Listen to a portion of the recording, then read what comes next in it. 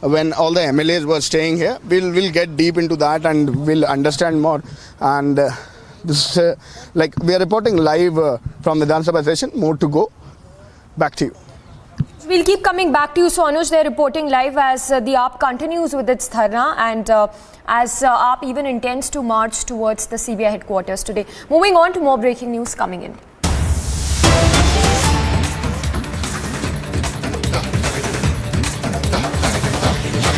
An update on Sidhu Moosewala's murder probe. We understand that 2 more accused have been traced in Azerbaijan and Kenya. In fact, Sachin Thapan Bishnoi has been nabbed in Azerbaijan. Anmol Bishnoi was traced in Kenya. Both are relatives of Lawrence Bishnoi and had fled on fake passports. That's the big lead coming in. As far as probe into Sidhu Moosewala's murder is concerned, both accused are relatives of Lawrence Bishnoi.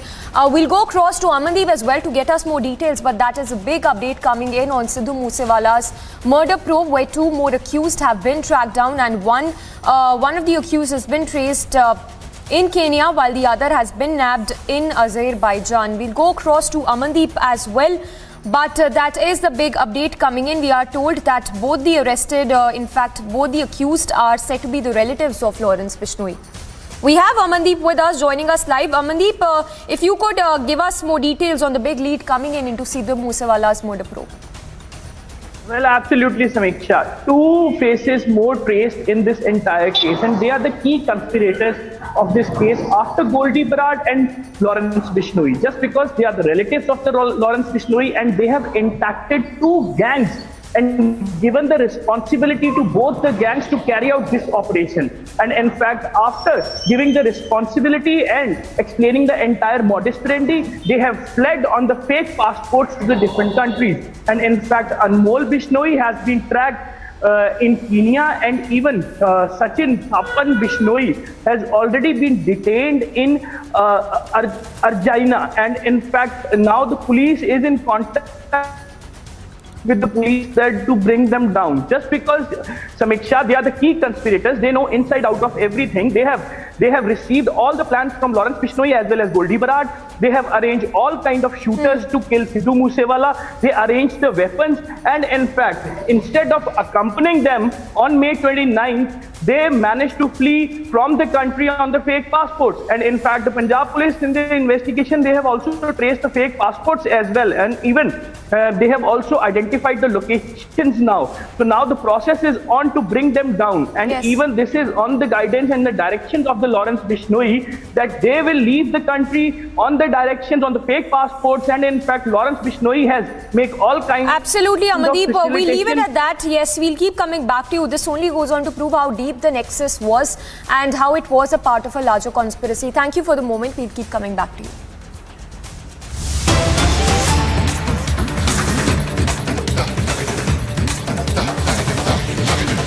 And more breaking news coming in.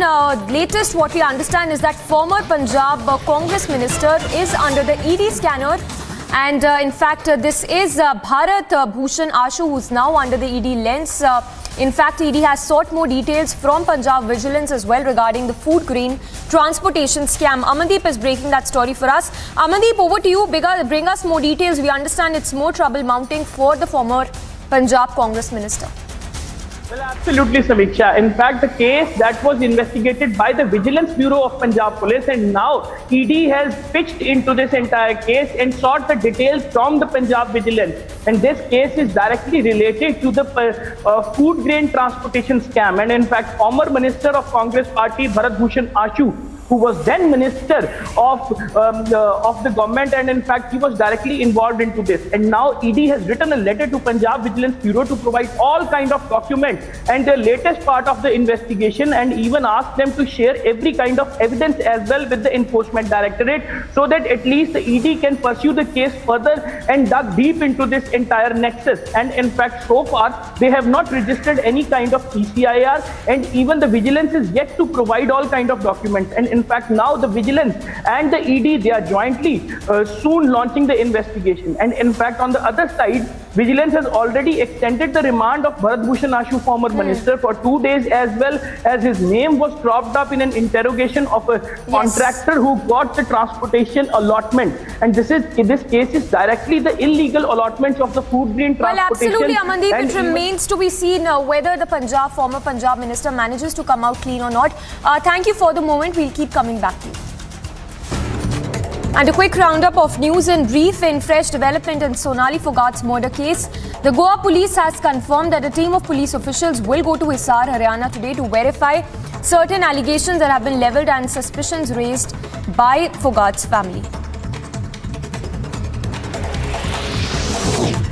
Meanwhile, Haryana Home Minister Anil Vitt said that Sonali Foghat's family had given a letter to the Chief Minister demanding a CBI inquiry into the case, in which the family has levelled serious allegations that big faces could also be involved in the murder.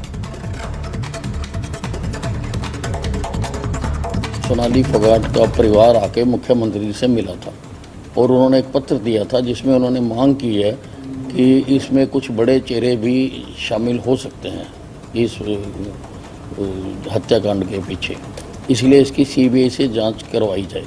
तो उसके पत्र के आधार पर हमने गोवा के मुख्यमंत्री को, गोवा सरकार को हमने लिख दिया है कि इसकी हम सीबीआई जांच की स्ट्रॉन्गली रिकमेंड करते हैं कि इसकी सीबीआई जांच करवाई जाए। नहीं, अब उनका पत्र है, उसी आधार पर हमने गोवा की सरकार को लिखा है। The seer accused of sexually allegedly abusing high school girls who was staying in one of the hostels administered by the Mutt has been booked under POCSO, as well as per the police, he cannot leave the Chitradurga till the time the probe is on. Meanwhile, the police have completed spot investigation at the Muruga Mutt and took out the victim girls to the CWC office after the spot investigation.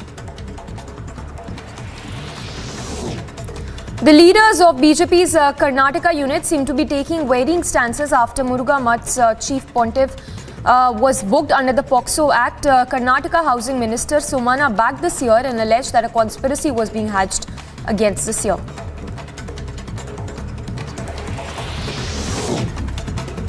AAP legislators were holding overnight protests on the outside the Delhi Assembly amid an ongoing Faceoff between the BJP and the AAP over charges of corruption. The AAP is now demanding probe against the Lieutenant Governor V.K. Saxena for allegedly pressurizing two of his employees to exchange demonetized currency notes worth over 1,400 crore rupees during his tenure as a Khadi and Village Industries Commission chairman in 2016. हम ये मान के चलते हैं कि LG साहब भी विधानसभा में क्या कार्यवाही हो रही है उसे जरूर फॉलो करते होंगे। मैं मानती हूं कि जिस प्रकार से मीडिया में ये पूरी बातचीत चल रही है तो एलजी साहब ने भी जरूर देखी होगी, लेकिन मुझे दुख है इस बात का कि इतने गंभीर आरोप होने के बावजूद और इतने गंभीर तथ्य विधानसभा के पटल पर रखे जाने के बावजूद एलजी साहब ऐसे चुप्पी साध के बैठ गए हैं कि ऐसा लगता है दाल में कुछ काला है। In Assam, two more persons identified as Akbar Ali and Abdul Kalam Azad linked to Al-Qaeda a terror outfit were arrested from Barpeta district. As so far, a total of 6 arrests have been made in connection with the crackdown in the state. Telangana Chief Minister KCR tore into the NDA government saying that people should take a pledge to make a BJP-booked Bharat in 2024, and further said that a government of farmers will be coming at the national level in the future.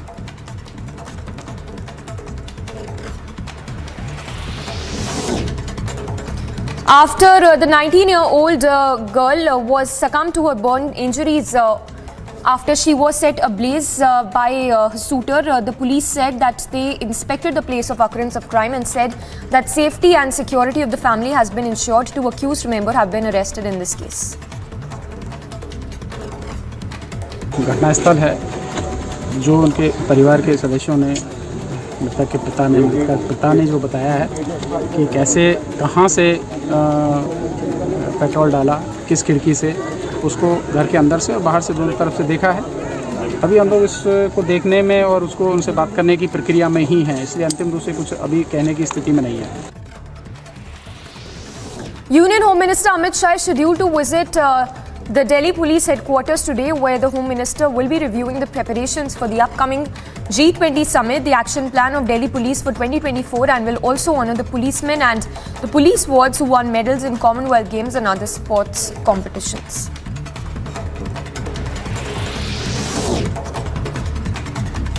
And incessant rains continue to lash parts of Uttarakhand, visuals that surfaced from the Badrinath National Highway in Shamoli district that was blocked, disrupting the traffic as well. The SDRF personnel were on spot, seen rescuing the passengers as well as the local people.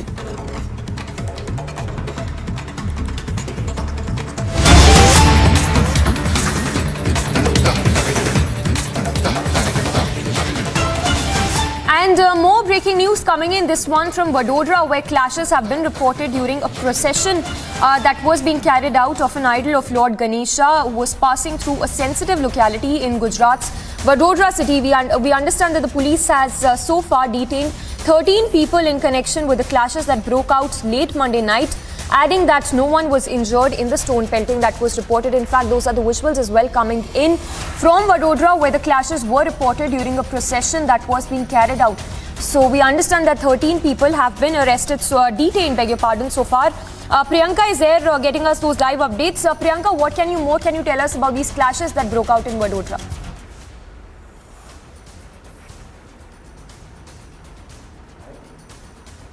All right, we'll connect with Priyanka again, but those are the visuals also coming in of the clashes that broke out during this procession that was being carried out. We have Priyanka with us. Priyanka, over to you. Bring us more details on these Vadodara clashes.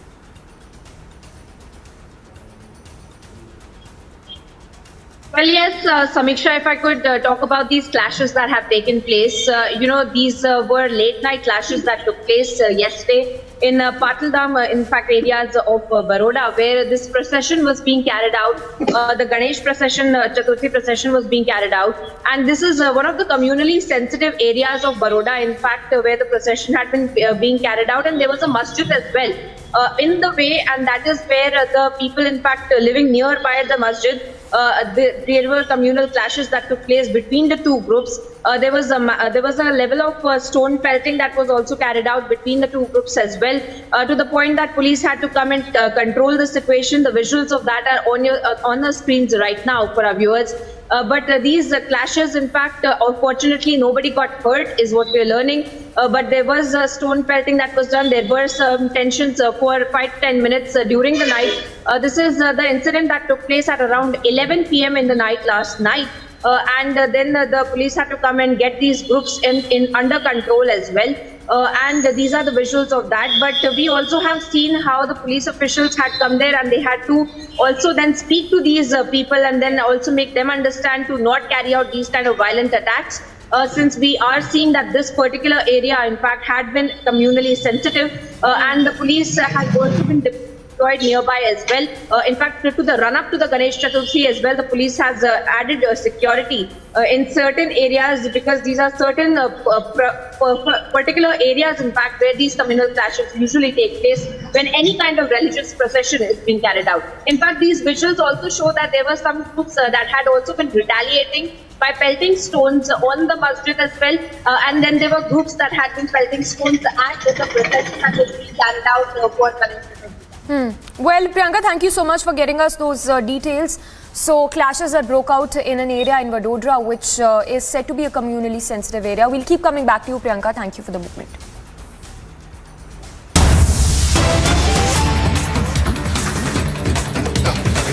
And on to more breaking news coming in. This one from Bihar, where we understand that a 13-year-old girl was allegedly gang raped in Gopalganj area. We understand 2 accused have also been arrested. We also have the soundbite as well of the police personnel. Let's listen. 24/8/22 को भोरे थाना अंतर्गत एक बालिका के साथ सामूहिक दुष्कर्म की घटना हुई थी। इस घटना में प्राथमिकी दर्ज किया गया है और पीड़िता का बयान 164 में कराया जा रहा है तथा इसमें संलिप्त एक अभियुक्त को गिरफ्तार किया गया है। शेष के लिए छापामारी जारी है। So those are the details coming in at this point. A shocker from Bihar's Gopalganj, where a 13-year-old girl was allegedly gang raped. In fact, we understand that 2 accused have also been arrested. And the police official there saying that the incident happened on August 24 when a minor girl was gang raped in this Bhor PS area. FIR has been registered. And the statement of the girl is also being recorded. Raids, meanwhile, are underway to nab the remaining accused. So while 2 accused have been arrested, we understand searches. The officials are trying to nab the remaining accused in connection with the gang rape case.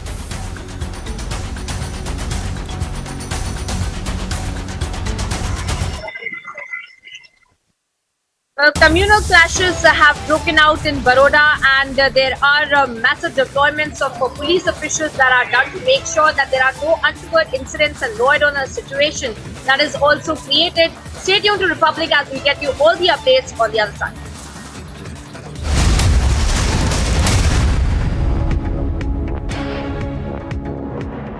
Amity University in London, accredited by Quality Assurance Agency UK and licensed by the Government of UK, offers MBA and BBA degrees at its central London campus. Embark on a global career with a globally recognized UK university degree. To apply, visit amity.edu/London.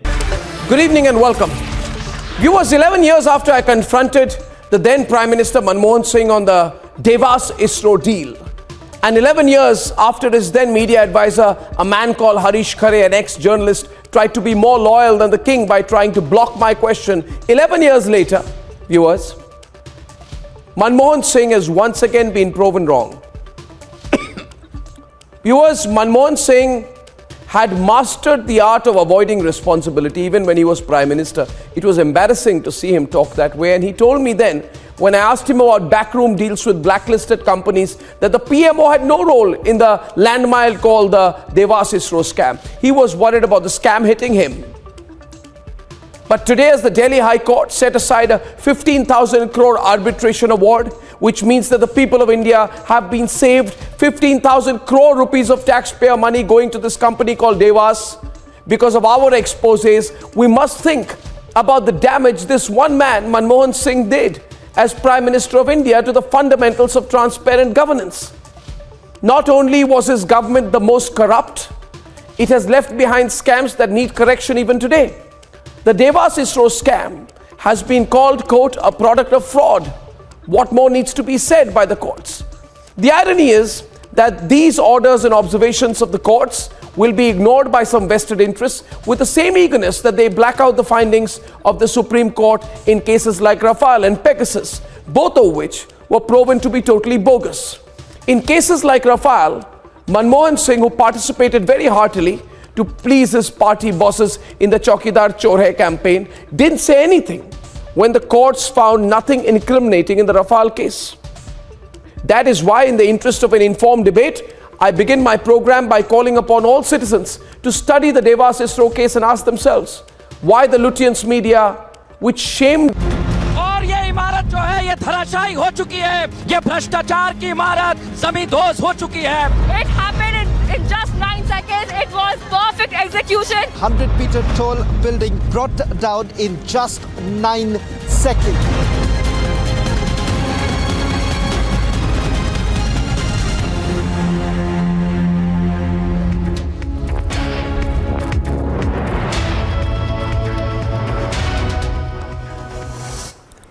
After the graft case against Satyendra Jain, Liquor Gate and School Gate, Aam Aadmi Party Dharna drama continues. After a night-long protest, the AAP is to march to the CBI headquarters today.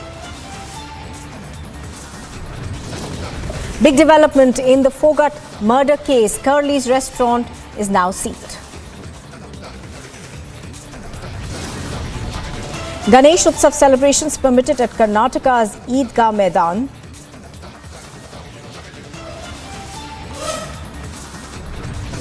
Clashes reported in Gujarat's Vadodara at Ganesh procession. 13 detained so far.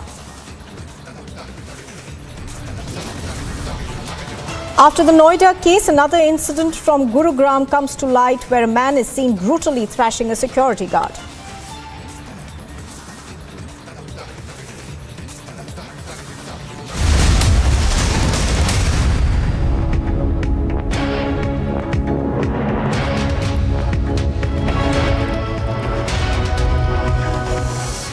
Good morning and thank you very much for staying with us on Live and Breaking. I'm Nupur Talwar Sori. In fact, we begin with news that's just coming in from Delhi. We are now learning that in the North District of Delhi, an interstate gambling racket involving 4 history cheaters and 15 listed criminals has been busted.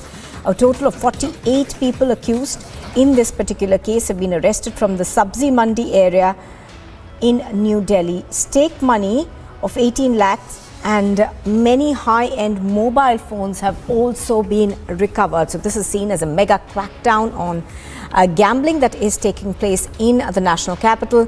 What we are given to understand from our sources within the police is that this is looking like an interstate gambling racket that has been busted by the police. The operation, of course, was carried out by the North District of the Delhi Police, where they have busted an interstate gambling racket which involves 14 history cheaters and 15 listed criminals. 18 lakhs in cash as well as several high-end mobile phones were seized. Madhurima is reporting on this. She joins us live from Delhi right now. Good morning, Madhurima. Give us more details of the seizures that have been made, and also the police seem to suggest it's an interstate racket. Give us more details on that as well.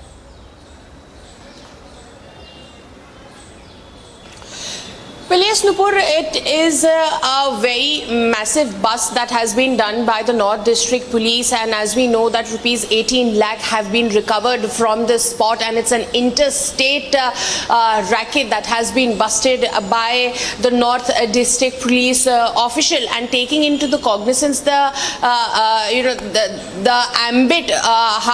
ambit of this entire racket, the way it has been spread, this particular bust was done following a tip-off that was given to the North District Police officials, where they went to this particular spot and then arrested 48 people have been arrested in this particular connection. 18 lakh rupees have been seized. We are waiting for an official confirmation from the police officials to make sure that whether this particular operation has now traveled to other states as well. If more information, as it has been said to be an interstate racket, has any information been unearthed by the North District Police official as to who's the kingpin behind this entire racket, because the amount of documents that have been seized, the amount of money that has been seized, both digital evidence and in black and white have been seized from the particular spot. High-end mobile phones have also been recovered, which were being used by the people involved in the racket. All that will be scrounged by the North District Police officials, and the said authorities will have to wait and watch as to what is really unearthed from these arrests and seizures, so as to make sure that wherever this particular racket is spread, people involved are arrested and this particular entire racket is being taken care of. Back to All right, Madhurima bringing us the details of this bust that's taken place in Delhi. Thank you for joining us. And moving on to the other big story that we are continuing to track here on Republic TV, a case of sexual assault on children has been registered against Shivamurthy Muruga Sharanaru, the chief pontiff of the prominent Muruga Mutt in Karnataka. Now, the case has been filed under POSCO, or the Protection of Children from Sexual Offences Act, and certain sections of the IPC for alleged sexual abuse of high school girls. To remember that this case had come to light after these two girls had approached the police, alleging that they were continuously sexually abused by the seer. The seer, of course, comes from a prominent mutt. He, of course, has said that he is innocent and he will prove his innocence, but there are now demands that are growing for more action to be taken against the seer. I'm going to try and go across live, I think, to Ashwin, who's reporting from outside the mutt. We'll just get him in a bit, but here's what we know so far. We are given to understand that the charges that have been slapped against him, of course, include several sections under POSCO, which is the Protection of Children from Sexual Offences Act. There are certain sections of the IPC also for alleged sexual abuse that have been slapped against the seer. And just to tell our viewers, of course, we have constantly being seen a political rhetoric on this. We just saw yesterday how B.S. Yediyurappa, the former Chief Minister of Karnataka, had said that he believes he is innocent despite the fact that there is still an inquiry that's pending against the seer. Just to tell our viewers about the details of this case, there were two girls who had come to the police station and said that he was continuously sexually abusing them. One of them had been sexually abused for about a year and a half. The other one said she'd been abused for nearly 3 years. Let's go across to Ashwin, who's reporting on this. Ashwin, good morning. Ashwin, give us the latest in terms of the sections that have been slapped against him. What we get to understand is that the plaintiff of Murugama, Dr. Shivamurthy Muruga Sharnaru, has applied for an anticipatory bail and before the second additional district and sessions judge. So police is investigating because it's a POXO case. Some of the details are not available to us. But what we understand is that today also the survivors, the two girls who are 15-year-old and 16-year-old, the two survivors will again be brought to the MUT by the CWC as well as the police to take more proof of the claims that they have made, where the alleged crime also took place. But we did speak to one of the directors of the MUT by name Lingamurthy, and what he has stated is this is a conspiracy to tarnish the MUT. The MUT has a history of 450 years. He is the 21st plaintiff of this MUT, and there is an internal conspiracy to throw the plaintiff of this MUT, and this is the reason why all this conspiracy is being hatched, is what the MUT has claimed. This is the official claim by one of the directors of the MUT by name Lingamurthy. So we are on the spot right now. We are speaking to people. We're trying to get more details of it. But at the moment, what we can really say is that the police, police investigation has been a little slow, that is for sure. But will it go further to ensure that justice is served to the survivor and also ensure that there is no conspiracy involved in the same matter as well? Now, you know, the other side of the story obviously is going to be that he's been accused under the POSCO Act and also, Ashwin, because POSCO does have very stringent rules. There are now demands that are growing for his arrest, which has so far not taken place. Absolutely, there's a huge criticism that has been leveled that the police has been a little lackadaisical in its attitude towards ensuring justice. So the arrest has not been made so far, but the anticipatory bail petition has been moved by the plaintiffs as well. All right, Ashwin, reporting on that. Right, Ashwin, reporting on that. We are going to come back to you shortly, but that's the latest that we are getting. Stringent sections of POSCO have been applied. And here's a look at what else is making news this morning. In the Sonali Phogat murder case, the Goa police has confirmed that a team of police officials will go to Hisar today to verify certain allegations that have been levelled and certain suspicions that have been raised by Phogat's family.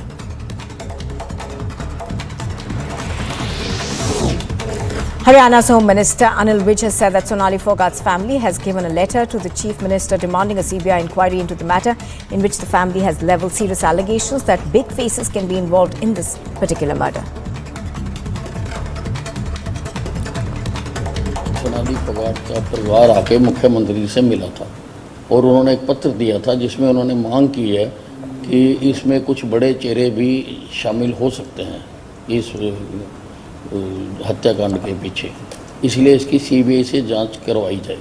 तो उसके पत्र के आधार पर हमने गोवा के मुख्यमंत्री को, गोवा सरकार को हमने लिख दिया है कि इसकी हम सीबीआई जांच की स्ट्रॉन्गली रिकमेंड करते हैं कि इसकी सीबीआई जांच करवाई जाए। नहीं, अब उनका पत्र है, उसी आधार पर हमने गोवा की सरकार को लिखा है। Now, the Murugas are accused of sexually abusing two high school girls who were staying in one of the hostels administered by the MUT has been booked under POSCO, and as per police, he cannot leave Chitradurg till the time the probe is on. Meanwhile, the police have completed spot inspection at the MUT and have taken the victims to two CWC offices.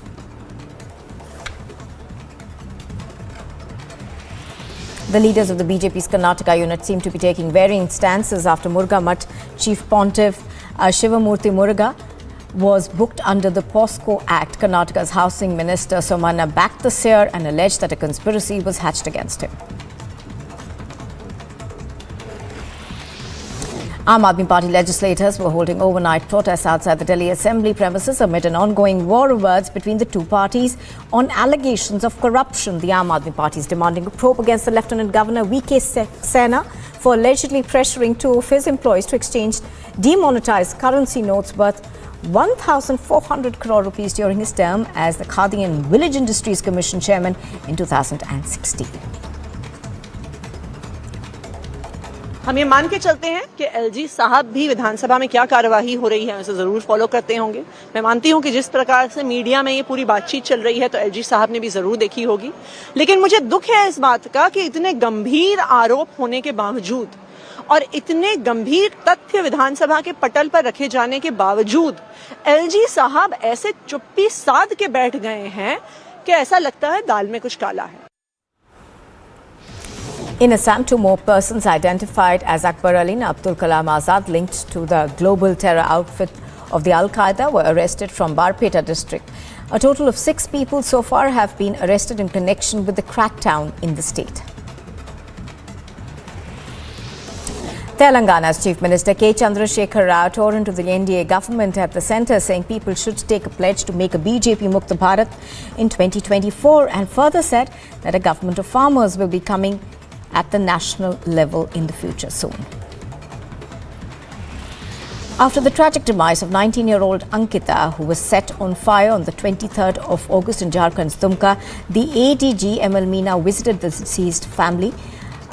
He inspected the place of occurrence of the crime and said that safety and security for the family has been ensured. 2 accused have been arrested so far in the case.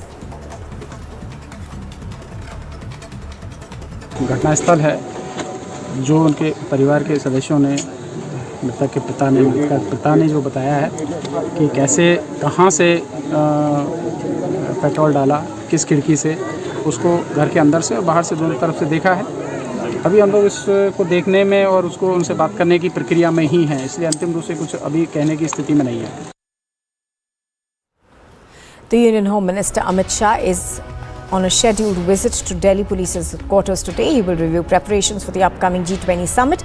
The action plan of the Delhi Police for 2024 and will also honour policemen and police boards who won medals in the Commonwealth Games and other sports. Incessant rainfall leading to major disruption across the country. Visuals are on your screen from the Badrinath National Highway. Due to heavy rains, Badrinath National Highway in Chamoli district was blocked, disrupting traffic. SDRF were on the spot rescuing passengers and the local people.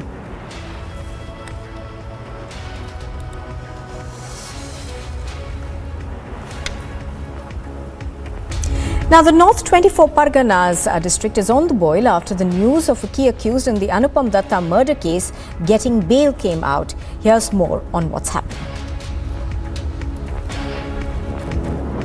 The situation has turned intense in the Panihati municipal area adjacent to Kolkata as the main accused in the murder case of a TMC councillor Anupam Datta has been granted bail on Monday morning. After this, agitation started there and the TMC workers and TMC supporters of that area came down to the streets in the evening and they blocked the BT road, which is a very important road near Kolkata here. Massive protest took place in Agarpara of North 24 Parganas in West Bengal after news that the key accused in Panihati TMC councillor Anupam Datta murder case was granted bail. Angry TMC workers were seen blocking the roads and burning tires at BT Road. Even the wife of deceased leader fell ill and had to be rushed to the local hospital. The court granted bail to the main accused Bapi Pandit amid calls for justice by protesters who took to the streets. Police rushed to the spot of protests to maintain law and order. It may be recalled that Anupam was shot dead at point-blank range in Panihati on March the 13th. He was killed from behind by 2 motorcycle-borne miscreants. All accused in the case were caught that very same day. Amid massive protests and police deployment, the situation continues to remain tense in the area. Bureau Report for Republic TV.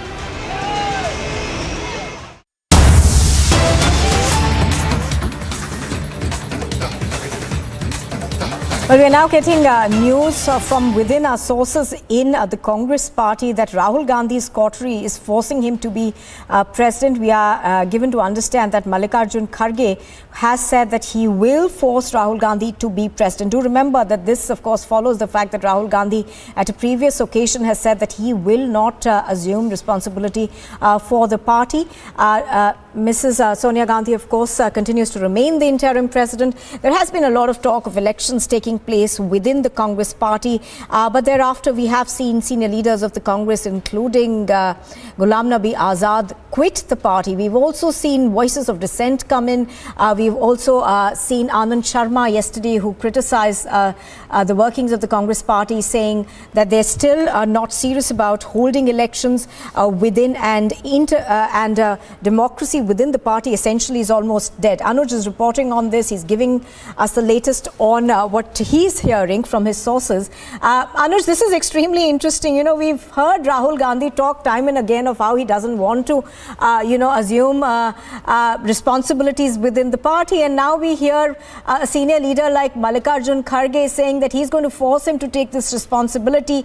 And in the middle of all this, come senior leaders like Anand Sharma, who are continuously criticizing the lack of democracy within the party.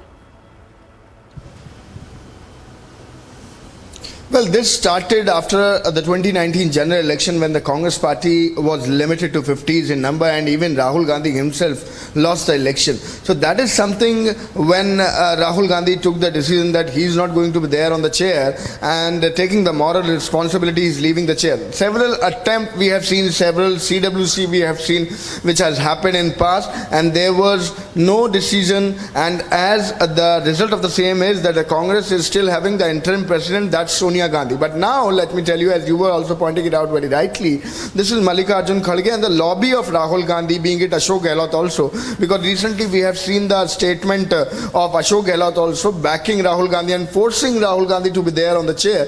But on the other hand, we also have to keep in mind the happening which is going on in the Congress party. This is none other but the oldest, one of the oldest leader of the Congress party, Ghulam Nabi Azad, who just quit the party. We have seen what has happened with Kapil Sibal, and we have seen how vocal Anand Sharma is when he's also raising the question about the process which is going on in the Congress party. But the Congress party loyalist, rather the loyalist of Rahul Gandhi and the team of Rahul Gandhi, is still backing Rahul Gandhi somehow, somewhere, and in somewhat. This is the line which has been taken through our sources, what we have been told, that the president is going to be Rahul Gandhi himself. This is again going to be the trouble for the Congress party, because these are the people in the Congress party, the senior leadership who are vocal about the things, and they want a fair election for the presidency of the Congress party. Right, Anuj, we're just going to come back to you. Let's listen into that reaction that we are getting, in fact, from Mallikarjun Kharge. देखो, पहले से मैं बोल रहा हूँ, ये मेरा personal opinion के साथ साथ सारे कांग्रेस वर्कर्स की ये भावना है कि राहुल गांधी जी इस वक्त लीड ले और वो कांग्रेस प्रेसिडेंट बने, क्योंकि वो एक ही कांग्रेस पार्टी को जुटा भी सकते हैं, कांग्रेस पार्टी को उठा भी सकते हैं, और भारत जोड़ो जो प्रोग्राम है वो कार्यक्रम भी वो यशस्वी करके लोगों को इकट्ठा भी रख सकते हैं। इसीलिए हम चाहते हैं कि वो बने। उन्होंने क्या Loyalist of Rahul Gandhi backing Rahul Gandhi for the chair of the president of the Congress party. Rahul Gandhi will take the decision what exactly is going to happen next. We are reporting live on the story. We'll be right back after a short break. Stay tuned.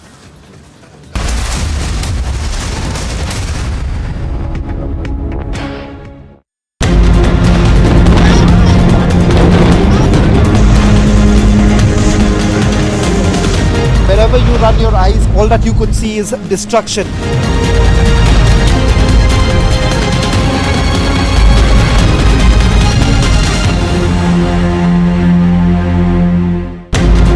और ये इमारत जो है ये धराशायी हो चुकी है। ये भ्रष्टाचार की इमारत जमींदोज हो चुकी है।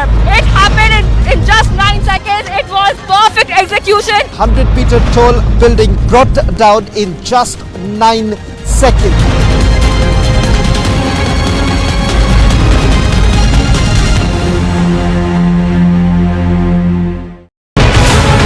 I know what was he used for all these days. I don't want to expose him. Which are the stories he has planted against the other parties? He doesn't have DNA himself. He doesn't have the Congress DNA. मैं मोदी साहब को समझता था बड़ा crude आदमी है, लेकिन कम से कम इंसानियत तो उसने दिखाई।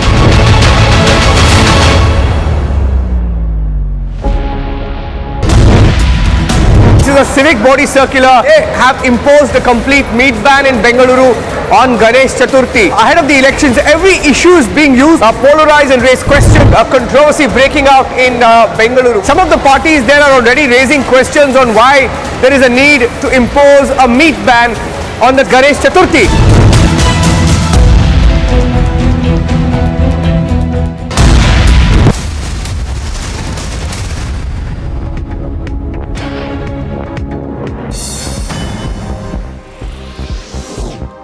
Qualifier Yibing Wu became the first Chinese man to win a match in the main draw of the US Open as he defeated the 31st seeded Nicholas of Georgia in the first round on Monday.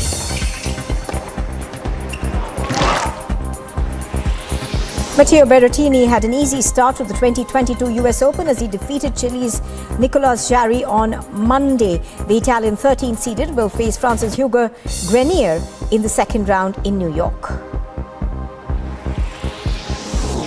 Wimbledon runner-up Ons Jabeur had to really fight only in the first set as she defeated American Madison Brengle to get through to the second round of the US Open on Monday.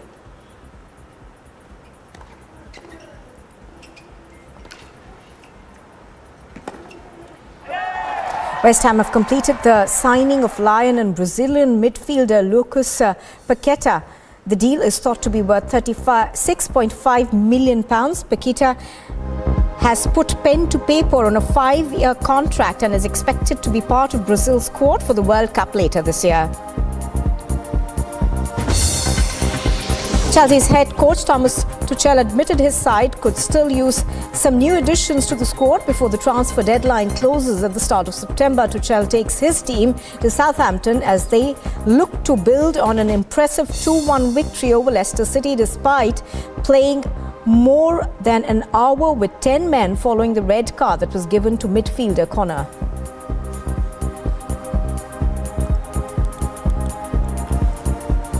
Some more players on some position, but listen, if it's very close to the end of the transfer window, and when the 1st September comes, I will be a happy coach no matter what happens, and I will try to find solutions and not think what could have happened or what could be. You are watching Republic TV, and still to come on Live and Breaking, Ganesh Utsav celebrations are permitted now at Karnataka's Eidgah Maidan. And clashes are reported in Gujarat's Vadodara at a Ganesh procession. 13 people have been detained.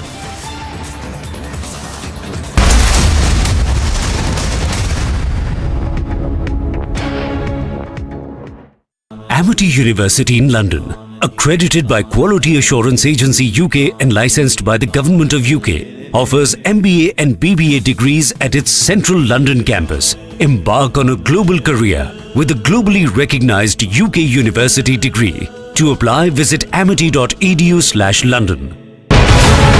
I know what was he used for all these days. I don't want to expose him. Which are the stories he has planted against the other parties? He doesn't have DNA himself. He doesn't have the Congress DNA. मैं मोदी साहब को समझता था बड़ा crude आदमी है, लेकिन कम से कम इंसानियत तो उसने दिखाई।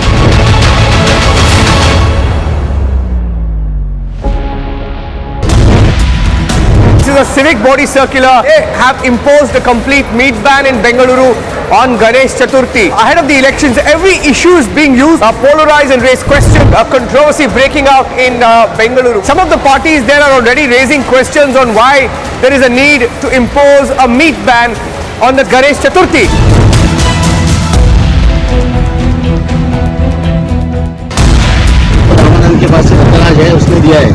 दोनों को।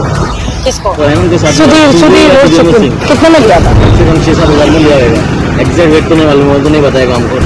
This man, who's been caught on camera, has made the startling revelation that it is Dr. Prasad and Rama who both have confirmed to him when he was in the police custody. Drug was procured from another mafia operating in Goa.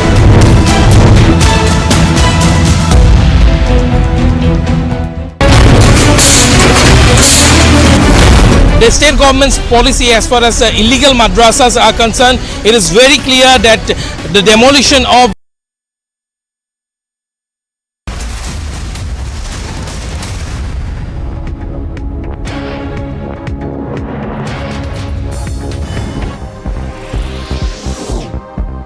The Aam Aadmi Party and the opposition BJP are both holding protests on the premises of the Delhi Assembly building and are both accusing one another of corruption.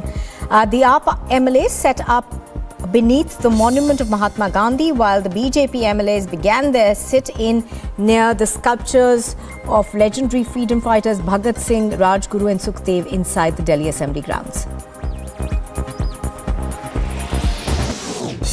In a sharp attack on the Congress party, BJP National President JP Nadda claimed that the grand old party is losing ground because it's failed to reconcile local and national objectives. He's also said that the main reason is that people who have been members of the Congress party for more than 40 years are now leaving the party. Incessant rainfall is leading to major disruption across the country. Visuals coming to us from Badrinath highway seem to suggest that the highway was blocked, disrupting traffic. The STRF is in the spot rescuing passengers and local people. A woman named Veena Devi from Surat has filed a complaint stating that his son died by suicide, and she discovered a note which said that his partner and her brother forced him to consume beef, due to which he committed suicide. A case has been registered and a probe is now underway.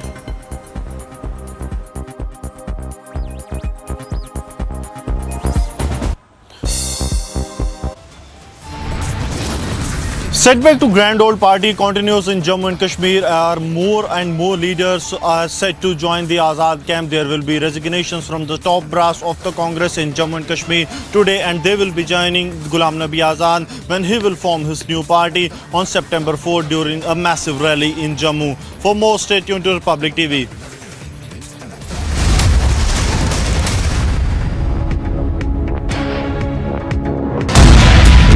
के पास से तलाश है, उसने दिया है उन दोनों को। किसको? हेमंत के साथ सुधीर कितने में लिया था? कम से कम 6-7 हज़ार में लिया गया। एग्जैक्ट रेट तो नहीं मालूम, वो तो नहीं बताएगा हमको। This man, who's been caught on camera, has made the startling revelation that it is Dr. Prasad and Rama who both have confirmed to him when he was in the police custody. Drug was procured from another mafia operating in Goa.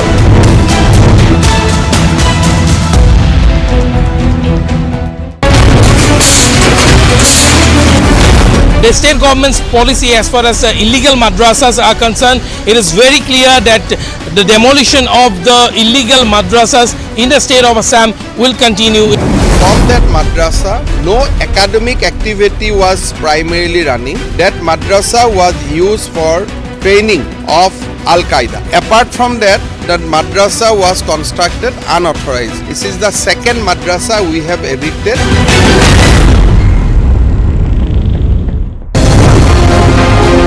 शिक्षा और classroom को लेकर जो घोटाला हुआ है, आपने इसका संज्ञान लिया और संज्ञान लिया तो 2.5 साल में क्या कार्रवाई करी? We can clearly see as to how the BJP MLAs are protesting inside the Vidhan Sabha. We are showing you the placard. क्लासरूमों के निर्माण में भ्रष्टाचार पर दिल्ली सरकार जवाब दो. BJP is asking as to why Vigilance Department has not taken any action so far, even after submitting the report 2.5 years back.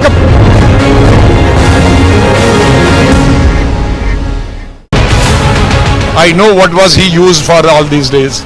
I don't want to expose him. Which are the stories he has planted against them?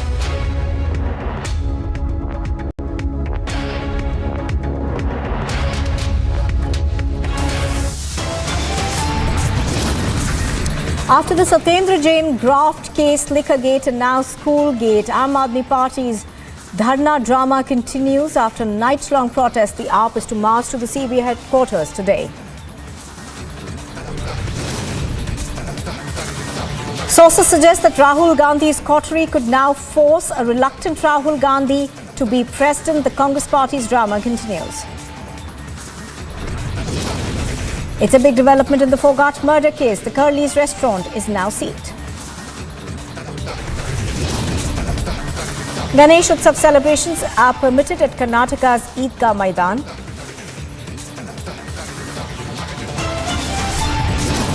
Clashes reported in Gujarat's Vadodara at the Ganesh procession. 13 people have been detained.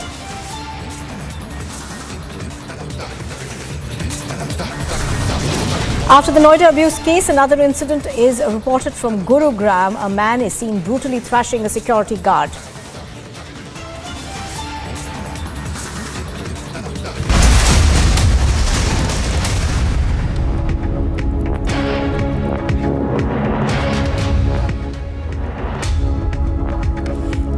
Good morning and welcome. You are watching Live and Breaking on Republic TV. I'm Nupur Talwar Suri.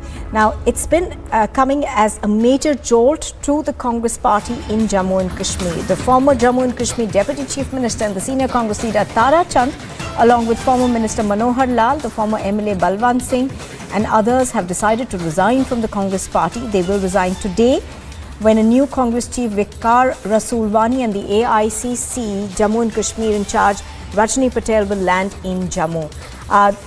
Let's go across to Gursimran, who's reporting on this. Gursimran, the names that we now seem to be learning who could be quitting the party will in fact be a huge jolt to the Congress in Jammu and Kashmir. Also, give us more details in terms of whether they are going to be joining the Azad camp. You know, Ghulam Nabi Azad, of course, is set to launch his party on the 4th of September.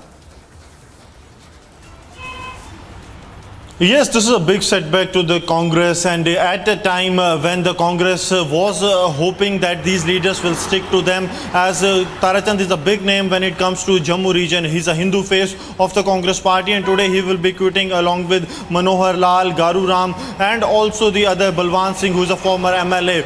We are also getting to know that the former Minister Majid Wani too will be joining the Tara Chand camp, and they will be announcing their resignation today afternoon. It will be at the same time when the Congress is planning a Shakti Pradarshan rally in Jammu, when the AICC J&K in charge Rajni Patil along with the newly appointed president of Congress Vikar Rasoolwani, they will be landing in Jammu from Srinagar, and they will be holding a massive rally in Jammu to show their strength. But at the same time, these Congress loyalists who have been in the power, who have been minister, the deputy chief minister and the MLAs earlier, they will be giving a major setback to the Congress party as they will be parting their ways from the party. We are also getting to know that next 3 to 4 days are going to be really very critical for the Congress party, as more and more leaders will resign from the party and they all will be joining the mega rally that has been called by Ghulam Nabi Azad in Jammu on September 4, that is on Sunday, wherein he is expected to officially announce his party and also the name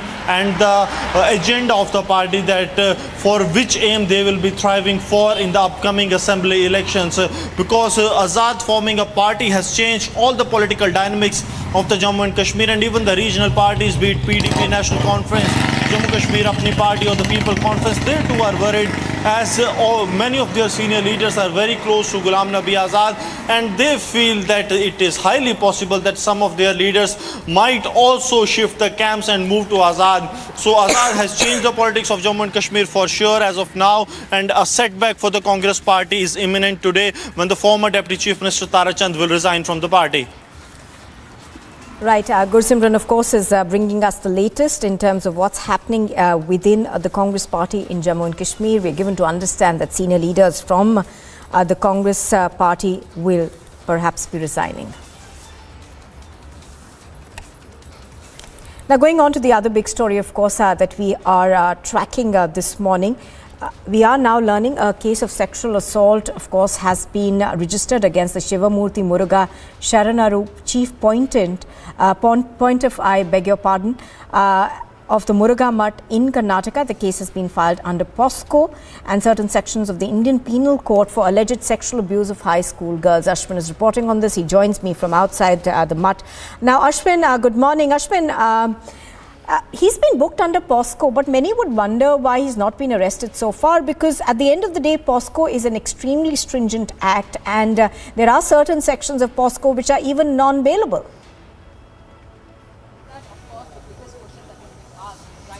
Absolutely, Nupur. There is no doubt that the entire case, there has been a shroud of political support which the mutt is receiving, because the FIR was registered 4 days ago and later it was transferred to Chitradurga, where the mutt is also. But so far, there has been no arrest. There was no arrest so far.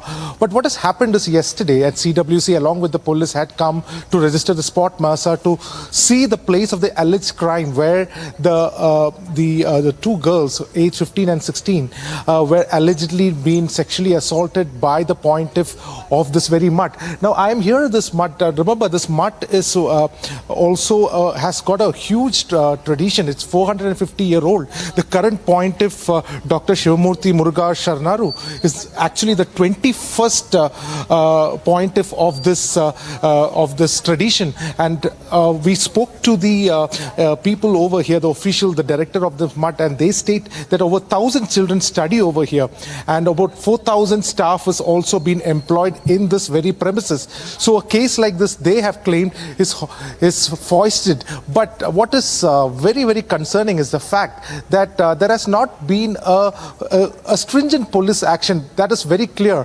Had it been a POXO case involving any other citizen, this laxity would not have seen. That is for sure. It's been 4 days since the FIR has been registered and then transferred.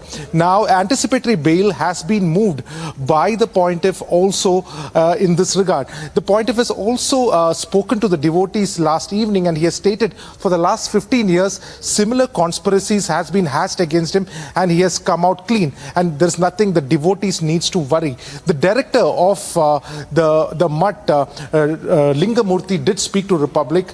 He didn't want to come on camera, but he stated that this is a internal conspiracy that has been hatched. I repeat, Nupur, what he is alleging, the director of the mutt is alleging that there are people within the fraternity who had left the fraternity and now trying to demolish and tarnish the mutt, and this is a fake case. So we get to see on one side the laxity of the police in doing a thorough probe in this matter, two on the other side saying that this is a conspiracy. But at the moment there is no other action that is happening in this regard at Chitradurga outside the Muruga mutt. Right. Also, Ashwin, you know, what's coming out is political support from, you know, across the political divide. We've heard B.S. Yediyurappa talk about how he's sure this is a conspiracy. We've heard, you know, Karnataka ministers talk about how they are sure that this year will come out clean. So in that sense, he's getting a lot of political patronage. Absolutely, Nupur. See, remember, Karnataka, the Lingayat community is one of the major community over here. They have over 1 crore followers. The community has over 1 crore followers, and one of the main reasons why elections are also tilted towards certain parties as well, because the Lingayat vote also matters. So it is very clear that there can be a arm twisting that could have been done. But essentially, justice definitely seems to have been delayed in this case. Even to investigate this matter, to question the alleged accused, all this has not been done so far.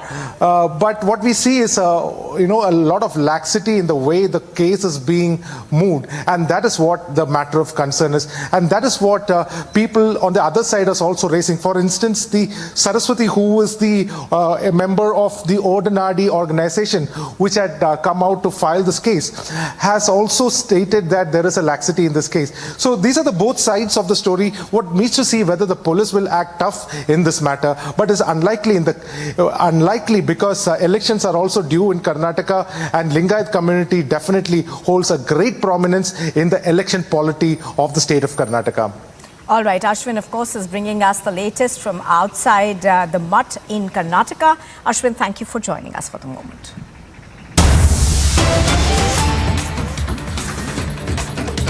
Well, as the CBI continues to probe Manish Sisodia, we're now given to understand that they will be opening his locker at about 11 o'clock this morning.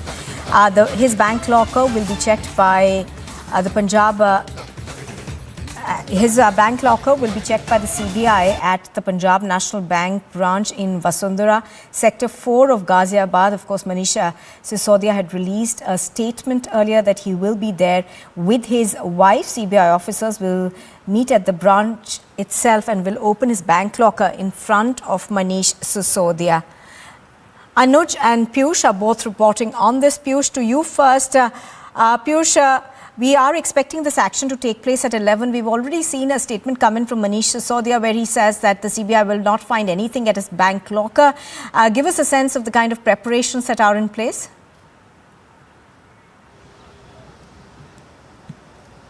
So, good morning first of all, and as you rightly said, yes, today is a mega showdown again, which is going to be revisited in the national capital, where it is expected that the officials from Central Bureau of Investigation would visit the Vasundhara branch of Punjab National Bank, where they are expected to check the lockers of Manish Sisodia. Now, Manish Sisodia, had mentioned about this in his tweet yesterday, and it was widely expected that, there is going to be a mega showdown, and yes, there will be a mega showdown in which, at around 11 o'clock, what we have been told, all this process of checking is concerned. Let me tell you at the outset, that right now I am reporting from outside Manish Sisodia's official residence here at Mathura Road, where he has still not come out. What we have been told is that he is meeting some of the complainants and just discharging some of his official duties. But he can come out any soon and again go to Vasundhara, Ghaziabad, where he would, accompany the CBI officials who would check his bank lockers in Vasundhara, Ghaziabad.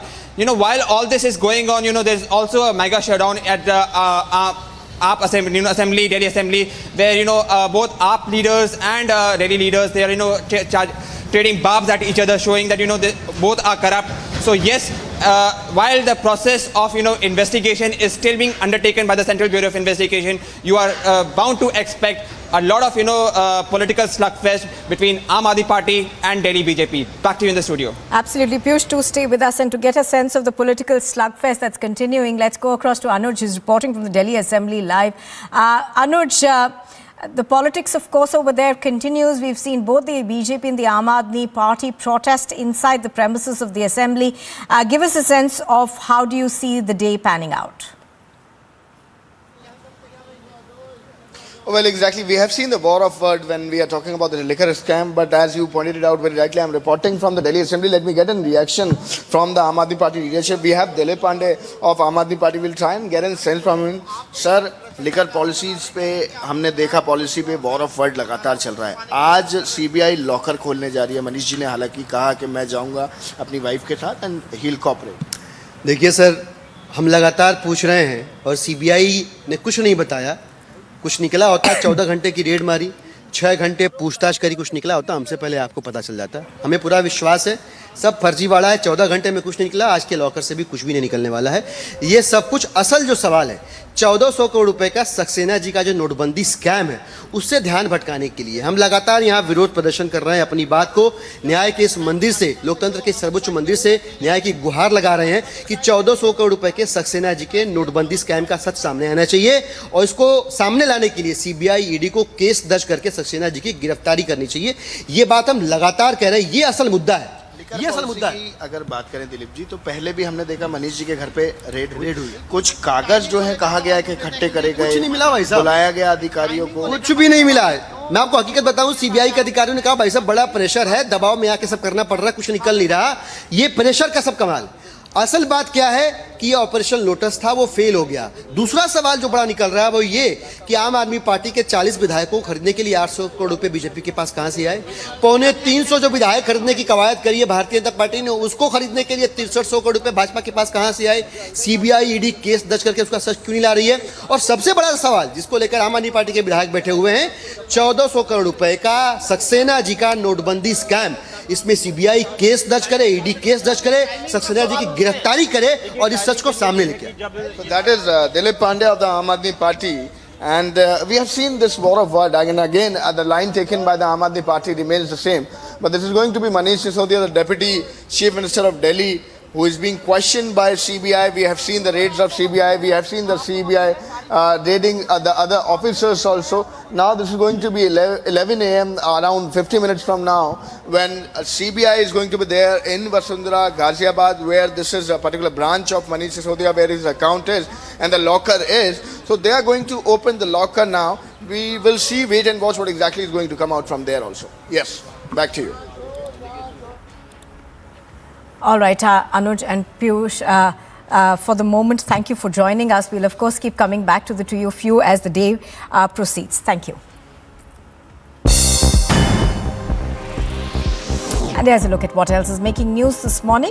The Aam Aadmi Party and the opposition BJP are both holding protests on the premises of the Delhi Assembly building and are accusing each other of corruption. The Aam Aadmi Party MLAs set up beneath Mahatma Gandhi's statue, while BJP MLAs began their sit-in near statues of freedom fighters Bhagat Singh, Rajguru and Sukhdev.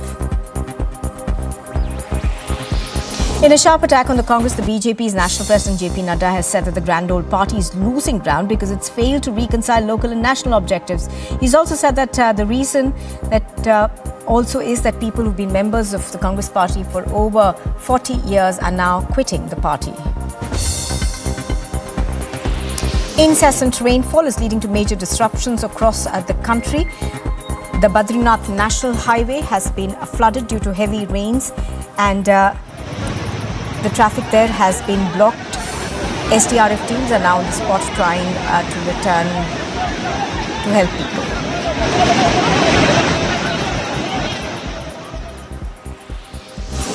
A woman from Surat has filed a complaint saying that her son died by suicide, and later she recovered a suicide note in which he had said that he was forced to consume beef, and that is why he's committed suicide. A case has been registered.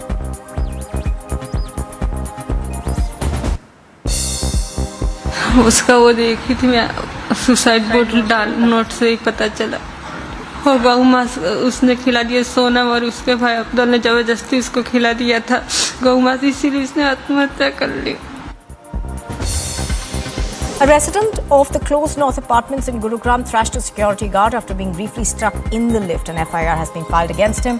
The Gurugram police have booked the accused Varun Nath under section 323 for causing hurt and 506 for criminal intimidation of the Indian Penal Code.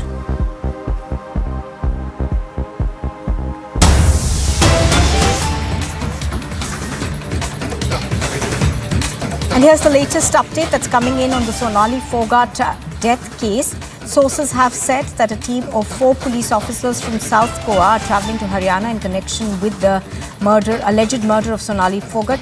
The SP of South Goa is also meeting with officers now at his office in Porvorim. The team will leave by this afternoon for Delhi and then to Haryana by road. Do you remember that action and arrests that have taken place in the Fogart murder case include the sealing of the Curly's restaurant, where it is alleged that Sonali Fogart was drugged by two of her aides.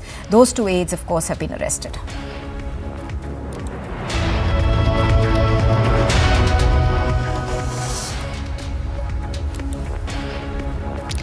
Well, even as drama continues over the elections within the Congress party for its top post, we are now giving to understand that Shashi Tharoor has challenged Rahul Gandhi. Let's go across to Anuj. He has more details on what's happened. Anuj, we are given to understand that Shashi Tharoor essentially has written an article where he says that internal democracy must be encouraged. Well, exactly. That's something what we have been told, as we do understand, and that is something what we have been told, that certain lobbies there who are not in the lobby of Rahul Gandhi.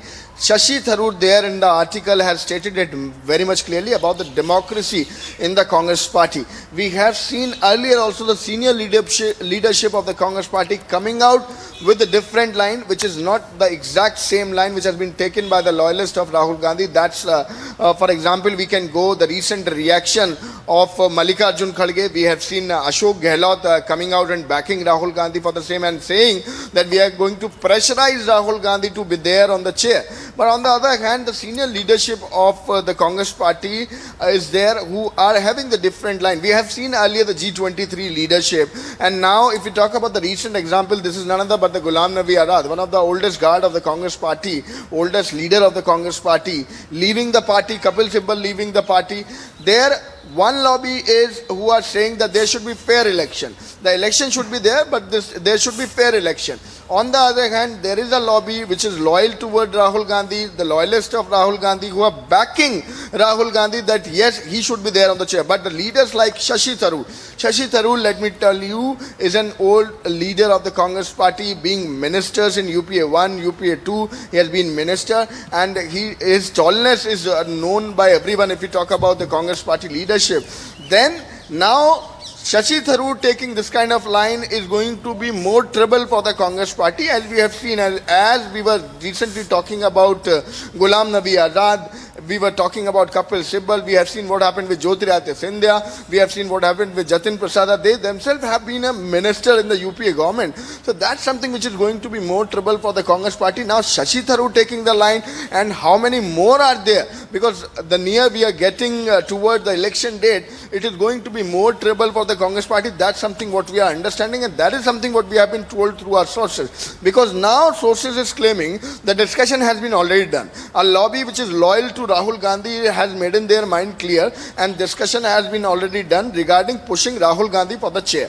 And Rahul Gandhi there on one side taking the stand since from 2019 when the Congress party was limited to 50s after the general election, making it clear that I am not ready to go and sit on the chair, I am not ready to take the responsibility, and taking the moral responsibility, I have given the resignation. One side the picture is this, and the leadership pushing their Rahul Gandhi and saying that we want you to be our leader. On the other hand, the senior leadership of the Congress party, the old guard of the Congress party understand this policy and this scripted design of the Congress party, or rather the loyalist of Rahul Gandhi. That is something what we have been told. They are understanding what exactly is happening, because this has been the example in the past also. And we have seen the political ramifications of the same. We have seen Bharatiya Janata Party always talking about the dynasty politics and always saying that Gandhi Parivar is the best example, or rather the Congress party is the best example of the dynasty politics. So we have seen the political ramifications of the same earlier also. This is going to make impact this time also. But if we talk about the internal tussle and internal fight of the Congress party, because now the things are clear out in open. The leadership are coming out, making their stand clear. Leaders like Tharoor making their stand clear. It is going to be trouble for the Congress party. Now, Anuj, what we are given to understand is that even though Shashi Tharoor hasn't really clearly announced whether he will be contesting elections, he's written in the Malayalam daily Mathrubhumi calling for free and fair elections, also questioning as to why, other posts in the CWC are still lying vacant. Well, that's something which is like a question in front of the top leadership of the Congress party. This includes Sonia Gandhi, Rahul Gandhi and Priyanka Gandhi, because this is never the first time when we are seeing the leader like Shashi Tharoor talking about this particular policy and the program of the Congress party, where they are talking about the fair election of the CWC, why the chair are vacant, why the fair election has not happened in the past also, and why, if we talk about the presidential chip and the president election. Will you be contesting?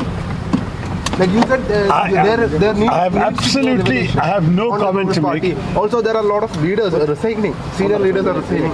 How will you react to it? I have no comment to make, except what I've written in my article, which is that elections will be a good thing for the Congress party. That's all. Thank you. Thank you.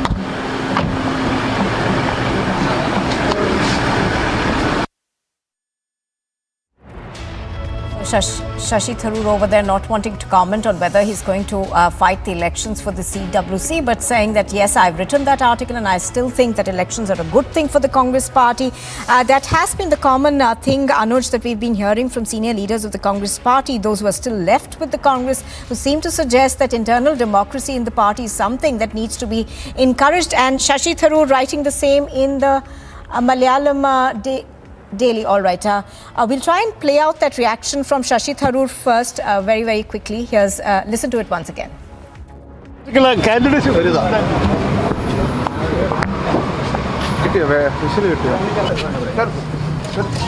you be contesting?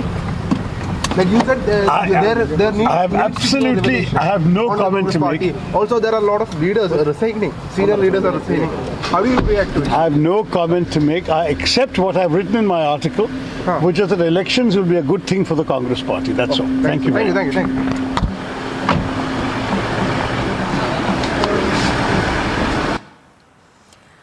All right. So Shashi Tharoor over there sticking by what he's written in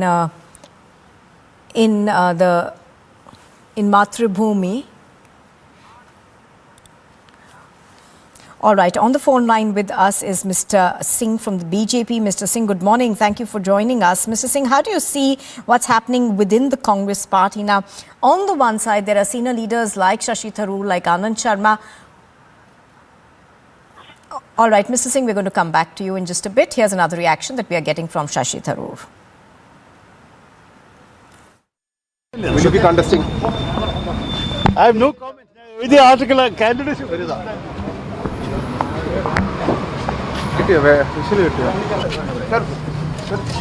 you be contesting?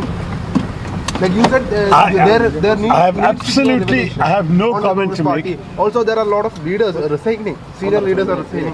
How do you react to it? I have no comment to make. I accept what I've written in my article, which is that elections will be a good thing for the Congress Party. That's all. Thank you. Thank you. All right, let's go back to Mr. Singh, who continues to be with us on the phone line. Mr. Singh, how do you see what's playing out in the Congress party? On one side, we have senior leaders like Shashi Tharoor, also Anand Sharma, who've talked about holding free and fair elections. On the other side, we have, talk coming in from senior people like Mallikarjun Kharge, where they say that Rahul Gandhi should take up the post. Well, if the elections are held, it's good for the party. And if they're held in a democratic process, and if Mr. Gandhi, all the three Gandhis, stick to that, they won't be in the presidential race, and then they will stay out of the presidential race, it will be good for the party and good for the country and good for the democracy of the country. All right, Mr. Singh from the BJP joining us. Thank you for that. But here's what we've seen since the morning. Of course, we have several different voices coming from the Congress party. Anuj, if I could come back to you now. Anuj, that was a reaction that we got from Shashi Tharoor, just short a while ago, where he says that, yes, I stick by what I've written, but not really wanting to say whether he's going to put himself in the fray or not. Well, that is something what we are learning from Shashi Tharoor's reaction, but he's there in the reaction stating it very much clearly that this will be good for the Congress party to go with the elections. And something what has been discussed, which has been earlier stated by the top leadership of the Congress party, is about the fair election, about the election in which the people can participate. So we are reporting live on the story. This is Rahul Gandhi, who has been backed again by the lobby. Shashi Tharoor there taking his view. We'll be right back after a short break. Stay tuned.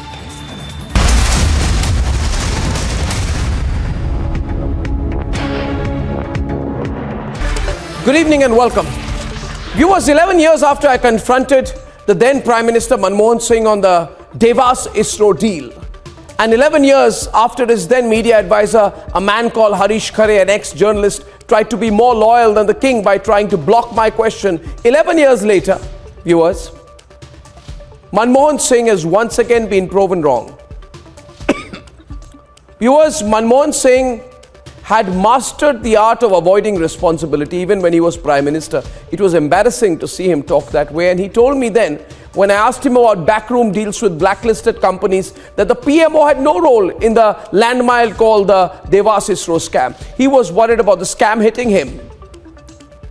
But today, as the Delhi High Court set aside a 15,000 crore arbitration award, which means that the people of India have been saved 15,000 crore rupees of taxpayer money going to this company called Devas.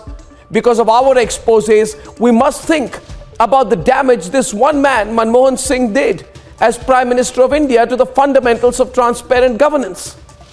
Not only was his government the most corrupt, it has left behind scams that need correction even today. The Devas ISRO scam has been called, quote, a product of fraud. What more needs to be said by the courts?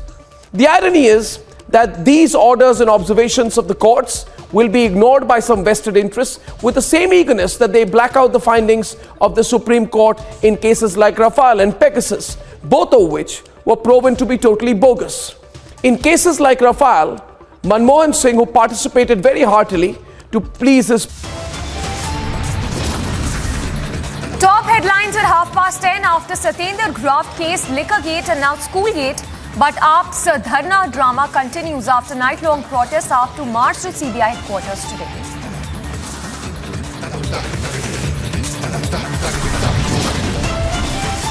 New levels of drama in Vadra Congress. Sources suggest Rahul Kothare now forcing reluctant Rahul to be the president.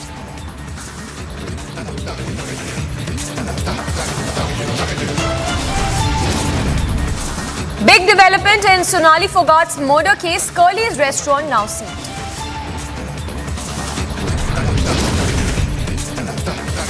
Ganesh Utsav celebrations permitted at Karnataka's Eidgah Maidan.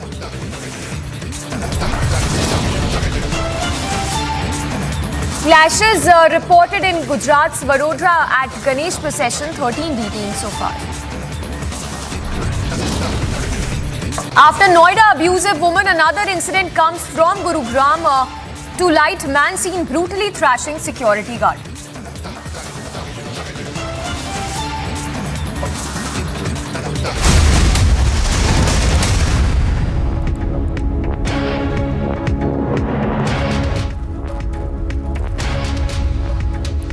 Thanks for tuning in this Tuesday morning. We are live and breaking. I'm Samiksha Srivastava. Straight up starting with our top story coming in from the national capital, where the AAP is staging a massive protest. In fact, the night-long dharna as well that was staged by the AAP leaders.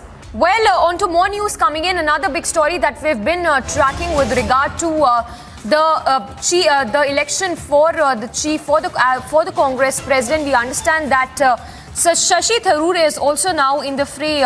So sources, in fact, confirming to Republic that Tharoor contacting state leaders for support. That's the big news coming in, that Tharoor is in touch with the state leaders ahead of the upcoming elections for the Congress chief.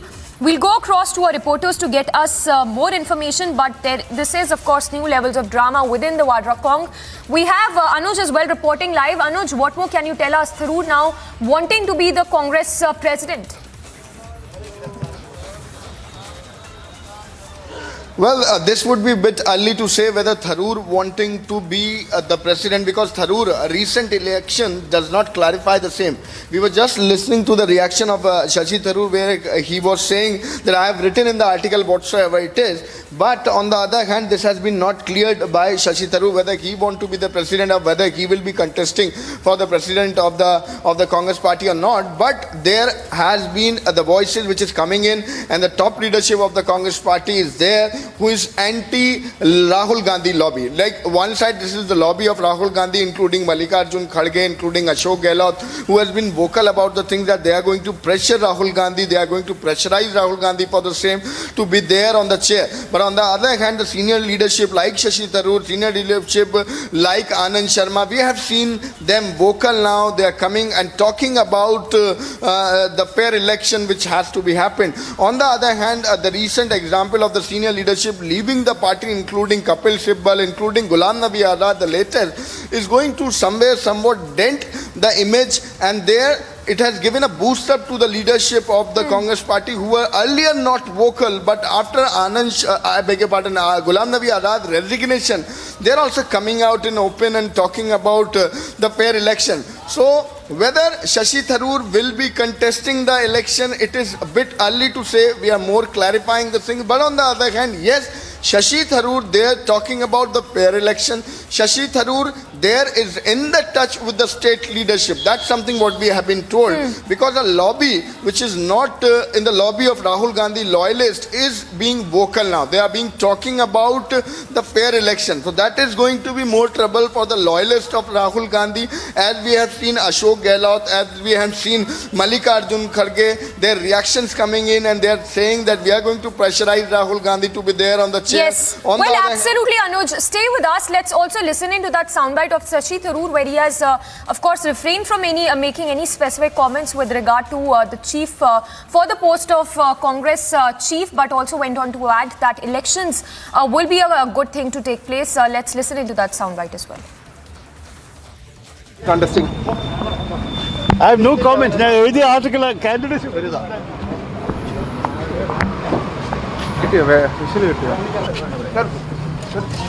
you be contesting? Like you said, there needs I have no comment to make. Also, there are a lot of leaders resigning. Senior leaders are resigning. How do you react to it? I have no comment to make. I accept what I have written in my article, which is that elections will be a good thing for the Congress party. That's all. Thank you. Thank you. And Anuj continues to be with us. Anuj, if you could give us more information that we are getting, sources now confirming that Shashi Tharoor is indeed in touch with the state leaders for support. Well, that's something what we have been told, that Shashi Tharoor there is in touch with the leadership. I have confirmed the same with the sources, and Shashi Tharoor, yes, is in very much touch with the state leadership, and there the state leadership and leaders like Shashi Tharoor and some of the tall leader, like the old leader of the Congress party, is also there in touch with Shashi Tharoor, what I have been told. So as we were telling this to our viewers earlier also, that there is certain lobby of the Congress party, the leadership of the Congress party, who is said to be the old leader or the old guards of the Congress party, who are not in the lobby of Rahul Gandhi loyalists. There, one side we are seeing the loyalist of Rahul Gandhi, who has been vocal about the things, that how they are going to pressurize Rahul Gandhi and how they are going to make this thing forward, that Rahul Gandhi should be there on the chair. But on the other hand, after leaving, like Anand Sharma, after resigning the party, there are discussions within the party, and the top leadership of the Congress party is discussing about the same, that what should be the next course of action. We have seen Anand Sharma vocal about the things in the recent CWC. There Anand Sharma speaking, because Anand Sharma is also the old guard of the Congress party and being serving in the old Congress party from decades, and there Shashi Tharoor being serving. Just hold your thoughts for some time. We have Udit Raj of the Congress joining us. Sir, if I can get your response, new drama it seems like within the Vadra Congress. We understand Shashi Tharoor, who's in touch with state leaders for the top post in the Congress. So there is no unusual thing. It's an election. And what is the election? Gives the opportunity to others also contesting. Then where is the controversy in it? I don't find that there is any controversy. Had there not been election, then of course, why would have gone for this process? The election means that giving opportunity to different people. Otherwise, Rahulji would have not resigned. That itself says that anybody is free to contest election. This was the objective. But sir, we've seen so many senior Congress leaders in the past as well who've been pressing for Rahul Gandhi to be the Congress chief. But what we understand so far, that Rahul Gandhi is very reluctant when it comes to the top post of the Congress. That, I think, matter has been discussed much and much, and it's an old matter. He resigned, he was persuaded, and he refused. Still we are pursuing his refusing. Let's see what happens. But when we are already in the atmosphere of electioneering, so the question doesn't arise whether who's contesting or not, whether Rahul was willing or not. Now let's see that who wins it and how it goes. And of course, we only should talk about that elections are going to be concluded. But at the same time, let me tell you that in BJP, there is no election, there is selection. And of course, in Indian climate, it is difficult to be to be a model of democracy. But of course, practices are different. But Rahul ji is wanting that it should be a model. It should be a true democracy. All right, thank you for speaking to us. So that was Congress leader Udit Raj giving his response.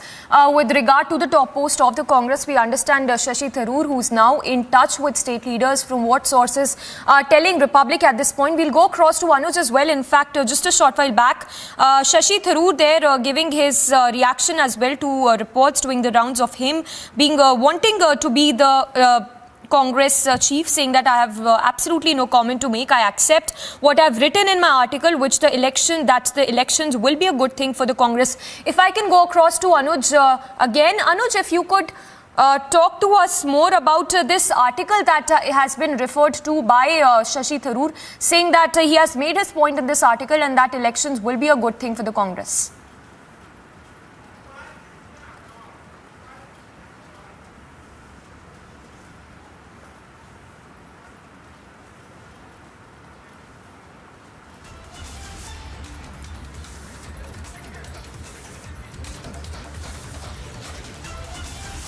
Well, we have another guest joining us. We have Gopal Krishna Agarwal of the BJP joining us. Sir, if I can get your quick response to the crisis yet again, it seems like a drama unfolding yet again within the Vadra Congress, with sources now telling that Shashi Tharoor, who wants to be the Congress chief and even in touch with the state leaders for the top post of the Congress. The thing is that there is no democracy in the Congress, and there is complete disarray at the top leadership. The direction, the working of the Congress is directionless. It is only running on a family interest, and that is Gandhi Parivar doesn't want to leave control of the party, which is almost 125 years old party. The thing is that there should be democracy. If you are working in a democratic country, you need a political party which is working in the democratic setup. You cannot just look after an interest of one family or some person. That is the basic problems of Congress. And this is manifested in different areas. One after another, Congress leaders are leaving Congress. That shows that they are not happy with the working. The Congress is not solving their problems.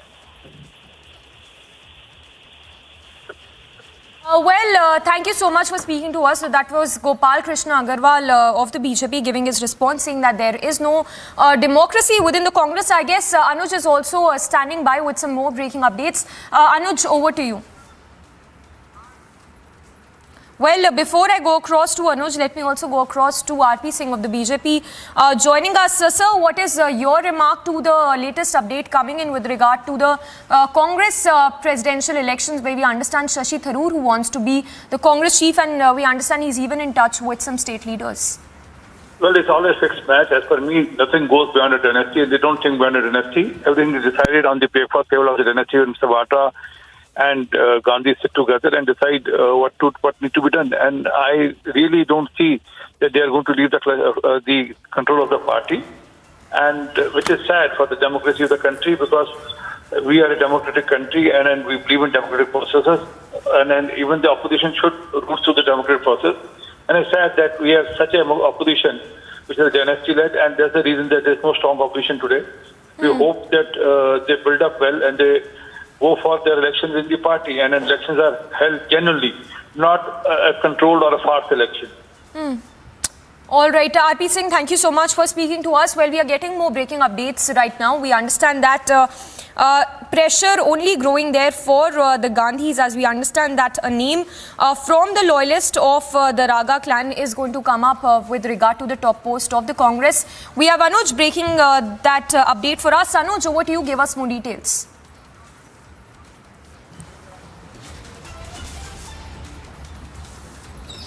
Well, Anuj, if you can hear us, if you could give us more details on what we understand that pressure mounting there for the Gandhis. Well, that's the latest what we are breaking at this point in time, and this is a big breaking coming in from the sources of the Congress party. Let me tell you that the top brasses of the Congress party, including Rahul Gandhi, Sonia Gandhi, Priyanka Gandhi, is now discussing 4 names. 4 names has been discussed. Earlier there was a discussion that who should be there, because we are seeing the internal tussle rising in the party, and there the leadership like Anand Sharma and Shashi Tharoor being vocal about the thing. And latest example about Ghulam Nabi Azad. Now the top leadership is under the pressure, and they are considering a name who is non-Gandhi. A non-Gandhi name has been considered, has been in the discussion by the top brasses of the Congress party, that include Rahul Gandhi, Sonia Gandhi and Priyanka Gandhi. There the discussion has been done among the 4 names. Let me tell you, this is Mallikarjun Kharge, Ashok Gehlot, Ambika Soni, Mukul Vasnik.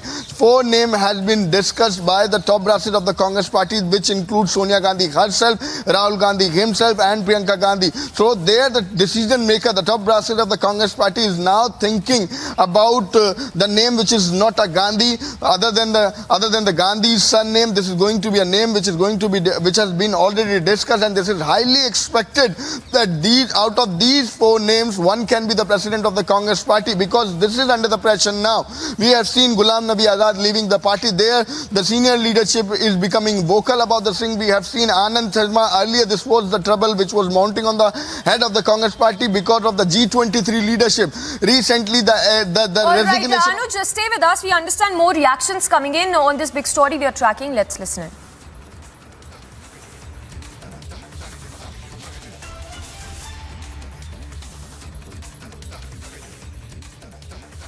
जो तरीका है उससे party टूटी है। आज मल्लिकार्जुन खड़गे ने एक बार फिर कहा है कि राहुल गांधी को ही पार्टी की कमान संभालनी चाहिए। आप लोग किस तरह देखते हैं? हाँ, अगर कुछ उस मकान की तो दीवारें सब निकल गई हैं, अब बुनियाद रह गई है। अब बुनियाद निकालने के लिए अगर उसको रखेंगे तो वो उसको सारा ख़त्म कर देगा। अगर कोई कसर बकाया रही है वो कसर भी निकाल देगा, तो फिर बेहतर है उसी को रखने के लिए, ताकि जमात का नाम ही नहीं रहेगा फिर। शुक्रिया, thank you.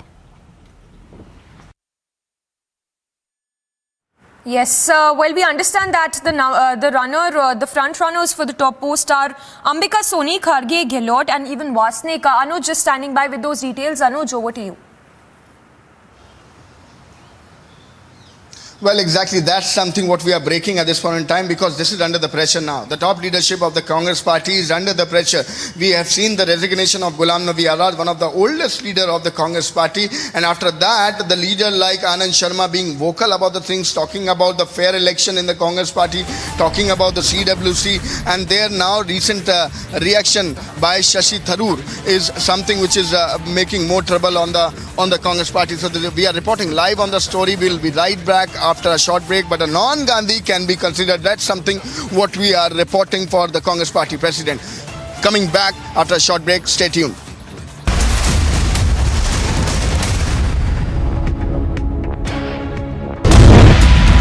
This is a civic body circular. They have imposed a complete meat ban in Bengaluru on Ganesh Chaturthi. Ahead of the elections, every issue is being used, polarize and raise questions. A controversy breaking out in Bengaluru. Some of the parties there are already raising questions on why there is a need to impose a meat ban on the Ganesh Chaturthi.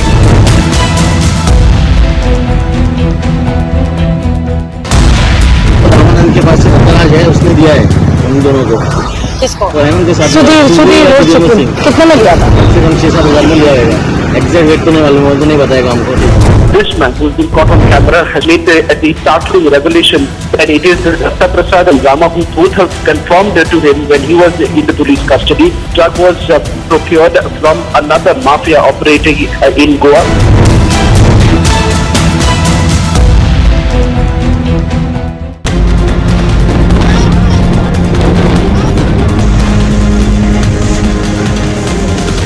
Wherever you run your eyes, all that you could see is destruction.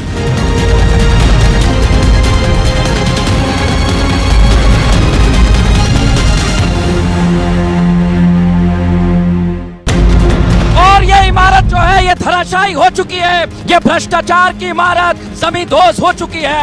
It happened in just 9 seconds. It was perfect execution. 100-meter tall building brought down in just 9 seconds.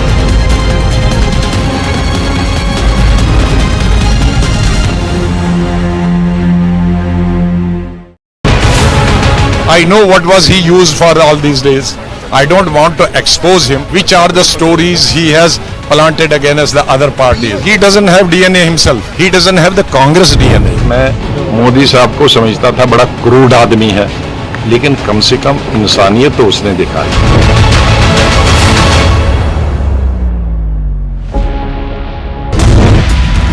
This is a civic body circular. They have imposed a complete meat ban in Bengaluru on Ganesh Chaturthi. Ahead of the elections, every issue is being...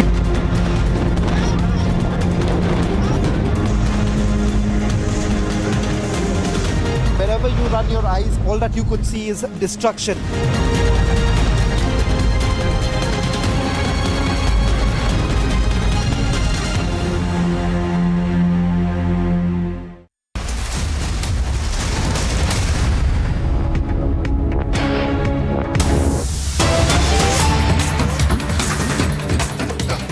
And another big news break coming in. ED has now issued fresh summons to TMC leader Abhishek Banerjee. He's been asked to appear before the ED on September 2nd.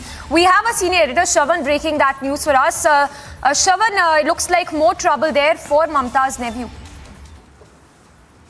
So, Samiksha, this is part of the ongoing investigation that's being carried out by the Enforcement Directorate. Not the first time that Abhishek Banerjee has been called in for questioning by the Enforcement Directorate. In fact, his wife has also been summoned by the Enforcement Directorate in the past. As far as Abhishek Banerjee's questioning is concerned, remember he was called in here in the national capital multiple times in the coal smuggling case. In fact, what the Enforcement Directorate is currently looking at is Abhishek Banerjee's indirect links with a company in which they believe, in fact, two companies rather, Leaps and Bound Private Limited and Leaps and Bound Management Services LLP, which the Enforcement Directorate basically suspects at this stage that it is connected with Abhishek Banerjee and his family. And these are the two companies which had allegedly received protection funds amounting to about 4.37 crores from a construction company through the accused, who are essentially being probed in the coal smuggling case. So effectively what they are looking at, these are two companies. Are they linked to Abhishek Banerjee? If they are linked to Abhishek Banerjee, was he actually aware of the fact that some funds were basically coming in from a construction company, and that company is linked to one of the accused in the coal smuggling case? In fact, his father has also been named in the fact that he's one of the directors of the company, and these two companies were allegedly receiving funds from business owners who were trying to avoid local level syndicate issues. This is exactly what the Enforcement Directorate had reflected in some of the remand which was produced before the court. Now, his wife has also been called in the past for questioning by the Enforcement Directorate. In fact, his wife had filed a petition before the Supreme Court in connection with the summons that were being issued against her by the Enforcement Directorate to appear in the national capital. Finally, remember, with the court basically intervening, the Enforcement Directorate was directed that they could continue with their investigation, and if at all there is a need, they could actually seek protection from the police administration in the state of West Bengal. All right, Shravan, thank you so much for getting us those details. Let me also go across to Kishle joining us from the Bangla newsroom. Kishle, if you could explain to us how is the line of questioning going to be like, because this is of course not the first time that Abhishek Banerjee will be quizzed by the Enforcement Directorate. Well, exactly, as Shravan put it very rightly, that Abhishek Banerjee, who has been summoned again by Enforcement Directorate, one of the biggest breakings of recent times, he is summoned for the second time now, and previously he was also summoned and he appeared in Delhi, and then he appealed to the court that it is better if he is summoned in Kolkata itself. So this time on 2nd September, as we have broken it first in the whole national media, we were the first one to break this news as well, that Abhishek Banerjee is again summoned on 2nd September in the coal scam case by ED in Kolkata.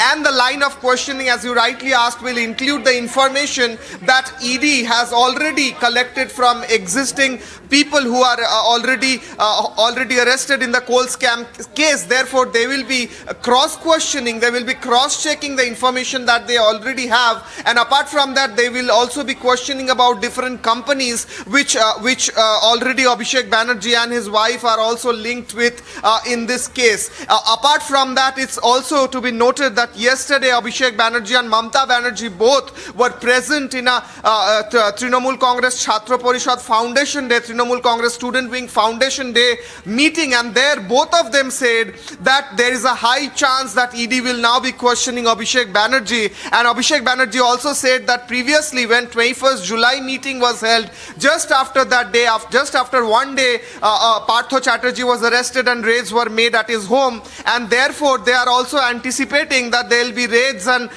questioning just after the Trinamool Congress Student Wing Foundation Day, and that's what has happened. And today again ED has summoned Abhishek Banerjee, and the line of questioning will of course include the existing information that ED has collected from the accused who are already arrested, and apart from that all the companies that are owned by Abhishek or Abhishek Banerjee is linked with, and the company's name which are coming up in this coal smuggling scam. Yes. All right, and also Kishle, just very briefly, if you could talk to us about, like Shravan was pointing out, that his wife and his father's role is also under scan, is what we're given to understand. If you could give us more details. Well, exactly. We saw that how Abhishek Banerjee's wife, Rujira Banerjee, has been questioned previously as well, and not only in coal case, in different other cases. In one of the cases, there is also mention of hoarding gold and gold jewelry. Now, we saw that Abhishek Banerjee's wife had appeared in Kolkata ED office along with their child previously, and therefore they also requested the court that it's not possible for Abhishek Banerjee and his wife to repeatedly go to Delhi for these interrogation and questioning. So therefore, as per the instruction by the court, ED has summoned them in Kolkata office itself, in ED office Kolkata, in Central Government Office Complex, CGO Complex in Salt Lake City on 2nd September. So previously his wife was also questioned, and now this time Abhishek Banerjee has been summoned in ED office. We have to see that what are the questions that are being made to him. All right, Kishle, thank you so much for getting us those details. So Kishle reporting from the Bangla newsroom, trouble mounting for Abhishek Banerjee, the TMC leader.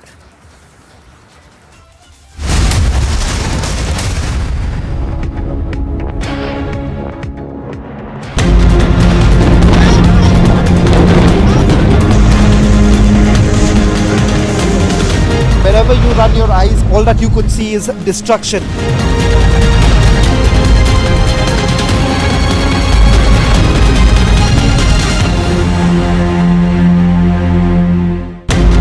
और ये इमारत जो है ये धराशायी हो चुकी है, ये भ्रष्टाचार की इमारत जमींदोज हो चुकी है.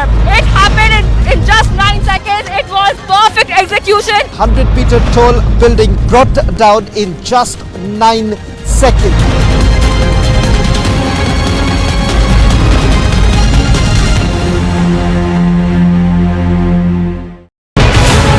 I know what was he used for all these days. I don't want to expose him. Which are the stories he has planted against the other parties? He doesn't have DNA himself. He doesn't have the Congress DNA. मैं मोदी साहब को समझता था बड़ा crude आदमी है, लेकिन कम से कम इंसानियत तो उसने दिखाई.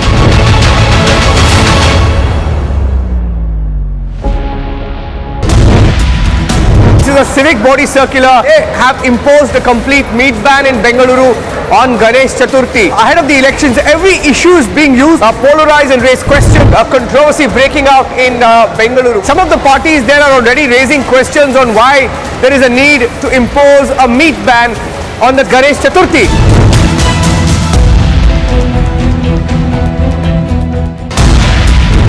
के पास से तलाश है, उसने दिया है उन दोनों को. किसको? तो हेमंत के साथ सुधीर कितने में दिया था? कम से कम 6-7 हज़ार में लिया होगा. एग्जैक्ट रेट तो नहीं मालूम, वो तो नहीं बताएगा हमको. This man who's been caught on camera has made the और ये इमारत जो है ये धराशायी हो चुकी है, ये भ्रष्टाचार की इमारत जमींदोज हो चुकी है. It happened in just 9 seconds. It was perfect execution. 100-meter tall building brought down in just 9 seconds.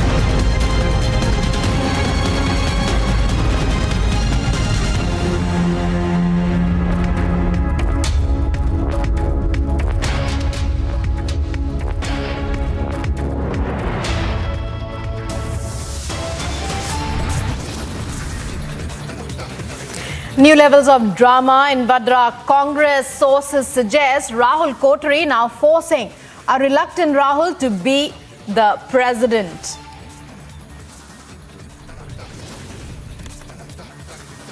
As Gehlot refuses, Tharoor now challenges Rahul, contacts state leaders, gathers support against him.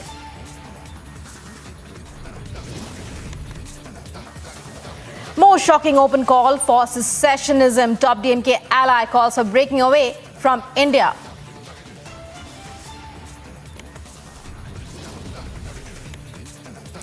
After Schoolgate, but AAP's Dharna drama continues after night-long protests. Aam Aadmi Party to march to CBI headquarters today.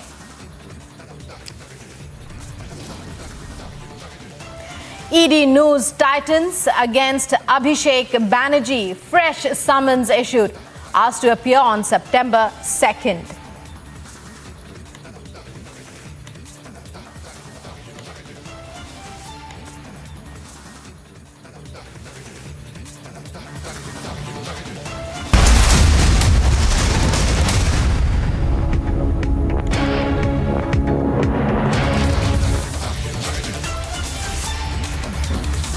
Hello and welcome to this edition of Live and Breaking. I'm Rukma with you, and massive controversy in Tamil Nadu as a top DMK ally says fight Sanatan Dharma, and VCK leader says Tamil Nadu should break away now. Is it an open call for secession? As well, a massive controversy, a huge uproar as a result of this comment.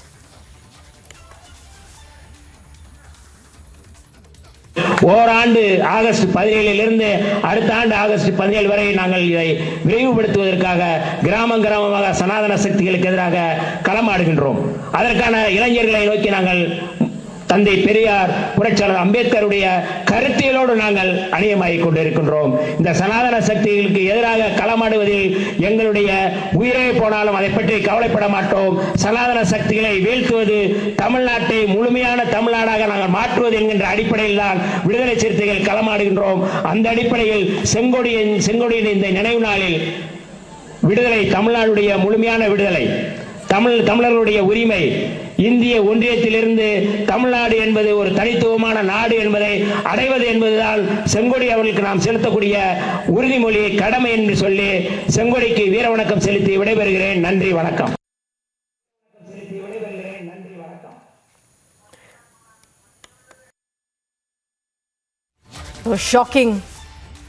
Shocking comment by a DMK ally calling for seceding from India. And Varshini joining us live now on this story. Varshini, who exactly is this person whom we are listening to? Even as we speak, he's calling for secession. A very shocking comment there. It's over to you to take us through this breaking news story. Well, definitely. So this person is Vanni Arasu, who belongs to the Vidudalai Sirithaigal Katchi, which is an ally of DMK's. And this Vidudalai Sirithai Katchi's Deputy General Secretary is Vanni Arasu. And Vanni Arasu is the one who you are able to find on this video, speaking about how the Vidudalai Sirithaigal Katchi and all the Dravidian parties will be definitely working on, gathering the youngsters and teaching them the, thoughts and ideologies of Tandai Periyar and B.R. Ambedkar, so that they will come together to fight against the Sanatan Dharma, is what he says. And in this process, he also mentions that they will be fighting to get a free Tamil Nadu. We'll be coming back to you to know more. But right now, very quickly, we've been able to connect to Mr. S.G. Surya of the BJP. Mr. Surya, when you talk about this outrageous comment, a call for secessionism in Tamil Nadu, a shocking statement, but we'd like to hear your thoughts. What does the BJP have to say to this? A call for secessionism from India. Okay, initially, to begin with, the very factual fallacy that needs to be pointed out is Dr. Ambedkar never asked for secession. He was a great uniter of our country. In fact, he is the father of our constitution. So, these parties bringing in Ambedkar to all these separatist agendas are condemnable. Secondly, VCK is a party that is known for making such outrageous statements repeatedly. This is not something new. But its own Deputy General Secretary indulging in such statements is very shocking and condemnable. And we call for Chief Minister to give a reaction on this and take necessary action that is supposed to be taken for the separatist remarks. And what was the Chief Minister's response to this? Is he likely to come out with a comment? No. He generally ignores such comments. He never opines. Not only the Chief Minister, but the entire ruling party and the government never responds to such serious allegations and the problems that is happening in the state. That is the very big problem we are facing here. Mr. Surya, we'll be coming back to you. Stay with us. We also have with us Mr. Vikraman, who is a VCK spokesperson. Mr. Vikraman, what are we hearing? Is it a call for seceding from the Indian Union that your leader is speaking about in this video? No, it is too far outreaching, whatever you are accusing us of. It is, we are just expressing how proud we are as Tamilians and how much we have achieved as the state of Tamil Nadu in the whole Union of India. We have been better in terms of GDP, we are better in terms of gross enrollment ratio, we are better in terms of industrial revolution, we are better in terms of employment, literacy and women empowerment, human development index and everything. We are better in terms of all the factors which are necessary to make a state world class. So that is the reason why we call ourselves an exceptional state in the Union of India. I beg your pardon, but what we are beginning, the message that has gone out is that you are, joining us is Niranjan. Niranjan, it's over to you. We have Mr. Vikraman from the VCK I just wanted to check speaking with the Vikraman. public, and we also have Mr. Surya. I want to check with Vikraman. Mr. Vikraman, I've heard the entire soundbite. Hi. I've heard the entire soundbite, and in this soundbite, he's a very senior leader. First of all, Vanni Arasu, he's only second to Tirumavalavan. Now, it appears to be a recent tape from the 17th of August. Now he says, our fight is against Sanatan Dharma. Now, why is your party against Sanatan Dharma? And it's very clear, he's very clear, Vikraman. I think anybody who's heard this tape, he says we should aim to be a separate nation. Now that is open call for secessionism, Vikraman. The way we are seeing purely going by the tape. We follow the footsteps of Dr. Babasaheb Ambedkar and Tandai Periyar, who have been vocal and ferocious against Sanatan Dharma. Sanatan Dharma is a dharma which promotes caste inequality, which promotes inhuman, which has all the inhuman values within itself, and it divides society on the lines of caste by birth. So Sanatan Dharma is actually any human who has understood the concept of Sanatan Dharma would definitely be against it. So as a party who is promoting, which is promoting social justice, which is promoting equality and equity, humanity for that matter, we will be always against Sanatan Dharma. And for the question of secessionism, he has not anywhere mentioned about secessionism. He's saying India is Union of States is what our Indian Constitution says. And it's Article 1. Article 1 says that. So what does that mean then? So the Constitution is secessionist? Dr. Babasaheb Ambedkar is secessionist? No, because India is a subcontinent where every other different cultures, different states are brought together in the name of Indian Union. We are all different states. It's what the Constitution also Vikraman, I'll tell you what he has said. Let me tell you word by word. Word by word, okay? I have it here. He says, on this Remembrance Day of Sengodi, freedom. Tamil Nadu's absolute freedom. Tamil people's rights, which of course is a right of every Tamilian to have their absolute right. He says to attain to attain a unique separate statehood to Tamil Nadu from the Union of India should be our oath and responsibility to Shengodi. He has said that. How can you deny that? And how can you defend that? I think there is something wrong with the translation. He has been saying Tanitthuvamana Tamil Nadu. This is what he was saying. Tanitthuvamana Tamil Nadu, as in, that is different from Tani Tamil Nadu. Tanitthuvamana Tamil Nadu, which means an individualistic characteristic of individual characteristics of a Tamil nation. I think a Tamil nation as a Tamil state. Okay, that was what I was saying. Dr. Babasaheb Ambedkar in Constitution in Article 1, he has been saying India is a union of states, which means Tamil Nadu is a state, is brought under the umbrella of Indian Union.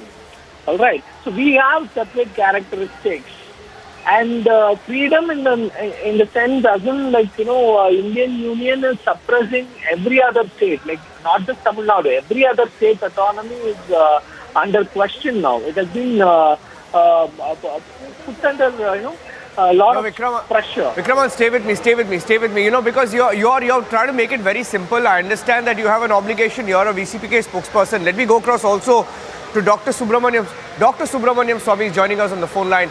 Dr. Swami, good morning. There is a soundbite of this very senior leader of the VCK, and his name is Vanni Arasu. And we hear that he's the second in command in the VCK, and he's heard openly saying that we have a war ongoing against Sanatan Dharma and we must complete this war.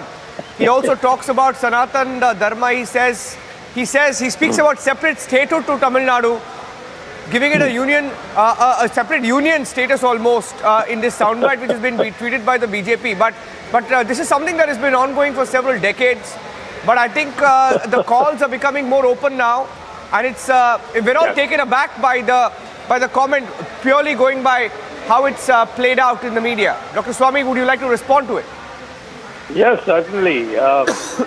When Chandrasekhar was Prime Minister, I was the senior most minister, and the same sort of silly thing was said. And what did we do? We dismissed the government. So give Stalin a warning.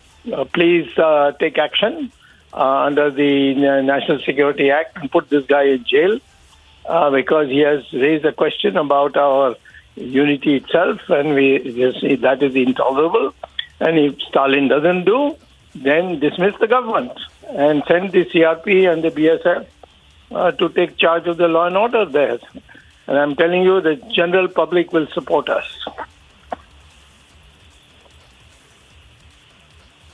And such comments being made, asking for people to almost launch a war against Sanatan Dharma, and this is one issue in Tamil Nadu that is a very, very emotional, sentimental issue. Dr. Swami, how do you see this? Don't complain about that, because we are not doing anything in Delhi. We are sitting there and watching this. How long? It has been going on slowly. It has been building up. Somebody said the other day that there should be a genocide of Brahmins. Of course, he shut up now because I have filed a case. And it is awaiting the Chief Secretary's sanction for me to prosecute that office bearer of the DMK. Don't tolerate this. This government is a very weak government now, it appears. You can, whether it's a question of China or whether it's an internal subversion, we are not taking any action. So we must now tell Mr. Stalin, put this guy in jail under the National Security Act, and if we don't, then dismiss the government. Very controversial statement. I look forward to getting you live on the channel at some point today so that we can, I think a lot of people will want to hear from you as well. Dr. Swami, thank you for now. We'll get you live in a few minutes. That is Dr. Subramaniam Swami, has very strong views. There's a BJP news conference on the raids that are ongoing and the searches in Delhi on the scams. I'm cutting across live to that for a few minutes. Let's cut across live. अस्पताल में जीवन और मौत से जूझ रही है। अभी भी उसकी स्थिति चिंताजनक है। ठीक 2 मिनट पहले भी मेरी वहां उपस्थित लोगों से बात हुई है, लेकिन सवाल उठता है कि ये पंखा गिर क्यों जाता है, ये गिरने का सिलसिला ऐसा क्यों चल रहा है दिल्ली में। अरविंद केजरीवाल गैंग का चरित्र तो गिर ही रहा है, बच्चों के ऊपर पंखे गिर रहे हैं। अभी तो किसी दिन यह भी समाचार आ सकता है कि स्कूल का आधा हिस्सा ही गिर गया। कई ऐसे स्कूल हैं जो मैं विजिट करके भी आपके सामने खड़ा हूं।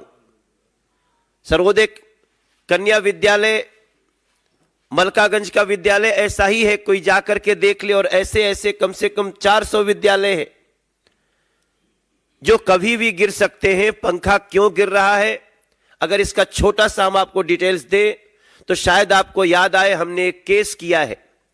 हरीश खुराना ने, प्रवेश वर्मा ने, नीलकांत बख्शी, ये सब लोग इसमें कंप्लेनेंट है। और हमारी उस कंप्लेन को लोकायुक्त महोदय ने भी माना कि इसमें गड़बड़ी है और चीफ सेक्रेटरी से जांच की रिपोर्ट मांगी गई है। लेकिन आपको याद होगा, हम लोगों को ये आवाज उठाने के कारण हमारे ऊपर मानहानि का मुकदमा दायर कर दिया। मनीष सिसोदिया, जो करप्ट नंबर 1, जिनको दिल्ली में एक्यूज नंबर 1 सब कह रहे हैं, और उसी केस में जब आती है जानकारी की रिपोर्ट दिया जाए तो रिपोर्ट जो सामने आती है आप सबको चौंका देगी। हमने केस किए थे कि 5 लाख रुपए के कमरे 25 लाख में बन रहे हैं।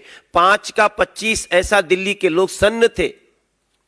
लेकिन जब ये रिपोर्ट आई है तो आप सभी को जान करके दुख होगा कि ये रिपोर्ट कह रही है कि ये 5 का 25 नहीं, ये 5 लाख का 33 लाख है। ये 5 का 33 हो गया है। ये हमारे दिल्ली के विद्यालयों की शिक्षा की व्यवस्था। जो कमरा बन सकता है 5 लाख में, वो इन्होंने बनाया 33 लाख में। और ये हम नहीं कह रहे, ये रिपोर्ट है। इस रिपोर्ट को पढ़ने के बाद कोई भी चौंक जाएगा कि जिस शिक्षा की बात करते हैं उसका देखिए स्थिति क्या है। आप जान के हैरान रह जाएंगे कि इन लोगों ने नंबर ऑफ रूम्स बढ़ाने के लिए, उस लूट को बढ़ाने के लिए टॉयलेट को भी कमरों का नाम दे दिया। मैं समझता हूं दिल्ली नहीं, पूरे दुनिया में यह अनोखी लूट हुई होगी जहां कमरे बनाने में 5 का 33 तो हो रहा है, लेकिन टॉयलेट को भी कमरा में गिन लिया गया। यह रिपोर्ट कह रही है। Manish Sisodia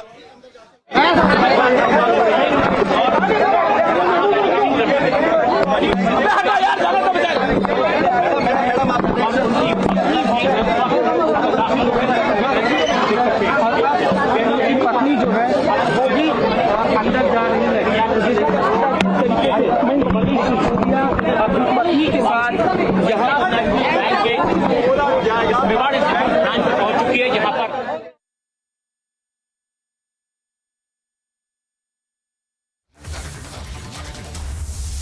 Well, those are visuals there. Even as we were listening, to that press conference of the BJP, in which it has come out with further allegations. Here we are seeing the latest in the investigation.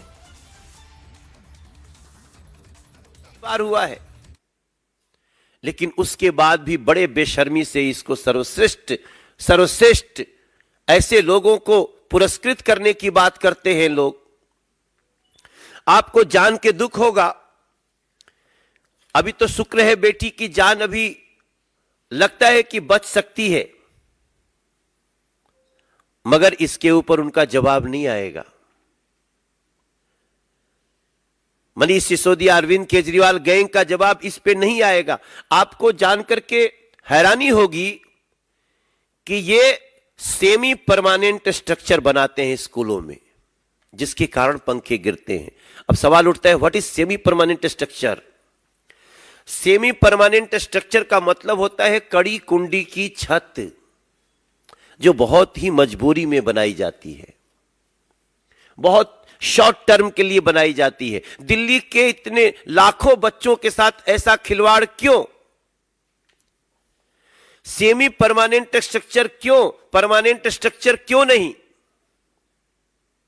अगर इसके तह में जाएंगे तो एक और भी बड़ी सी कहानी आपको सामने दिखाई देगी। मेरा मानना है ये इन्होंने सेमी परमानेंट स्ट्रक्चर कड़ी कुंडी की छत बनाने के साथ ही इन्होंने दिल्ली सरकार में पढ़ रहे हमारे बच्चों को खतरे में डाल दिया। और ये सारी जानकारी तो तब आई है जब कोर्ट ने एसीबी जांच शुरू करने के जल्दी की आदेश किया। लोकायुक्त ने मान ही लिया इसमें कुछ गड़बड़ी है, रिपोर्ट मांगी गई है। लेकिन आप सोचिए बात यहीं तक नहीं है। जिस दिल्ली सरकार के स्कूलों में मात्र 350 स्कूलों में ही साइंस पढ़ने की व्यवस्था है, बाकी 1024 के स्कूलों में साइंस पढ़ने की व्यवस्था ही नहीं। यहां कोई रमन नहीं निकल सकता, यहां कोई वैज्ञानिक नहीं निकल सकता। और उस शिक्षा व्यवस्था की तारीफ करते ये थकेंगे नहीं। हमारी आवाज को आप मानहानि लाकर चाहे जितना भी रोकने की कोशिश करो, अरविंद केजरीवाल, मनीष सिसोदिया, लेकिन आपको यह जवाब देना होगा कि दिल्ली सरकार ने 5 लाख का कमरा 33 लाख में कैसे बनाया, टॉयलेट्स को भी कमरा क्यों गिना, और आज बेटियां बच्चे असुरक्षित क्यों हैं, स्कूलों में पंखे क्यों गिर रहे हैं, इसका भी जवाब आपको देना होगा। मुझे लगता है कि इस बात को उठाने के बाद निश्चित रूप से आम आदमी पार्टी इसका जवाब देगी, लेकिन जवाब इसी मुद्दे पे देना चाहिए। इसको भी डाइवर्ट करने की कोशिश मत करना शराब घोटाले के प्रश्नों की तरह। आपको इसका जवाब देना होगा, क्योंकि इसका जवाब मात्र मनोज तिवारी या शहजाद पूनावाला, संजय मयूख नहीं चाहते, इसका जवाब दिल्ली की जनता चाहती है। मेरा आग्रह है माननीय शहजाद पूनावाला जी से कि आपको संबोधित करें। बहुत बहुत शुक्रिया संजय जी। अभी विस्तृत रूप से पूर्व दिल्ली भारतीय जनता पार्टी के अध्यक्ष और हमारे सांसद मनोज तिवारी जी ने शिक्षा घोटाले की, क्लासरूम घोटाले की बात रखी है। 1 पे 1 फ्री से 5 का 33 ये मॉडल है। और मॉडल क्या है?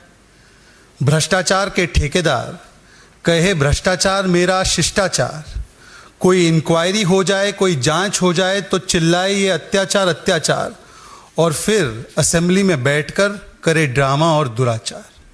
देखिए मित्रों, आज सवाल सिर्फ इतना पैदा होता है। आपने देखा होगा परसों नोएडा में 2 टावर, ट्विन टावर ध्वस्त किए गए। पर दिल्ली की जनता पूछ रही है कि दिल्ली का जो ट्विन टावर ऑफ करप्शन है, एक टावर है शिक्षा घोटाले का और दूसरा टावर है शराब घोटाले का। और इस दोनों टावर का जो बिल्डर है मनीष सिसोदिया। देखिए कितनी विडंबना की बात है कि दुनिया में एक लौता ऐसा केस होगा जहां पर शिक्षा मंत्रालय और शराब मंत्रालय दोनों एक ही बिल्डर, एक ही व्यक्ति के हाथ में, और इस मंत्री ने दोनों ही tower of corruption, twin tower of corruption खड़ी कर दी। एक शराब घोटाले की टावर ऑफ करप्शन, दूसरी शिक्षा घोटाले की टावर ऑफ करप्शन।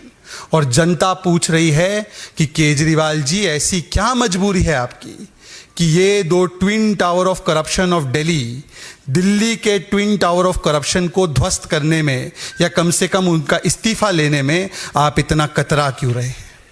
मॉडल तो ये भी बन गया है कि मांगा जनता ने पाठशाला, दिया केजरीवाल ने मधुशाला। मांगा जनता ने पाठशाला, दिया केजरीवाल ने मधुशाला।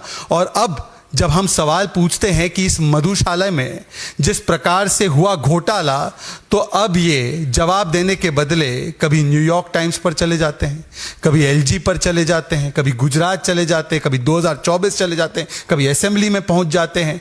असेंबली में किसी भी बहुमत टेस्ट की ज़रूरत नहीं है। जनता जो है वो करप्शन का टेस्ट चाहती है, कॉन्फिडेंस का टेस्ट नहीं चाहती। जनता करप्शन का टेस्ट करवाना चाहती है, आप कॉन्फिडेंस का टेस्ट करवा रहे हैं। सवाल ये भी पैदा होता है कि असेंबली में बहुमत के कॉन्फिडेंस को साबित करने की जरूरत नहीं है। जनता में यदि कॉन्फिडेंस है आपको तो जाकर जवाब दीजिए। देखिए 38 दिन हो चुके हैं। 38 दिन का मतलब लगभग 43 लाख सेकंड। 43 लाख सेकंड से हमारे 15 सवाल शराब घोटाले को लेकर वही हैं। और इस मंच पर चाहे मीनाक्षी लेखी जी हो, चाहे परवेश वर्मा जी हो, सुधांशु त्रिवेदी जी हो, गौरव भाटिया जी हो, संबित पात्रा जी हो, आदेश गुप्ता जी, हरीश भाई, मनोज तिवारी जी या मैं, हम लगातार वही 15 सवाल पूछ रहे हैं। हमारे वो 15 सवालों में एक भी रुपए की तब्दीली नहीं हुई है आज तक। 38 दिन जब से सीबीआई प्रोब के आदेश दिए गए, 33 लाख सेकंड्स। परंतु आपने देखा होगा कि इन 38 दिनों में अरविंद केजरीवाल और आम आदमी पार्टी हर रोज एक नए मुद्दे को उठाती है और गोल पोस्ट शिफ्ट करने की कोशिश करती है, और भरसक प्रयास उसका यही रहता है कि हमसे शराब घोटाले पर या शिक्षा घोटाले पर सवाल कतई ना पूछे जाए। इसलिए मैं वो सवाल बहुत संक्षेप में आपके सामने फिर से दोहराना चाहता हूं, और उम्मीद करता हूं कि अरविंद केजरीवाल जी अगर बोलेंगे, मनीष सिसोदिया अगर बोलेंगे तो इस मुद्दे पर बोलेंगे, ना कि उधर उधर की बातें करेंगे। वो सवाल क्या थे जो हमारे तमाम नेताओं ने, प्रवक्ताओं ने उठाए? कमीशन 2.5% से 12% क्यों हुई? रवि धवन कमेटी रिपोर्ट की रिकमेंडेशन, जिसमें लॉटरी सिस्टम था, होलसेल सिस्टम गवर्नमेंट के पास रखना था, उसको क्यों इग्नोर किया गया? अगर ये पॉलिसी इतनी ही बढ़िया थी, इतनी अच्छी थी, वर्ल्ड्स बेस्ट लिकर पॉलिसी थी, शराब पॉलिसी इससे बेहतर हो नहीं सकती थी, तो वापस क्यों लिया? मतलब कि आपने माना इसमें घोटाला था। ऑपरेशनल पीरियड जो था लाइसेंसेस का, उसको मनीष सिसोदिया ने क्यों और किस आधार पर बढ़ाने का काम किया? 50 रुपए प्रति क्रेट का डिस्काउंट इंपोर्टेड लिकर पर क्यों दिया गया, वो भी वायलेशन करके, नॉर्म्स के, रूल्स के? क्यों 144 करोड़ का वेवर कोरोना के नाम पर दिया गया और बच्चों की फीस बढ़ा रहे थे? दिल्ली में स्कूल के गरीब बच्चों की फीस बढ़ा रहे थे, पर दरिया दिली दारू वालों के लिए, ठेकों वालों के लिए कि उनके लिए वेवर दे रहे थे, और वो भी कानून तोड़कर। वेवर देना एक विषय है, कानून तोड़कर वेवर दिया जा रहा था। वो क्यों दिया जा रहा था? 30 करोड़ की एमडी किस प्रकार से रिफंड की गई? किस प्रकार से ब्लैक लिस्टेड कंपनी को आने दिया गया रिटेल में? किस प्रकार से होलसेल जो कंपनीज थी, जिसको मैन्युफैक्चरिंग कंपनीज थी, उसको आने दिया गया, जो कि वायलेशन था एक्साइज पॉलिसी का? और इसी मंच से सुधांशु त्रिवेदी जी, हरीश खुराना जी और परवेश वर्मा जी ने तो वो शोकॉज नोटिस भी दिखाई। वो शोकॉज नोटिस थी जो कि एक ब्लैक लिस्टेड कंपनी को दी गई थी, 2021 अक्टूबर में दी गई थी, कि इस कंपनी ने वायलेशन किया है। इसके ऊपर आज तक क्या कार्रवाई की एक्साइज डिपार्टमेंट और मनीष सिसोदिया ने? कोई कार्रवाई नहीं की, क्योंकि पंजाब के लिए उनको वहां से आ रहा था इनकमिंग। पंजाब चुनाव के लिए इनकमिंग शराब माफिया से आ रहा था, तो अपनी ही सरकार के द्वारा दिए गए नोटिस पर कोई कार्रवाई नहीं की। एक आंकड़ा आपको मैं बताना चाहता हूं, बार बार मनोज तिवारी जी ने बताया है कि दारू की सेल तो भरपूर बढ़ी, 70-80% विस्की, वाइन, सबकी सेल बढ़ी, सरकारी खजाने में सेंध लगी। और किस प्रकार से सेंध लगी, आप ही के मीडिया वालों ने इसको एनालाइज करके बताया है। अगर 750 ml की बोतल हो, और इन चीज़ों में आम आदमी पार्टी ज़्यादा समझती भी होंगी इन चीज़ों को, 750 ml की बोतल हो जिसकी कॉस्ट 550 रुपये की हो, तो इसमें ओल्ड पॉलिसी के तहत ठेके वाले को 33 रुपए मिल रहे थे, और सरकारी खजाने में 330 रुपए आ रहे थे। ठेके वाले को 33 रुपए, सरकारी खजाने में 330 रुपए। चलिए, कम से कम सरकारी खजाने में आता है तो गरीबों के लिए खर्च किया जा सकता है। और जो नई पॉलिसी लाई केजरीवाल जी एंड कंपनी ने, और वो केजरीवाल जी एंड कंपनी ने ऐसी पॉलिसी लाई कि ठेके वाले को 33 रुपए के बदले 363 रुपए मिलने लगे। 1000 गुना का मुनाफा, 1000 गुना का सुपर प्रॉफिट मिला, और सरकार को 330 रुपए 750 ml की बोतल पे मिलते थे, उसको मात्र 8 रुपए। 4000% का नुकसान, मतलब 4000% का नुकसान सरकार का करवाकर 1000% प्रॉफिट करवाया। इसको मैं कहता हूं रिवर्स रॉबिनहुड। रॉबिनहुड की कहानी तो बच्चों ने आपकी सुनी होगी, आपने सुनी होगी। रॉबिनहुड अमीरों से लेकर गरीबों को देता था। दिल्ली में रिवर्स रॉबिनहुड है। ये गरीबों का पैसा मारकर ये शराब माफियाओं की जेबें भर रहे थे, शराब माफियाओं की जेबें भर रहे थे, और वो भी कोरोना काल में। देखिए, मैं इसीलिए कह रहा हूं कि ये जो ट्विन टावर्स ऑफ करप्शन है दिल्ली में, इसमें हर रोज एक नया फ्लोर बढ़ते जाता है। भारत रत्न मिले ना मिले, भ्रष्टाचार का रत्न मिलना तय है। जिस प्रकार से एक के बाद एक नया तल भ्रष्टाचार का बनाया जाता है इनके द्वारा। अभी अभी इन्होंने वर्णन किया है कि शिक्षा घोटाला कैसा हुआ। मैं बस इसमें एक ही चीज जोड़ना चाहता हूं। ये उस बेटी की तस्वीर है, ये बेटी है जिसके ऊपर वो पंखा गिरा है, जिसके बारे में अभी आदरणीय मनोज जी जिक्र कर रहे थे। अभी तो उन स्कूल में जाना खतरे से कम नहीं है, खतरों के खिलाड़ी है तो दिल्ली की सरकारी स्कूल के कमरे में घुसिएगा, क्योंकि ये सेमी परमानेंट स्ट्रक्चर पूरे के पूरे करप्शन के सीमेंट से बनाया गया है। इसीलिए कॉस्ट ऑफ कंस्ट्रक्शन 5 लाख से बढ़कर 33 लाख। और देखिए कितना भद्दा मजाक किया जाता है। टॉयलेट को क्लासरूम बताते हैं। हम इनसे पूछते थे डिबेट में, बार बार डिबेट में हम पूछते थे, हरीश भाई मैं, कि 500 नए स्कूल का था वादा, 850 ठेके तो आपने खुलवाने का प्लान बनवा दिया। जरा ये बताइए कि स्कूल कहां है नए? कहां है ये स्कूल जहां पर प्रिंसिपल है, ग्राउंड है, साइंस कॉमर्स सिखाते हैं, जहां पर ईडब्ल्यूएस को सीट देते हैं? कहां है ये स्कूल जहां पर 40,000 से ज्यादा टीचर के पोजीशन वेकेंट है, 22,000 गेस्ट टीचर नहीं है? कहां है ये स्कूल? दिखाइए तो, एक तो स्कूल दिखाइए। तो ये बताते थे हमने क्लासरूम बना दिए, हमने क्लासरूम बना दिए। ये क्लासरूम क्यों बना रहे थे ये भी समझ में आ रहा है, परंतु अब पता चल रहा है सीवीसी की रिपोर्ट से कि टॉयलेट को क्लासरूम बना रहे, टॉयलेट को क्लासरूम बता रहे। इसीलिए देखिए मैंने 2 तस्वीर इंटरनेट से निकाली है, ये जरा दिखाइएगा केजरीवाल जी को। इसको क्लासरूम कहते हैं, दिस इज क्लासरूम। क्लासरूम में ब्लैक बोर्ड होता है, क्लासरूम में बेंच होती है, क्लासरूम में स्टूडेंट बैठते हैं, वहां पर उसको मंदिर कहते हैं हम लोग, उधर शिक्षा दी जाती है। ये क्लासरूम है, जरा दिखा दीजिएगा ये classroom, this is how classroom looks. और ये है टॉयलेट। टॉयलेट में जो है दरवाजा होता है, टॉयलेट सीट होती है, फ्लोर होती है, मग्गा होता है, ये सारी चीजें होती है। तो क्लासरूम और टॉयलेट अलग अलग होते हैं। कृपया करके टॉयलेट को क्लासरूम गिनाकर अपनी उपलब्धि ना दिखाएं। अगर ऐसी ही वर्ल्ड क्लास एजुकेशन मॉडल है जहां पर टॉयलेट को क्लासरूम बताया जा रहा है तो भगवान बचाए हमारे बच्चों को।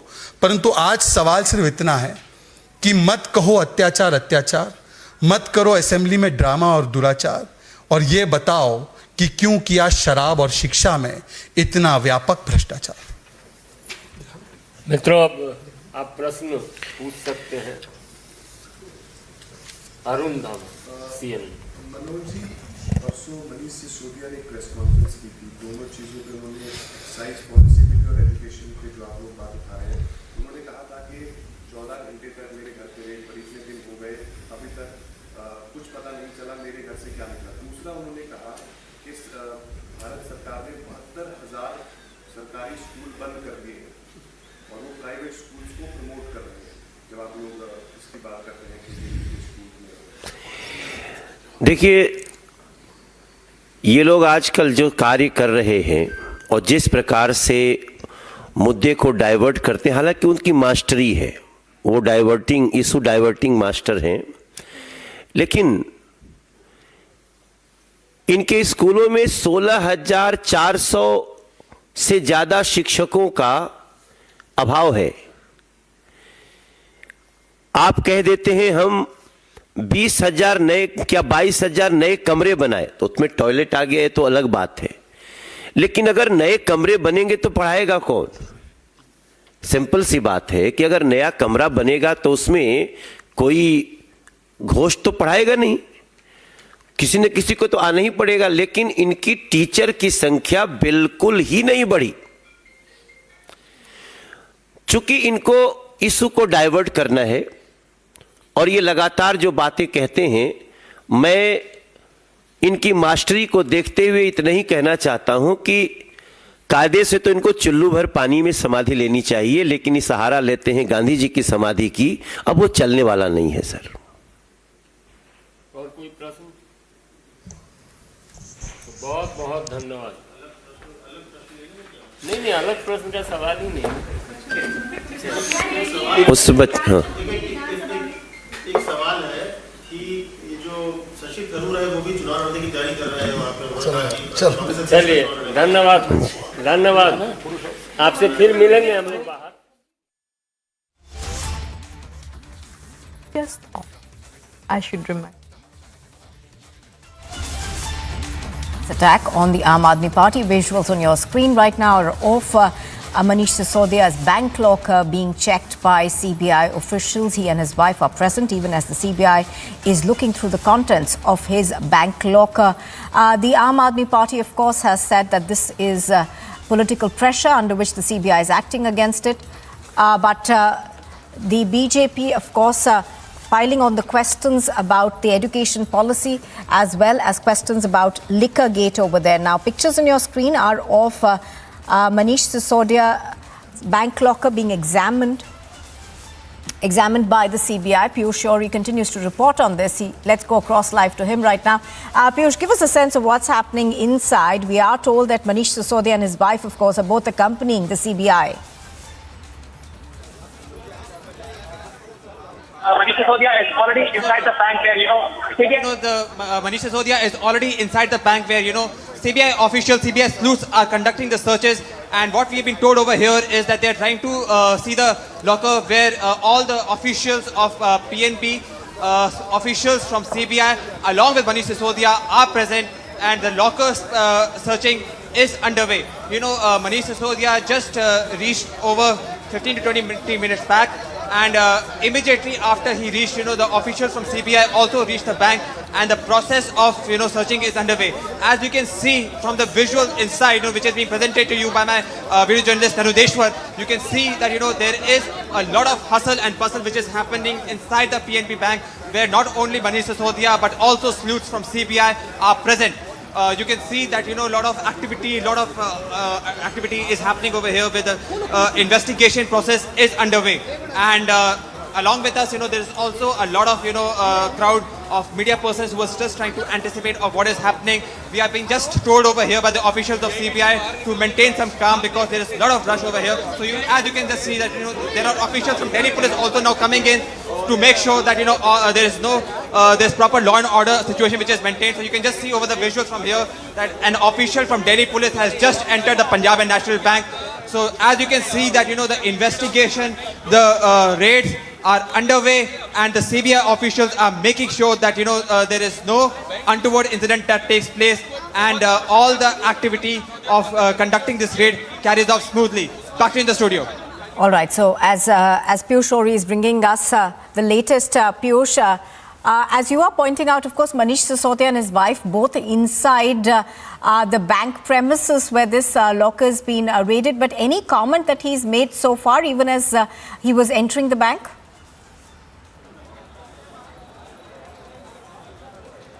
So, we followed him from his official residence at Mathura Road to when he came to this PNB bank in Vasundhara.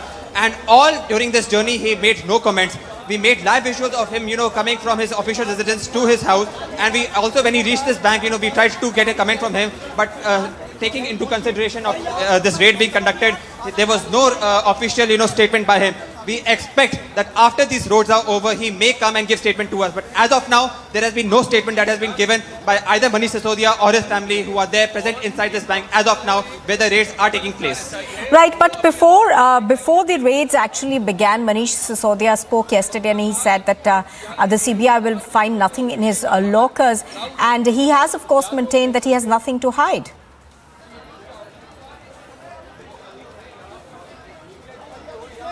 So this has been a statement from Manish Sisodia ever since, the first raid by Central Bureau of Investigation took place on August 19. And he has been saying this from time and again that, all these raids which have been conducted on him is actually not an investigation for corruption, but it is actually a power struggle that has been carried out by BJP to defame the Aam Aadmi Party government so that, they can take the power, reign the power here at Delhi. So this is just a statement which has been coming from Manish Sisodia ever since these raids have been taking place. And today also, when these raids took place, Manish Sisodia seemed confident. He said that, he would welcome the raid which would be conducted at his locker by CBI officials, and nothing would come out of it. So yes, it would be very interesting to see that, what would come out after this raids are over, and more importantly, what would be the statement of Manish Sisodia after these raids get over.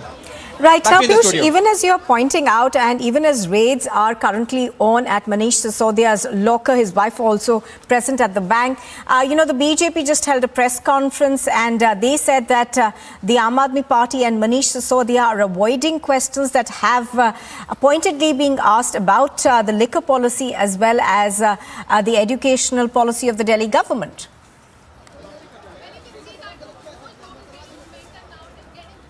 So, ever since these raids have taken place, there's also another side of it, and that is the political war of words between the BJP and Aam Aadmi Party. And there have been a slew of press conferences ever since, the raids first took place on August 19, where both officials and leaders from BJP as well as, from Aam Aadmi Party have traded barbs at each other. And today, again, before these raids took place, there was another press conference which was held by BJP in which they not only again leveled allegations on Aam Aadmi Party against a liquor scam, but also again raised that how there was misappropriation of funds in setting up the classrooms for Delhi government schools. So yes, till the time, you would see that, there are no arrests that are being made by CBI in this case. Till the time you would see that, the investigations in this process is going to go on. You would continue to watch, a lot of, political slugfest between BJP, Aam Aadmi Party, and to some extent, even leaders from Congress Party. So, expect some more press conferences, expect some more political, war of words between BJP, Aam Aadmi Party as this investigation continues to take place. Back in the studio. And Piyush, as you're pointing out, of course, we are continuing to see a war of words. But, the Delhi Assembly, where simultaneous protests, both by the Aam Aadmi Party and the BJP are continuing, are testament to the fact that, this battle is going to get even more bitter from here on.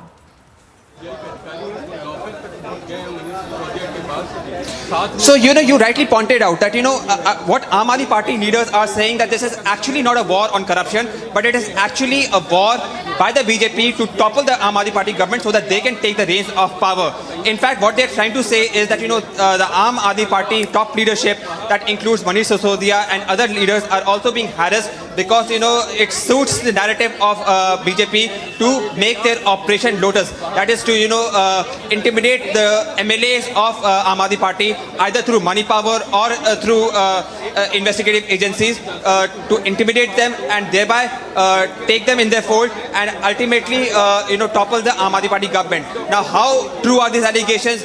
We can just wait and watch, and we can just, observe what exactly are the developments going to be like. But ultimately, what Aam Aadmi Party leaders are trying to do is they first tried to say that, this was Operation Lotus, and now yesterday what we saw was that they again began to target Lieutenant Governor VK Saxena, whom they say is also involved in the corruption. So you are just trying to see that, as the political war of words between BJP and Aam Aadmi Party heats up, there are a lot of different narratives which are being pointed out. It all started off with, war on corruption, in which Aam Aadmi Party said that this is all a ploy by the BJP to defame them. It then started off with Aam Aadmi Party saying that this was all done in pretext of making Operation Lotus by the BJP successful, which it was not able to do. And now you are seeing that Aam Aadmi Party leadership is now trying to level corruption allegations on Lieutenant Governor VK Saxena, whom they say is the agent of BJP and with whom they say is all acting against on the behest of the BJP government to defame the Aam Aadmi Party government and ultimately topple them. So all these developments are happening, and it's going to be interesting to see that where exactly all these developments are going to end. Back to you in the studio. Right, Piyush, do stay with us. Just to tell our viewers, visuals on your screen right now are from outside as well as inside. This is Manish Sisodia, of course, making his way to the locker, and pictures on the right-hand side of your screens are of the searches that are being conducted by the CBI inside the PNB Bank locker, where Manish Sisodia and his wife are both present. Manish Sisodia, of course, had previously said that he will cooperate fully and that the CBI is welcome to examine the contents of his bank locker. Piyush, he has been tracking the stories for us since the morning. Piyush, coming back to you now. Piyush, Manish Sisodia is, of course, one among 15 people who've been named by the CBI in that particular FIR. Also give us a sense where the investigations right now are currently.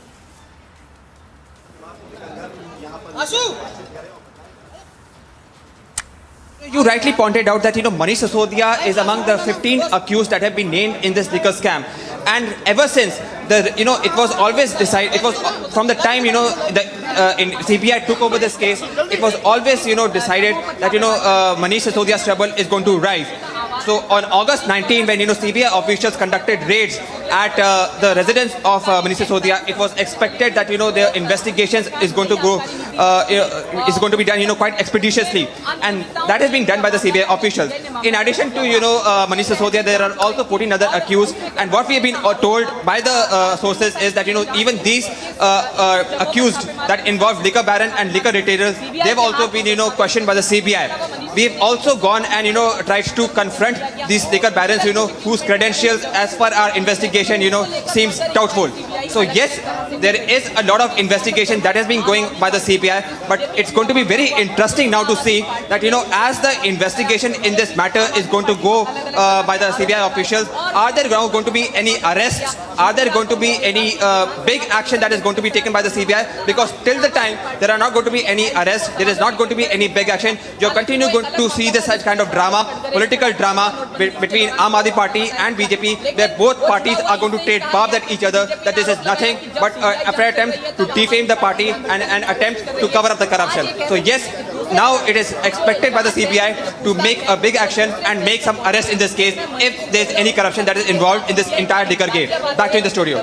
Now, Piyush, one of the charges that the CBI has laid at Mr. Sisodia's doorstep is that there was a quid pro quo involved, that kickbacks and commissions were charged. But give us a sense of the kind of seizures that we've seen so far. His home has been raided, and now, of course, the bank locker over there being raided. Just to tell our viewers, visuals on your screen are coming to you exclusively on Republic TV. These are of the bank locker where Mr. Sisodia and his wife are present with the CBI sleuths who are going through the contents of this locker. Piyush Ori is tracking all the developments for us. He continues to report live.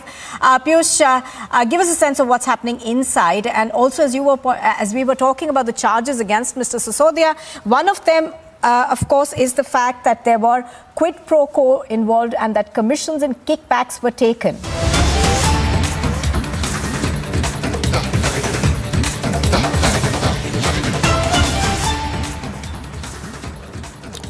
All right, here's more breaking news that's just coming in. We are now learning that all the cases in the Babri Masjid case have now been basically the Supreme Court has quashed contempt petitions against the state officials and others over demolition of the Babri Masjid in 1992. The Supreme Court has said with passage of time and in view of the 2019 Supreme Court verdict on Ayodhya, all contempt cases cannot proceed. So this is big news that's just coming in. All Babri Masjid contempt cases have been closed for now. The Supreme Court has quashed contempt proceedings in the Babri case. Essentially what the Supreme Court has said is that in view of time that has progressed since the 2019 Supreme Court verdict on Ayodhya, all contempt cases cannot now proceed further. Sambhav joining us live. Sambhav, give us more details of what's happened.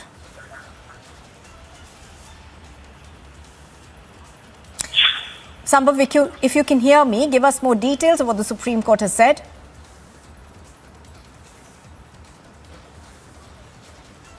All right, I don't think we've got Sambhav with us. Just to tell our viewers what's happened, the Supreme Court has moved in all contempt cases that have been filed in the Babri Masjid demolition case of 1992. The Supreme Court, in fact, has quashed contempt petitions against state officials and others over the demolition of the Babri Masjid. The Supreme Court has, we understand, said that with the passage of time and in view of the verdict that came out in 2019, all contempt cases now cannot proceed. So this is a big development that has taken place in all related cases to the Babri Masjid's demolition. The Supreme Court has now said that all contempt cases now stand closed. So essentially what we are given to understand is that related Babri Masjid contempt cases that have been filed against officials and others now stand closed. I think we're going to try and go back to Sambhav now. Sambhav, explain to us what happened in court.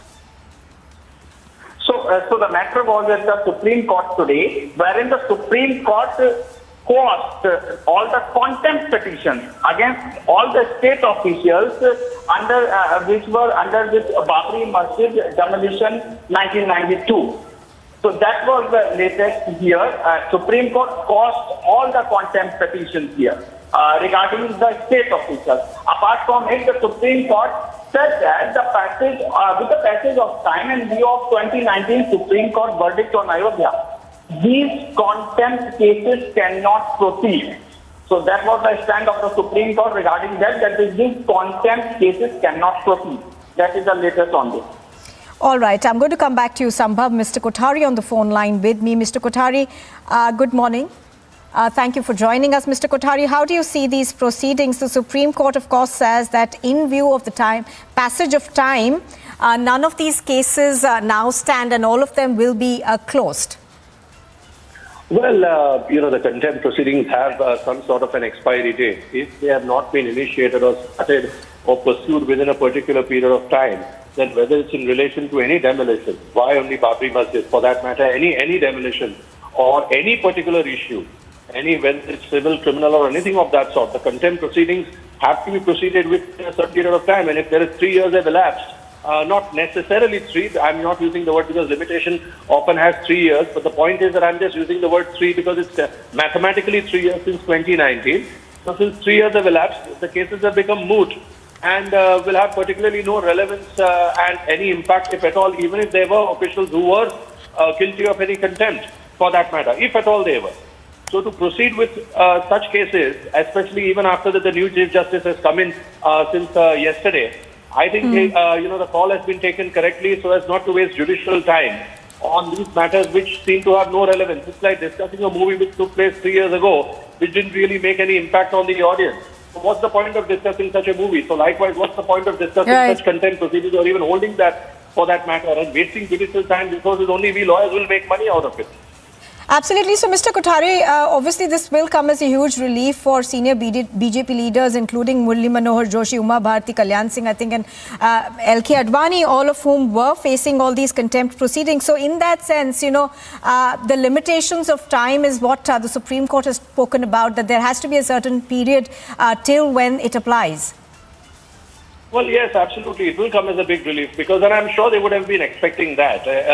And even if, I'm just going a step ahead, even if the Supreme Court were to hear these cases, an apology, a clear apology from all those 5 individuals that you named would have been sufficient enough to close these proceedings. So why even go through that, fictitious routine procedure of asking for an apology on an affidavit or on a sworn affidavit, and that even that is a waste of judicial time. So what's the point? Nobody really, takes contempt proceedings seriously unless they really demean the stature of the Supreme Court in a manner which then, destroys the trust of the people.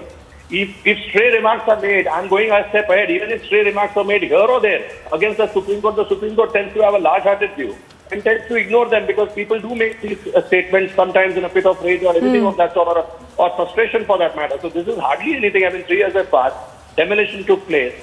These 5 individuals were hauled up for contempt. So, well, it's 3 years, nothing they haven't been proceeded with. The state hasn't pursued them, or whoever the people who had filed contempt proceedings against them. So, if they haven't pursued, then why should the Supreme Court bother? Right, Mr. Kothari, appreciate you speaking to us on Republic TV. Swapnil Kothari over there saying that this would be a welcome move for all those who've been named in contempt cases. You are watching Republic TV. We will continue to bring you the latest on the Supreme Court's order.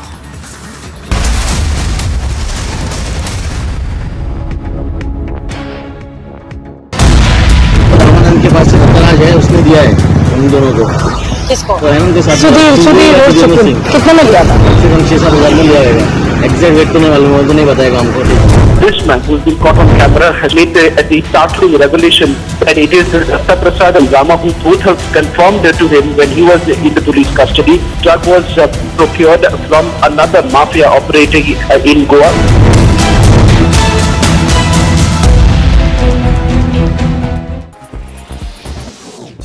In a sharp attack on the Congress party, BJP National President JP Nadda claimed that the Grand Old Party is losing ground because it's failed to reconcile local and national objectives. He's also said that the main reason is that people who have been members of the Congress party for more than 40 years are now leaving the party. Incessant rainfall is leading to major disruption across the country. Visuals coming to us from Badrinath highway seem to suggest that the highway was blocked, disrupting traffic. The STRF is in the spot rescuing passengers and local people. A woman named Veena Devi from Surat has filed a complaint stating that his son died by suicide, and she discovered a note which said that his partner and her brother forced him to consume beef, due to which he committed suicide. A case has been registered and a probe is now underway. In the Sonali Phogat murder case, the Goa police has confirmed that a team of police officials will go to Hisar today to verify certain allegations that have been levelled and certain suspicions that have been raised by Phogat's family.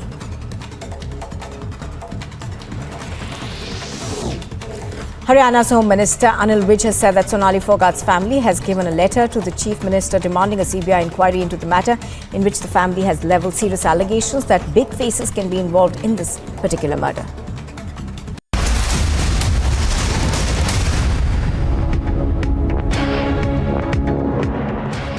Welcome back. You are watching Live and Breaking on Republic TV, and the latest that we are getting, of course, is that the Supreme Court has also passed an order closing all proceedings arising out of the 2002 riots in Gujarat. A batch of pleas was pending before the Supreme Court. In fact, the court said that cases have now become infractors with the passage of time.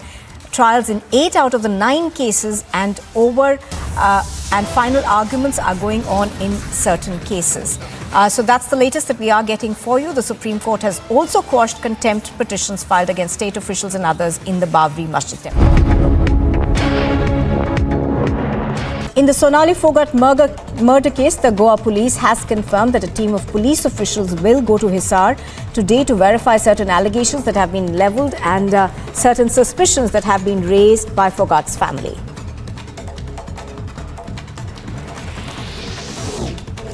Haryana's Home Minister Anil Vij has said that Sonali Phogat's family has given a letter to the Chief Minister demanding a CBI inquiry into the matter, in which the family has levelled serious allegations that big faces can be involved in this particular murder.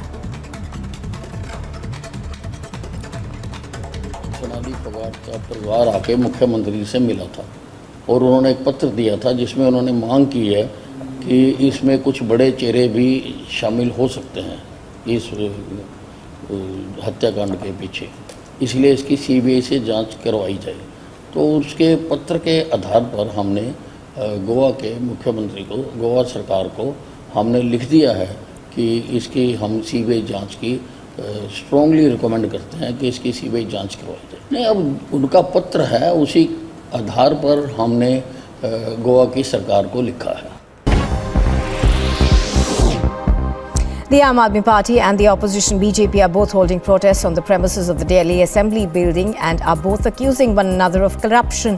The AAP MLAs set up beneath the monument of Mahatma Gandhi, while the BJP MLAs began their sit-in near the sculptures of legendary freedom fighters Bhagat Singh, Rajguru and Sukhdev inside the Delhi Assembly grounds. Aam Aadmi Party legislators were holding overnight protests outside the Delhi Assembly premises amid an ongoing war of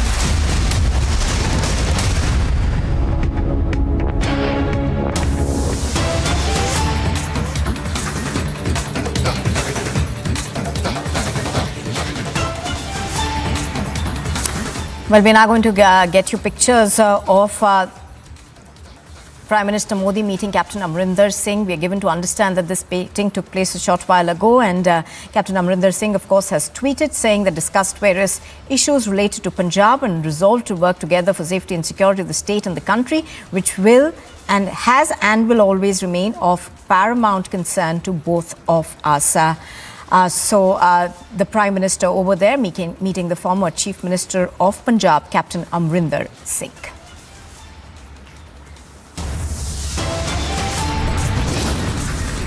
You are watching Republic TV. When we return, we bring you more details of that meeting that took place.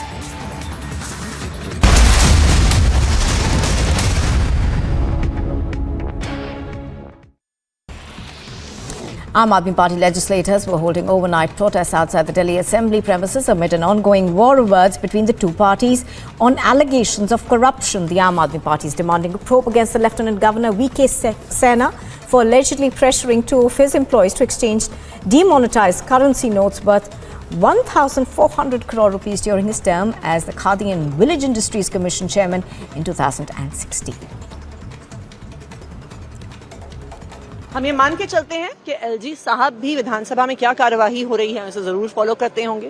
मैं मानती हूं कि जिस प्रकार से media में ये पूरी बातचीत चल रही है तो एलजी साहब ने भी जरूर देखी होगी, लेकिन मुझे दुख है इस बात का कि इतने गंभीर आरोप होने के बावजूद और इतने गंभीर तथ्य विधानसभा के पटल पर रखे जाने के बावजूद एलजी साहब ऐसे चुप्पी साध के बैठ गए हैं कि ऐसा लगता है दाल में कुछ काला है।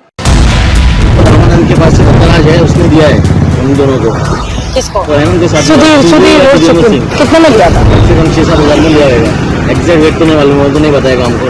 This man who's been caught on camera has made the startling revelation that it is Dr. Prasad and Rama who both have confirmed to him when he was in the police custody. Drug was procured from another mafia operating in Goa.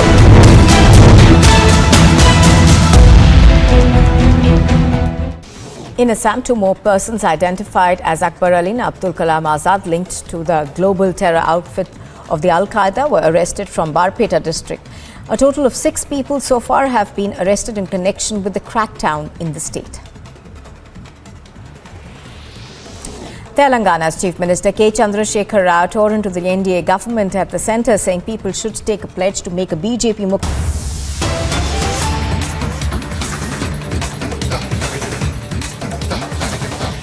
Well, even as the seer in Karnataka has been booked under POSCO in various sections of the Indian Penal Code after being accused by 2 young girls of being sexually abused by him. A BJP MLA is meeting the accused seer.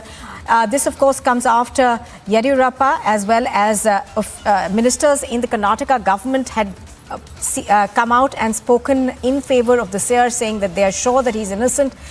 This comes even as there are demands being made that he be arrested. Do remember that he's been booked against the under the stringent POSCO. Some of the provisions of POSCO also are so stringent that they don't allow for bail to be given to anybody who's accused under POSCO. Now, Ashwin is continuing to bring us updates from outside the MUT. Ashwin, give us a sense of what's happening around there. I can see behind you a huge police deployment. There are a large number of protesters as well as others who are now demanding that the seer be arrested.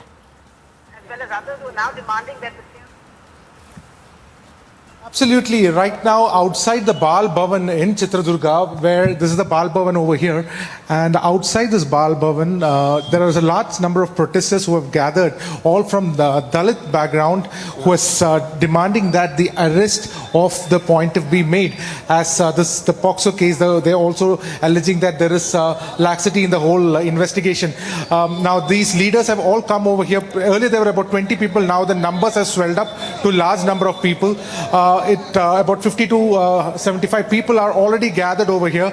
The police additional SP Kumaraswamy had just now spoken to these protesters just a while ago, stating that they should maintain peace and the investigation is going on in the right manner and they should not create any chaos outside the Bal Bhavan. So they have maintained that they are all going to be sitting here, is what they have stated, and they are all demanding that the justice be done in this case. And even if the accused plaintiff, the crimes that he has been alleged to have committed, there needs to be questioning done to him and all that. So let's hear from some of the leaders. He'll speak in Kannada. I'll also translate his essential message that he has to say. So, ಯಾಕೆ protest ಮಾಡ್ತಾರೆ ಇಲ್ಲಿ?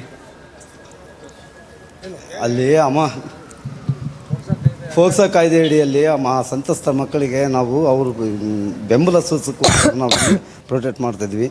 ಆಮೇಲೆ next ಆ ಸ್ವಾಮಿನ ಬಂಧಿಸಬೇಕು, ತಕ್ಷಣ ಬಂಧಿಸಬೇಕು. ಆಮೇಲೆ ಏನು ಬೇಕಾದ್ರೂ ತನಿಖೆ ಮಾಡ್ಕೊಳ್ಳಿ, ಫಸ್ಟ್ ಬಂಧಿಸಬೇಕು. ಈಗ essentially what he is saying is that no matter what, the arrest of the plaintiff has to be made and then only the investigation should continue. That is what these protesters are saying. So all these protesters are ಇವರಿಗೆಲ್ಲರಿಗೂ ಗೊತ್ತಿದೆ ಇವರಿಗೆ ಯಾಕೆ protest ಮಾಡ್ತಾರೆ ಎಂದು? ಎಲ್ಲರಿಗೂ ಗೊತ್ತಿದೆ. ಬೇಕು ಬೇಕು ಬೇಕಾ ಬೇಕು ನೋಡ್ರಿ, ಎಲ್ಲರೂ ನಿಮಗೆ ಎದಕ್ಕೆ ನ್ಯಾಯ ಬೇಕು? ಏನು ಅನ್ಯಾಯ ಆಗಿದೆಯಾ ಈ ಒಂದು ಮಕ್ಕಳಿಗೆ, ಸಂತ್ರಸ್ತ ಮಕ್ಕಳಿಗೆ ಅನ್ಯಾಯ ಆಗಿರುವಂಥದ್ದು ಹೆಣ್ಣು ಮಕ್ಕಳ ಪರವಾಗಿ ನಾವು ಧ್ವನಿ ಎತ್ತಿದ್ವಿ. So what they're saying is that justice must be given to the two girls. And earlier, all these protesters gathered just a while ago. The blue shawls have been adorned in all of them. About numbers were earlier 20, but now the numbers are swelling up. So this situation, on one side, the MLA is meeting the Pontiff. On the other side, the protesters are here on the ground outside the Bal Bhavan, demanding that first the arrest be made and then only the investigation must continue. Back to you. As these protesters are gathering, the other side of the story is that the police, is seen to be acting slowly in this particular case. They did question the seer yesterday. He was detained for a while. However, he was released.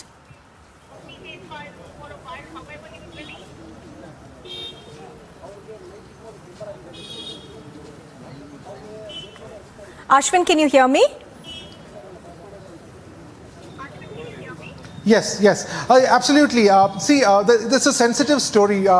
Reason one, it's a case of POXO case. So further details cannot be divulged by the police. Neither can the survivors of this case come forward and talk about it because they are minors as well. The second part is that the accused in this case is from the community, Lingayat community, and is a Pontiff. So this is a large community from the state of Karnataka. So the police is looking to act on it very sensitively because this could eventually lead to some kind of a flare-up if not handled sensitively. And that is the reason perhaps the police is going slow on this case. But the demand from the protesters is that, as you can see, like all of them are demanding that the arrest be made quickly, and that is the only way justice can be meted out to the survivors of the alleged sexual assault that has been meted upon them. Back to you. Now also, Ashwin, there is an anticipatory bail plea that has already been filed in this particular case by the accused Pontiff. So can you give us more details about that? Absolutely. The anticipatory bail plea has been submitted in the additional sessions court, and the Pontiff has made this anticipatory bail petition as well. That is going on one side. However, what he has also stated to his community members is very interesting. He had stated last evening that for the last 15 years, in fact, there has been a conspiracy that has been hatched against him, and this is nothing new, and that he would come out clean. But the case, in fact, is so the possibilities of this case. For instance, one of the survivors is supposed to be from the Dalit community, which could probably invoke the SC/ST Atrocity Act and several other acts of the IPC as well. But all this be enforced by the police and the law enforcement needs to be seen. But it certainly looks like the protest is intensifying. What needs to be seen is whether the police will take tough measures to take the alleged Pontiff, the Pontiff who's allegedly abused this two minor girls into custody, or will there be a custodial interrogation? All these needs to be seen. But remember, it's a very sensitive issue. The Lingayat community holds a large leverage in not just in the politics of the state of Karnataka, but on the lifestyle of the people of Karnataka as well. This is a fairly big community who has a huge hold. There are leaders which has been churned out by this community for decades, in fact. And all this adds to the sensitivity of the issue as well. And on both sides, the police is certainly in a kind of a spot where on one side there is a survivor who is minor, one of them also to be a Dalit. On the other side, a prominent Lingayat seer. So it adds more sensitivity to the issue. So police is slowly stepping on this case, but not taken a hard measure as of now. And that is the reason why you can see large number of people are sitting over here and protesting. Perhaps we'll probably ask them, ನಿಮಗೆ ಗೊತ್ತಾ ನಿಮಗೆ ಇಲ್ಲಿ ಕುತ್ಕೊಳ್ತೀವಿ, ಎದಕ್ಕೆ ಕುತ್ಕೊಳ್ತೀವಿ? ನಾವೇ ಪತ್ರ ಮಾಡಕ್ಕೆ ಕುತ್ಕೊಂಡಿದ್ದೀವಿ ಸ್ವಾಮಿಯರ್ದು ನಾವು ಬಸವಣ್ಣರ ಪರವಾಗಿ ಬಂದಿರೋದು. So he's saying that somebody has told him to come. Perhaps he does not know what the issue is. But if we keep asking, probably the reason will come out. But essentially, some of the core members do know about the issues, but a large number of people I spoke to perhaps do not know. But they have gathered in large numbers outside the Bal Bhavan here in Chitradurga, stating that the justice be meted out to the survivor girls who have been allegedly been abused by a senior Pontiff from the mutt in Chitradurga. Back to you. All right, even as, of course, questioning is on and the police are investigating in this case, we've seen, politicians from both sides of the BJP as well as the Congress as well as, others, including the JDU, who've come out in support for this year. Absolutely. See, the Lingayat community holds, like I earlier said, holds a huge leverage. You look at any top leaders from the state of Karnataka, no matter the party, there will be a Lingayat stamp to it. So that's the hold Lingayat community has, and the Pontiff has, and the entire system runs in Karnataka. The Basavaraj is a emotion that is there in large number of people in Karnataka. So the followers of Lingayat community are certainly in a fray over the issue, and that is the reason why this the case adds more sensitivity in the sense that if there's a hard and fast action, as suggested, be taken, there could be, this is what some of the police members, there could be a large-scale repercussion because the police is therefore trudging very slowly in this path.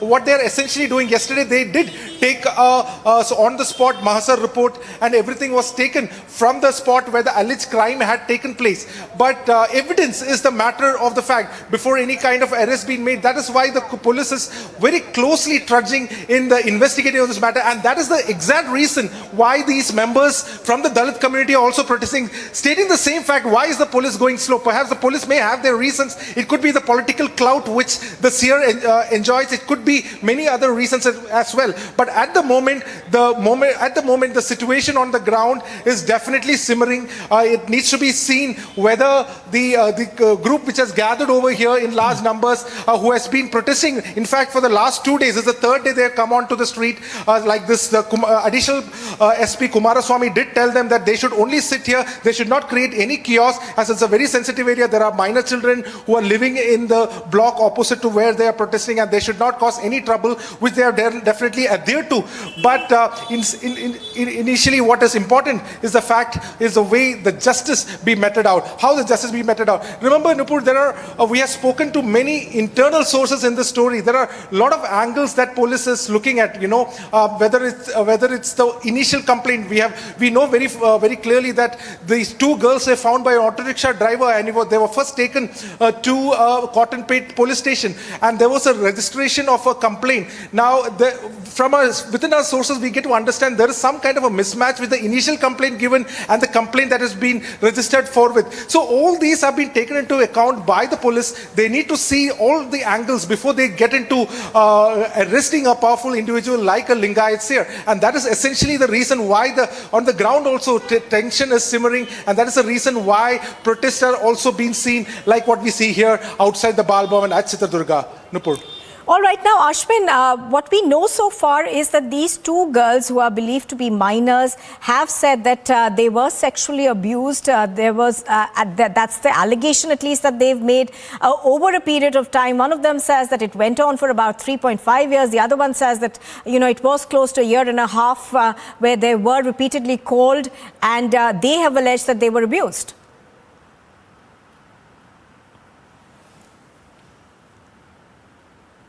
All right, I seem to be running into some audio trouble over there with our correspondent Ashwin, who's reporting from outside the Murgamat. Do remember that the seer in question, of course, the Pontiff of the Murgamat, has been questioned by the police yesterday. He was detained for a certain number of hours. However, he was released thereafter. He himself, of course, spoke to his protesters, spoke to his supporters later in the evening and said that I'm sure I'll come out clean. We have seen political statements also being made on behalf of the seer, which seem to support him largely. But there are protesters who are now outside the mutt asking for his arrest. He has, of course, been charged under the POSCO Act, which does have very stringent provisions under the Indian Penal Code. Now, what we are seeing also is that he's already moved for an anticipatory bail plea in a local court. Ashwin is continuing to bring us details of what's happening.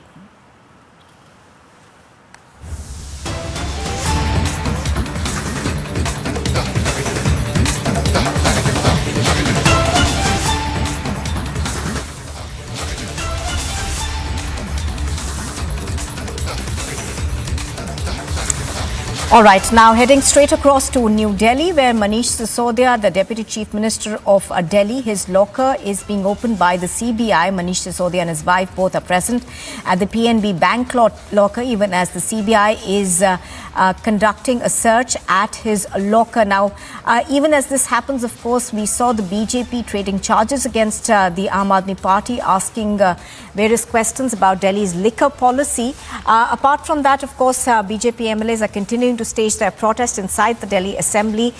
Protests are also continuing from the Aam Aadmi Party against the Lieutenant Governor of Delhi inside the Delhi Assembly. So both those things happening simultaneously. The Aam Aadmi Party is also on a dharna inside the Delhi Assembly. Now, we were, of course, bringing you pictures of the bank locker where the CBI is conducting searches. Manish Sisodia, of course, went to the bank locker nearly about an hour ago along with his wife, and the bank locker was then opened in front of him and his wife by the CBI officials. I think we're going to go back to Piyush Ori, who's getting us the latest. Piyush, give us a sense of what's happening inside. Of course, Manish Sisodia did not speak to the media before he went inside.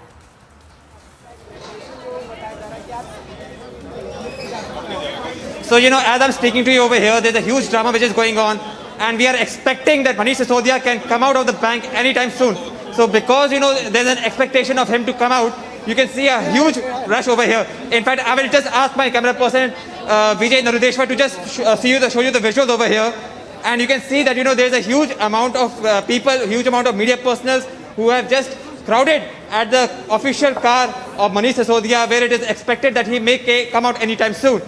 Now, there is also, besides huge rush of media persons, also a large number of Uttar Pradesh police officials who have come over here to manage the entire situation.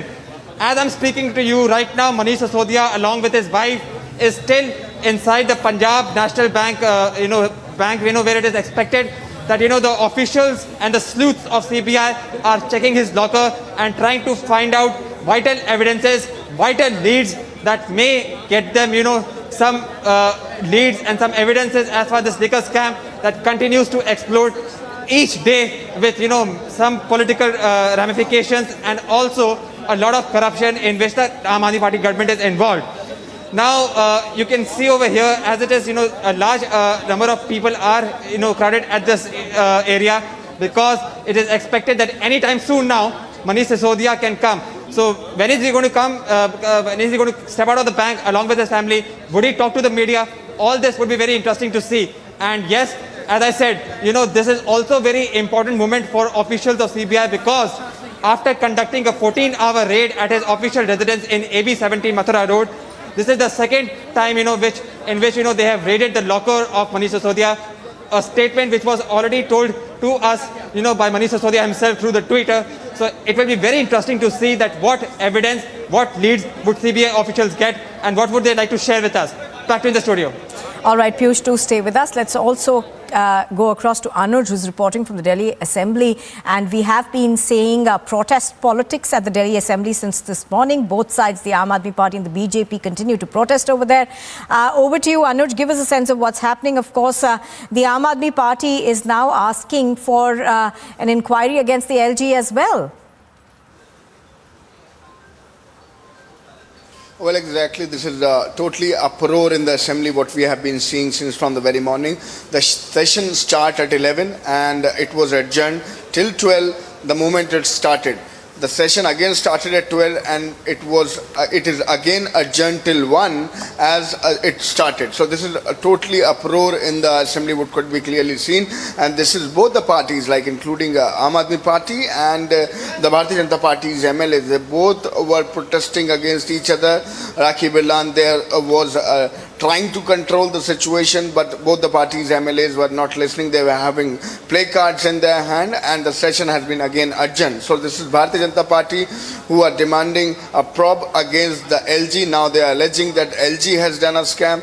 And on the other hand, yes, this is Aam Aadmi Party who is protesting, and Bharatiya Janata Party is raising question on the liquor scam. So this is uproar in the session since from the day one. We are continuously seeing the same. Whether this is Bharatiya Janata Party's MLAs who are being marshalled out, or if they are in the assembly, then this is uproar in the assembly, and the session is being adjourned again and again. On one side, this is Manish Sisodia, who is there in the PNB branch of Ghaziabad, where his locker is. So that's CBI who could be clearly seen in action again. On the other hand, parallelly, this is a uproar in the assembly where both the parties, including Aam Aadmi Party and Bharatiya Janata Party, both the MLAs of both the parties are protesting continuously. So the latest at this point in time is the session just started and it was for the 2 or 1 minute, but it was adjourned again. Now till 1 p.m. the session is adjourned. Yes. All right, Anuj, of course, is continuing to bring us the latest that's happening at the Delhi Assembly. Now, Anuj, we just had the BJP hold a press conference a short while ago. Now, this, of course, simultaneously was taking place as CBI sleuths are going through the contents of the locker of Manish Sisodia. So, the war of words between the two continuing. Well, exactly. This is the war of word which is continuing since from the day one. We have seen Aam Aadmi Party as well as Bharatiya Janata Party attacking and counter-attacking on the same issue.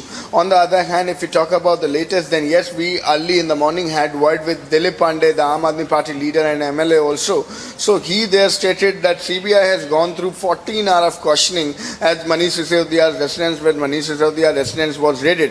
But CBI hasn't found anything. And today also they are not going to find anything. That was the statement of Dilip Pandey, whereas we have seen the press conference of Manoj Tiwari, the Bharatiya Janata Party's press conference, in which the Bharatiya Janata Party again raising the question on Aam Aadmi Party. Yesterday we have seen how this is school gate which has been opened by Bharatiya Janata Party, where the question has been raised on the education model of the Aam Aadmi Party, which has been again and again named by Aam Aadmi Party, that how their model, the education model work. But on the other hand, yes, this is the war of word which continue. We have seen Manish Sisodia himself coming out with a tweet and claiming about the same. We have seen none other but Arvind Kejriwal himself going there at the Rajghat and was alleging Bharatiya Janata Party that they are trying to reach to their MLAs and they are offering 20 crore rupees to their MLAs. Even this was none other but Manish Sisodia himself who stated earlier, rather the sources in the Aam Aadmi Party stated earlier, that he was also approached and Aam Aadmi Party is having an audio of the same. They are going to leak out the audio. They are going to come out with an audio, but that doesn't happen till now. And this was the question which was raised by Bharatiya Janata Party. If you have the proof, then why don't you come out with the proof? But the latest now is, since from yesterday we are seeing this is Bharatiya Janata Party, this is Aam Aadmi Party, war of word continue. Yes. All right, Anuj, of course, is continuing to get us what's happening at the Delhi Assembly. Both the BJP and the Aam Aadmi Party protesting over there. For the moment, Anuj, thank you for joining us. Let's look at what else is making news now.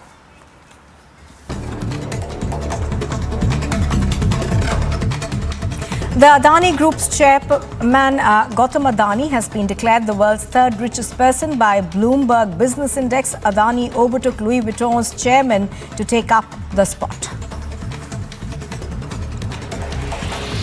Goa's Chief Minister Pramod Sawant, addressing Sonali Phogat's murder, stated that a confidential report had been submitted to Haryana's Chief Minister Mohan Lal Khattar, adding that a charge sheet would be produced in connection with the case soon.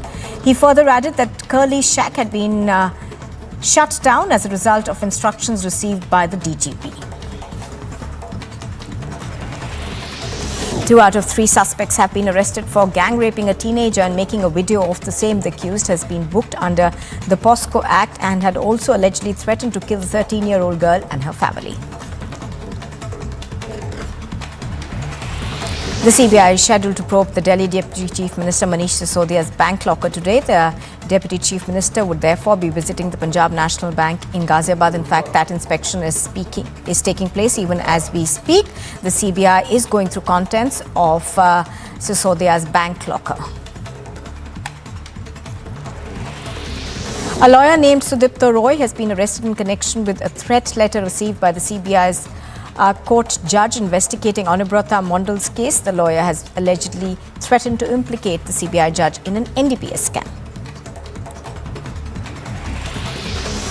MLAs of the Aam Aadmi Party are continuing to protest at the premises of the Delhi Assembly under Mahatma Gandhi's statue, accusing Delhi's current Lieutenant Governor V.K. Saxena of whitening his black money in 2016.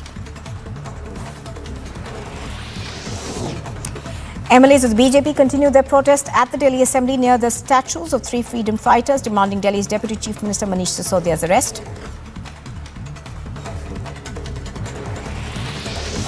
The BJP's Vice President in Kerala has accused the CPIM of looting funds of the temple in the state, saying that Marxist politicians were looting funds of temples. The leader said that this behavior was a result of communists not believing in religion. The Union Education and Skill Development Minister Dharmendra Pradhan has said that the 2020 National Education Policy sees sports as a part of curriculum and has laid emphasis on sports integrated learning. Waterlogging has been reported in several areas of Bengaluru following heavy rains in the city, and that has led to a holiday being declared for schools and colleges.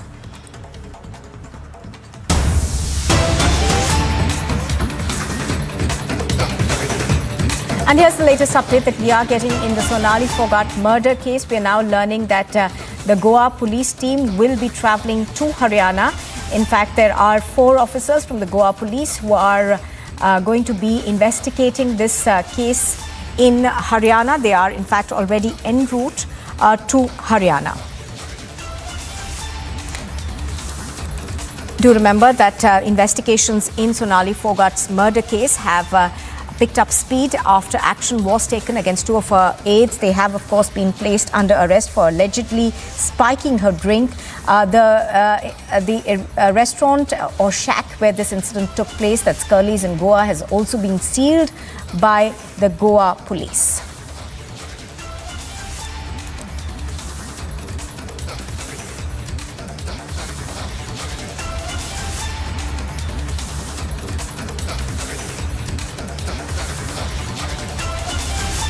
कल हमने confidential report जो CM और DGP level पे भेजना था वो report मैंने भेज दिया है सीएम को और डीजीपी ने डीजीपी लेवल पे भेज दिया है। ये इंक्वायरी अभी डीवाईएसपी लेवल का ऑफिसर यहाँ पे इंक्वायरी करेगा, पहले पीआई लेवल के ऑफिसर पे थी। और हमारी इन्वेस्टिगेशन टीम आज ऑलरेडी डेप्यूट की है, आज ये हरियाणा के लिए रवाना हो जाएंगे। They are doing this investigations thoroughly. तो आई थिंक मुझे लगता है कि इससे जो कोई कल्प्रिट है वो फाइंड आउट हो जाएगा।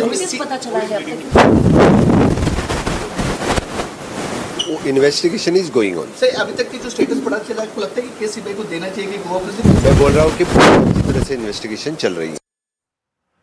Alicia is reporting on this. She now joins us from Goa. Alicia, investigations over there gathering pace. We're also now learning that there is a team from the Goa police which is headed to Haryana. Give us more details.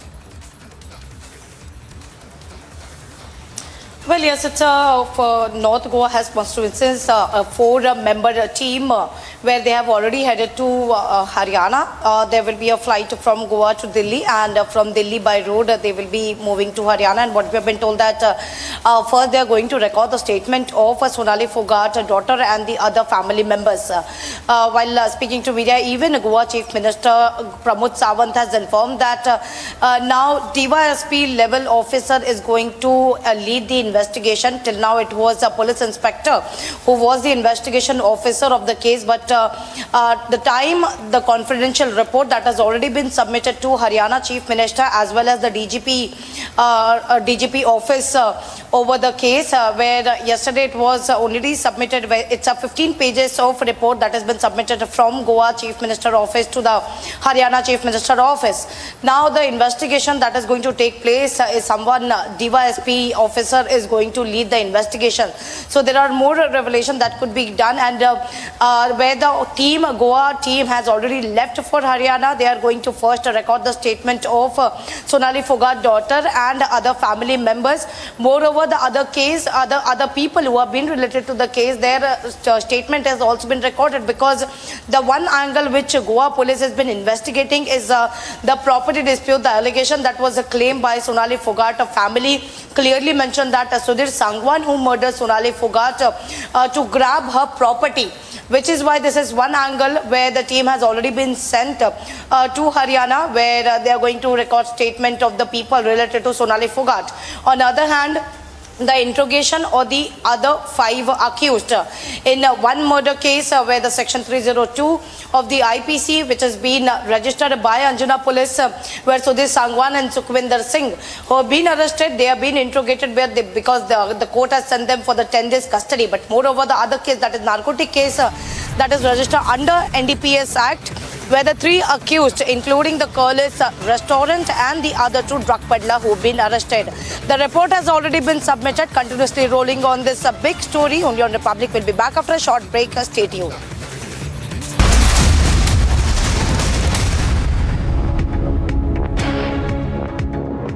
Amity University in London, accredited by Quality Assurance Agency UK and licensed by the Government of UK, offers MBA and BBA degrees at its central London campus. Embark on a global career with a globally recognized UK university degree. To apply, visit amity.edu/London. The Aam Aadmi Party and the opposition BJP are both holding protests on the premises of the Delhi Assembly building and are both accusing one another of corruption. The AAP MLAs set up beneath the monument of Mahatma Gandhi, while the BJP MLAs began their sit-in near the sculptures of legendary freedom fighters Bhagat Singh, Rajguru and Sukhdev inside the Delhi Assembly grounds. Aam Aadmi Party legislators were holding overnight protests outside the Delhi Assembly premises amid an ongoing war of words between the two parties on allegations of corruption. The Aam Aadmi Party is demanding a probe against the Lieutenant Governor V.K. Sena for allegedly pressuring 2 of his employees to exchange demonetized currency notes worth 1,400 crore rupees during his term as the Khadi and Village Industries Commission chairman in 2016.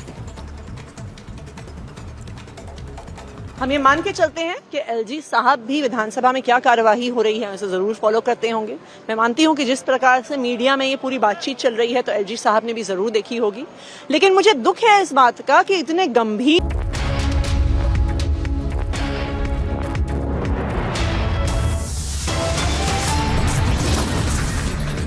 Anger erupts against the accused Karnataka seer. Demand grows for Muruga Mutt seer's arrest.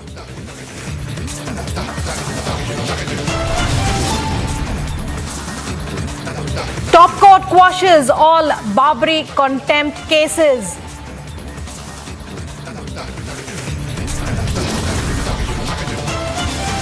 Most shocking open call for secessionism. Top DMK ally calls for breaking away from India.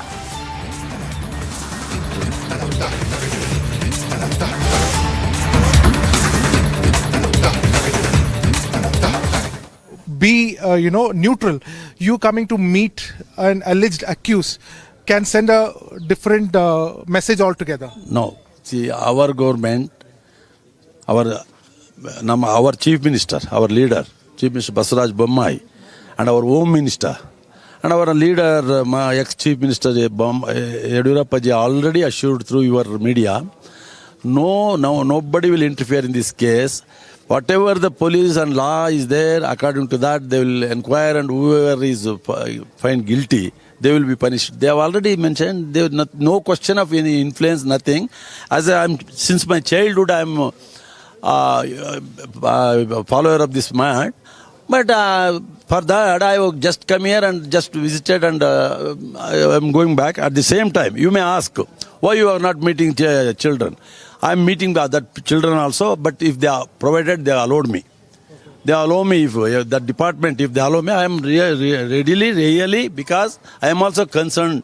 I am already, see, I am a 6-time MLA. I know what is their problem, how many children, what they are facing during their studies, hostel facilities, nothing for poverty. They need hostel facilities. I know everything. All that is there, sir. But see, when a case has been registered, you're saying that you have not come here as an MLA. You have come here as a devotee. Is that correct? Is that what I see? I told you, if the Swamiji went guilty, there is no question of interference. But when you come over here, that itself is for the police and law enforcement. This adds more pressure to them, isn't it? No, nothing. See, so many incidents will take place in my constituency. Sometimes sometimes some galata, some quarrel is there in the villages. So many things will happen. Fire incidents will be there. Rain evacuation will be there. But so this is a POXO if I go there, that I mean, you mean to say I've gone there to help somebody? But this is a POXO case. You have met an alleged accused. So doesn't this send a pressure to the police? Doesn't it pressurize the police not to take stern action? When he is just alleged accused, see, after inquiry, if they are really guilty, we will never meet him. Okay? Okay. We have not, nobody we are proud. Law will show the way maybe in a week's time.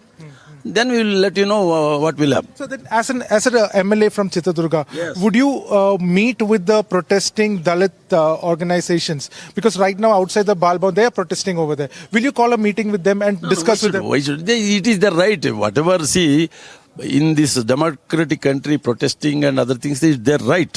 I can't question them, why are you doing it? Not they're right. They have every right to do the protests. But as an MLA, will you address the pain that they are going through? They feel that justice is not being done. There is a lot of political pressure not to. No, I told you already.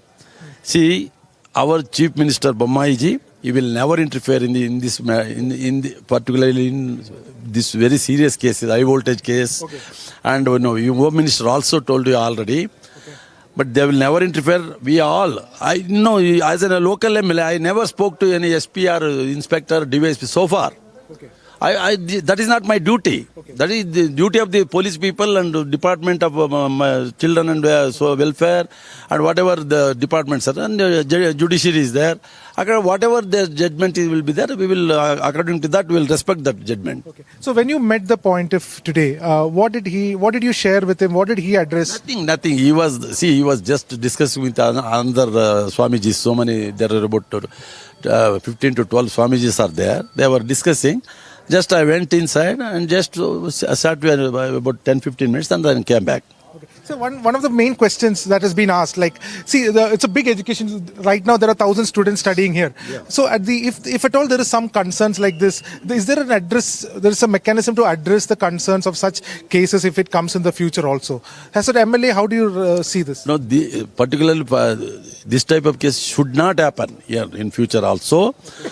If it has happened, it is unfortunate that it has happened. I feel pity if they are really that children has faced all these things. I am really concerned about the children. Okay. Because sometimes so many students are studying. I don't know how it happened and other things. I told you already, without my inquiry and result will come out, then only we can speak. So your presence here today will not pressurize the law enforcement? Are you sure about I told you already, even if they allow me to meet the children, I am ready to go there and meet them also. All right. Thank you so much. Thank you so much. That is the MLA from Chitradurga speaking exclusively to Republic, stating that he has met this plaintiff and he is also willing to meet the children, but law does not allow him. He has refused to speak to the Dalit activists, and he stated that is a right to protest. Let them do that. It's a part of the democracy. However, he has stated that as an MLA, it was his duty to come and visit. He has made that visit, and that's an exclusive from the MLA of Chitradurga, exclusively with Republic. Back to you. Well, Ashwin, stay with us. Even as we were listening into that conversation, the BJP MLA is very clear about the party's stand, says that the seer is an alleged accused. However, he has said that all his sympathies lie with the victims, the alleged victims who have made the accusations, and that he is ready to meet them at any time. What would you say is the major takeaway from that conversation you just had, Ashwin?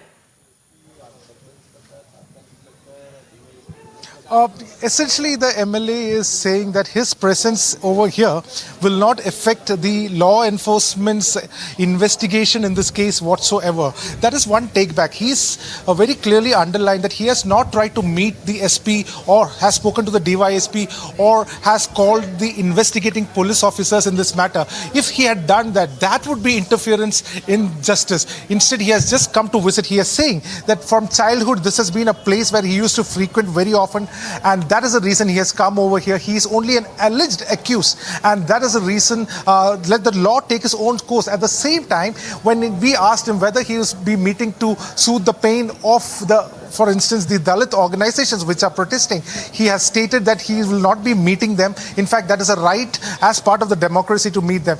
But essentially, the MLA has steered away from all such kind of confrontation. We tried to speak about whether he will control the situation. All that he has refused to answer. But essentially, he has sided with the view that meeting the seer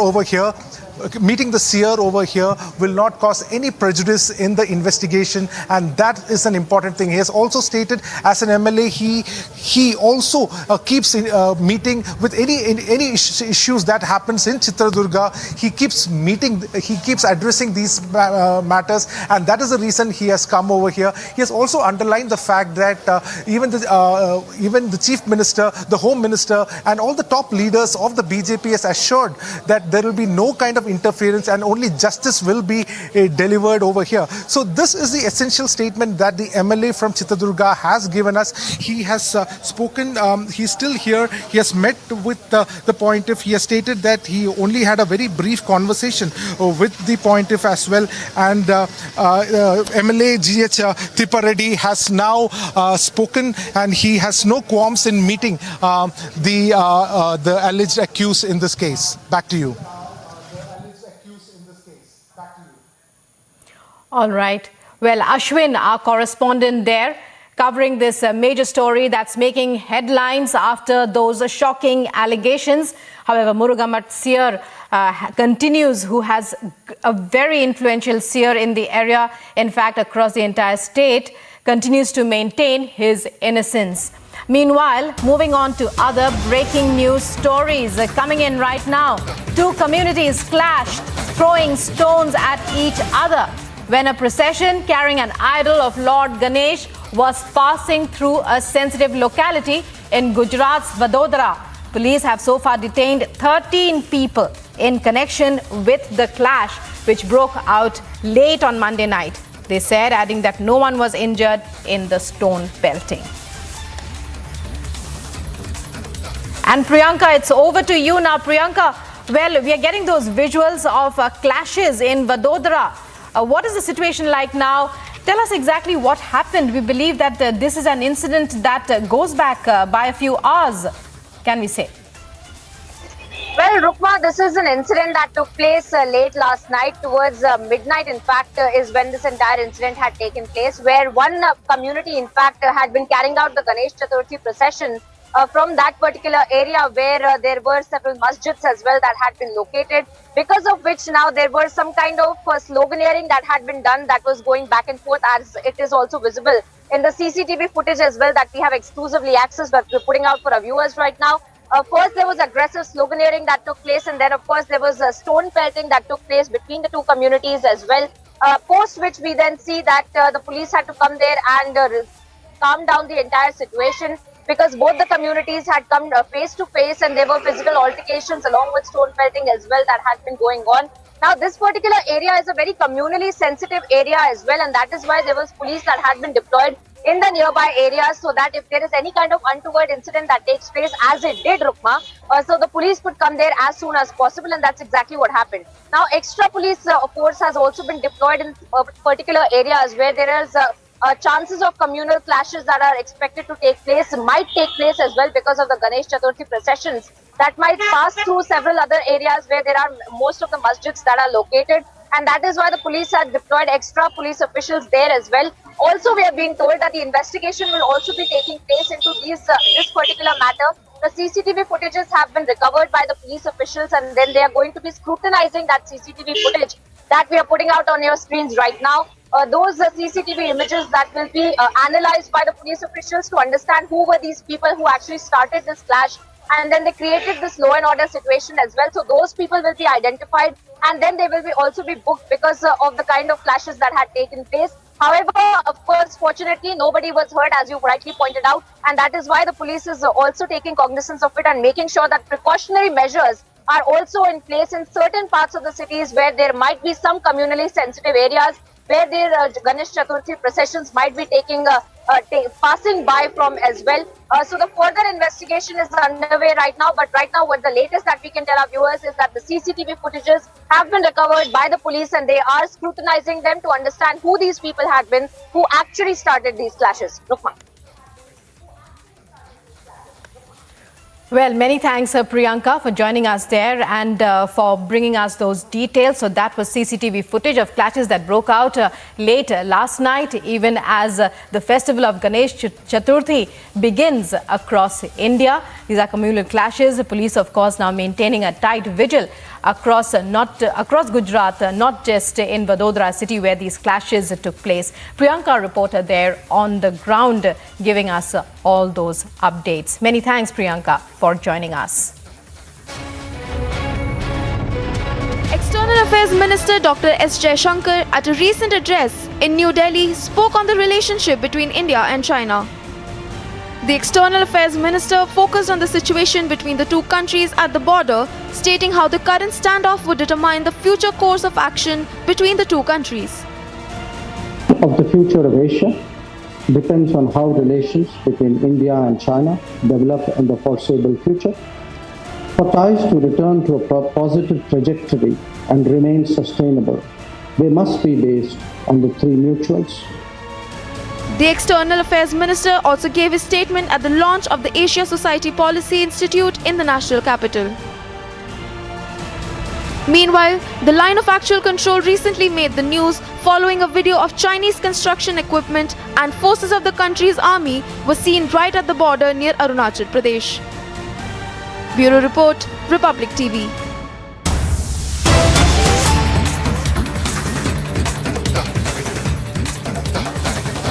And more breaking news, a 10-member SIT constituted for investigation into the Ankita death case as the calls for justice for Ankita, the young teenage girl who was killed in an attack in Jharkhand, resound across not just Jharkhand but across the country. Evidence being collected by the forensics team. The case will be supervised by the Superintendent of Police.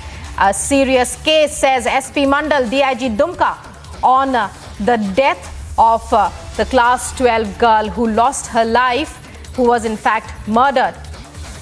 A 10-member SIT now formed in order to probe the incident and bring the culprits to book.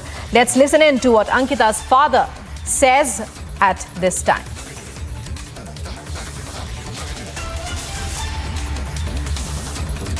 Number लिया था, number लेकर उसको धमकी देता था। धमकी देने के क्रम में हम बोलता था हमसे मिलो, हमसे बात करो, तो ये सीधा बोलते थे तुमसे क्यों मिलें, तुमसे क्यों बात करें हम। तो वही क्रम में उसको 22 तारीख को 8 बजे रात में उसको फ़ोन किया था कि तुम अगर हमसे नहीं मिलती हो, नहीं करती हो, तुमको जिंदा मार देंगे, तुम्हारा चेहरा बर्बाद कर देंगे। हाँ, तो बस वही रात में धमकी दिए। हम रात में प्राइवेट जॉब करता हूँ, प्राइवेट जॉब करके घर आया। घर आने के बाद वो हमको बताई, पापा हमको धमकी दिया। हमने बेटा ठीक है, सुबह जाकर मिलता हूँ मैं। सुबह क्या मिलेंगे, रात में 4:30 बजे पेट्रोल छिटके को आग लगा के जान मार दी। जितनी रात को घटना था 8 बजे धमकी दिया, तो उस समय बताइए हमको, पापा ऐसे ऐसे धमकी दिया कि तुमको जान मार देंगे। आज सुबह में ये घटना, पुलिस को नहीं, सीधा हॉस्पिटल ले गया। हॉस्पिटल तो दर्ज केस तो होगा ही, जला हुआ केस है। हम तो हॉस्पिटल ले गया 5 बजे, हाँ 4:45-5 बजे हॉस्पिटल गया, सदर अस्पताल, दुमका सदर अस्पताल, वहाँ एडमिट किया। पुलिस तो अपने आप आ गए, आकर के वो अपना सारा बयान वो दी, अपना अंकिता सारा बयान दी अपना। वो जले अवस्था में वो लड़की तड़पती रही, फिर भी पुलिस को मतलब कि बयान दी कि मेरे साथ ऐसे ऐसे घटना घटा। उसके बाद तुरंत यहाँ डॉक्टर 9:30 बजे आते हैं सदर अस्पताल में। यहाँ सदर अस्पताल की स्थिति सब जानते हैं, दुमका का कैसा व्यवस्था क्या नहीं है। यहाँ बोर्ड नहीं, कुछ नहीं है, बोर्ड वार्ड भी नहीं है, एसी भी नहीं चलता, तो वहाँ रख दिया। पंखा अपना खरीद के, पंखा बड़े स्टैंड फैन अपना दोस्त के घर से लेके जाकर के उसको अपना दोस्त घर से फैन ले गया, उसको हवा देने के लिए। पूरा जलन हो रही थी। यही पंखा सर अभी भी मेरे घर में मौजूद है। दोस्त यहाँ पंखा छोड़ के गया है मेरे साथ। वो रिम्स से हॉस्पिटल गया, तो पंखा वहाँ से ला करके अपना घर में पहुँचा, रख करके मेरे साथ रिम्स हॉस्पिटल गया। यहाँ उसको रेफर किया, मेरे पास पैसा नहीं था, तो उसके सांसद ने हमको व्यवस्था करके एम्बुलेंस तेल भरा करके बोला तुम चल जाओ रांची रिम्स, वहीं मैं इलाज।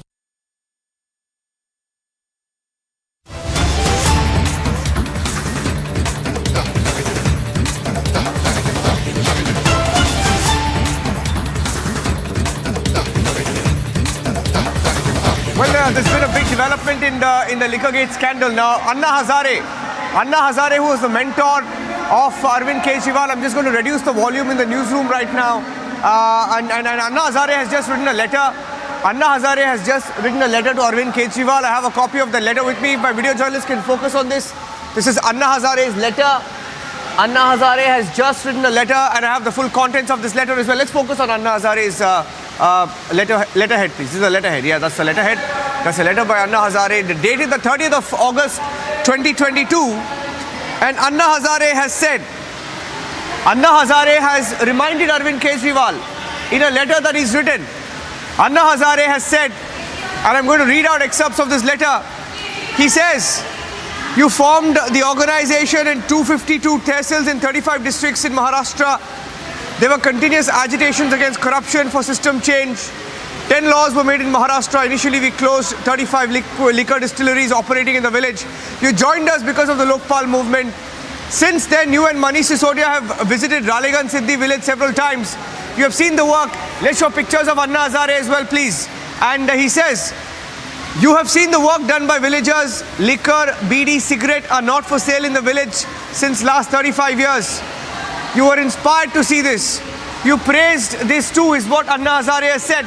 He says, before joining politics, you wrote a book called Swaraj. You had written the foreword to this book with me. In this book named Swaraj, you had written great things about Gram Sabha, liquor policy, and what you have written in the book, I am giving it, writing it below to remind you. In fact, here he goes on to quote from Arvind Kejriwal's book. He goes on to quote, गाँव में शराबों की लत, इसे समस्या वर्तमान समय में शराब की दुकानों के लिए राजनेताओं की सिफारिश पर अधिकारियों द्वारा लाइसेंस दे दिया जाता है. And he goes on to quote from Arvind Kejriwal's book. He says addiction of alcohol in village, it's a problem. At present, he says at present, licenses for liquor shops are given by the authorities on the recommendation of politicians. He says they often give licenses by taking bribes. Liquor shops cause huge problems. He says people's families and their lives get destroyed. And the irony is that people who are directly affected by this, no one asks whether liquor shops should be opened or not. These shops are imposed on them. Anna Hazare has written a stinging letter reminding Arvind Kejriwal about the Lokpal movement, reminding Arvind Kejriwal about what he wrote about liquor shops and liquor licenses. He has said any license, and he goes on to quote Arvind Kejriwal to Arvind Kejriwal. Anna quotes Arvind Kejriwal to Arvind Kejriwal, and he says, you said any license to open a liquor shop should be given only when a Gram Sabha gives its approval in the respective meeting of the Gram Sabha. He also reminds Arvind Kejriwal about what Arvind Kejriwal said when he mentioned 90% of the women present in these Gram Sabhas should vote in favor before a liquor shop is opened. He also says women present in the Gram Sabha can also get a license of existing liquor shops cancelled by a simple majority. And he's basically quoted Arvind Kejriwal to Arvind Kejriwal, and he has said, Arvind Kejriwal, this is what you had said. You wanted some of these changes. You spoke about it in Swaraj. He also says, you wrote so many ideal things in this book named Swaraj. Anna Hazare says, I had high hopes from you, Arvind Kejriwal, back then. But after going into politics and after becoming the chief minister, it seems you have forgotten the ideology. He says that's why your government formulated a new liquor policy in the state of Delhi. It seems that by which the sale of alcohol and drinking is being encouraged in the national capital. He says liquor shops can be opened on every streets. He says this can encourage corruption. This is not in public interest. Anna Hazare telling Arvind Kejriwal, liquor shops opening up on every street is not good for Delhi, is not good in the fight against corruption. He says this is not in the interest of public, and still you have gone ahead. He says still you have gone ahead, decided to bring in such a liquor policy, and from this liquor policy, it seems that just as there is intoxication of alcohol, in the same way there is intoxication of power. Anna Hazare slamming Arvind Kejriwal, saying there is intoxication of power. He has said, you have decided to bring in such a policy, and it appears that just like there is intoxication of alcohol, in the same way there is intoxication of power. You too, very strong words by Arvind Kejriwal. He says you too have fallen into the intoxication of such power, it seems, is what Anna Hazare has written in this extremely strongly worded letter, stinging letter. He says, Anna Hazare tells, Gaurav Bhatia is on the phone line of the BJP. Gaurav Bhatia, Anna Hazare tells Kejriwal, it appears you're intoxicated with power. He says this is exactly what you had said you wouldn't do in life and in politics. Gaurav. Absolutely. Arvind Kejriwal will not pay heed to what the people of Delhi are saying. He will not even pay heed to words of his political guru, Anna Hazare ji. And I think it clearly shows how corrupt Arvind Kejriwal has become. आप मुझसे न बात करो क्योंकि मैं नशे में हूँ is the line that aptly describes Arvind Kejriwal. And we have been seeing how, rather than answering the questions that are being posed by the BJP from the last few weeks, he is avoiding them and is trying to divert attention from the main issue of the excise scam. But we also have taken a resolve along with the people of Delhi that we will expose the corruption of Arvind Kejriwal. And it is a very strong letter written by Anna Hazare which exposes ऐसा कोई सगा नहीं जिसे अरविंद केजरीवाल ने ठगा नहीं, जनता को ठगा है, दिल्ली को ठगा है, अपने गुरु को ठगा है, अपने ही मंत्रियों को ठगा है, और ये सबसे बड़े ठग्गूमल हैं. He's spoken about ideology. In fact, you know what Anna Hazare has done, Gaurav? He has quoted, Anna Hazare has basically quoted Arvind Kejriwal to Arvind Kejriwal. I'll tell you, I'll read out from what he has said. He says, I'm writing this letter, and he also quotes him. I'm going to read out. He says, we had first banned alcohol in Raleigh Siddi, and then you came here to Raleigh Siddi, and he talks about how a good liquor policy was made in Maharashtra. There were agitations, movement led to law for prohibition of alcohol. 51% of women in a village and city have to vote in favor of prohibition of liquor, and then there's a ban on alcohol. He talks about how Manish Sisodia and him visited Raleigh Siddi. He talks about the Lokpal movement. He talks about what he had written in his book Swaraj. Gaurav. No, most importantly, I think the penultimate paragraph and the last three lines spell it out. When Anna Hazare ji clearly, condemns no action by Arvind Kejriwal and siding with the liquor mafias. And if I can read that line, he has said, Delhi सरकार द्वारा भी इस प्रकार की नीति की उम्मीद थी, लेकिन आपने ऐसा नहीं किया. लोग भी बाकी पार्टियों की तरह पैसे से सत्ता और सत्ता से पैसा इस दुष्ट चक्र में फंसे हुए दिखाई दे रहे हैं. एक बड़े आंदोलन से पैदा हुई राजनीतिक पार्टी को ये बात शोभा नहीं देती है. Nothing could have been stronger than this. And we have been saying this all throughout, that Arvind Kejriwal and Manish Sisodia are accused number one and corrupt number one. And it is clear that now Anna Hazare ji has also voiced the sentiments of the people. Thank you for that, Gaurav Bhatia. That was Gaurav Bhatia, the first BJP response coming in there. We'll try and get the Aam Aadmi Party as well. Now, Anna Hazare has written a letter, and in this letter he's lashed out at Arvind Kejriwal for the liquor licensing and for liquor gate. He has gone on to quote Arvind Kejriwal several times. He says, you wrote so many ideal things in this book named Swaraj. He says, I had high hopes from you back then. Anna tells Arvind Kejriwal, after going into politics and after becoming the chief minister, it appears that you have forgotten what is an ideal ideology. I think Manish Sisodia is holding a news conference. Let's cut across live. मेरे घर से मेरी पत्नी के locker की चाबी ले गए थे, जिसका लॉकर यहाँ है. तो आज सीबीआई उस लॉकर को खोलने आई थी, उसकी जांच करने आई थी. उन्होंने हमें भी बुलाया था. लॉकर में भी जैसे मेरे घर में कुछ नहीं मिला, वैसे ही लॉकर में भी कुछ नहीं निकला. मुश्किल से 70-80 हज़ार रुपए के कुछ बच्चों के, कुछ मेरी पत्नी के ज्वेलरी वगैरह कुछ इस तरह की चीज़ें हैं. मुझे बहुत खुशी है इस बात की कि प्रधानमंत्री जी ने मेरे घर पे रेड करा दी प्रधानमंत्री जी ने मेरे घर की पूरी छानबीन करा के तलाशी करा दी, वहाँ से भी कुछ नहीं निकला। आज प्रधानमंत्री जी ने सीबीआई भेज के मेरे लॉकर की जांच भी करा ली, उसमें से भी कुछ नहीं निकला।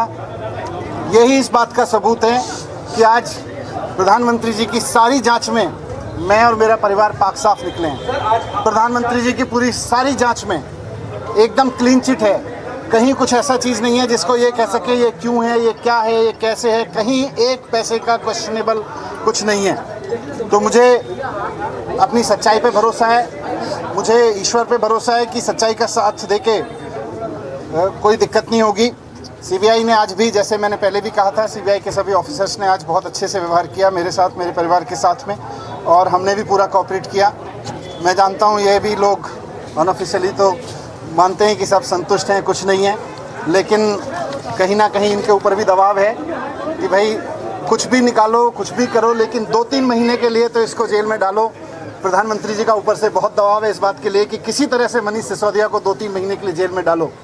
तो ये करेंगे किसी समय पे आने पे, वो इनकी अपनी राजनीतिक वो है, लेकिन मुझे खुशी है कि आज सीबीआई जांच में मुझे पूरी तरह से क्लीन चिट है। मेरे घर से कुछ नहीं निकला, मेरे लॉकर से कुछ नहीं निकला, और कोई एक पैसे का लेन देन नहीं, कोई एक पैसे की हेराफेरी नहीं, कुछ नहीं। तो अंत में सच की जीत होती है, सच की जीत हुई। Thank you.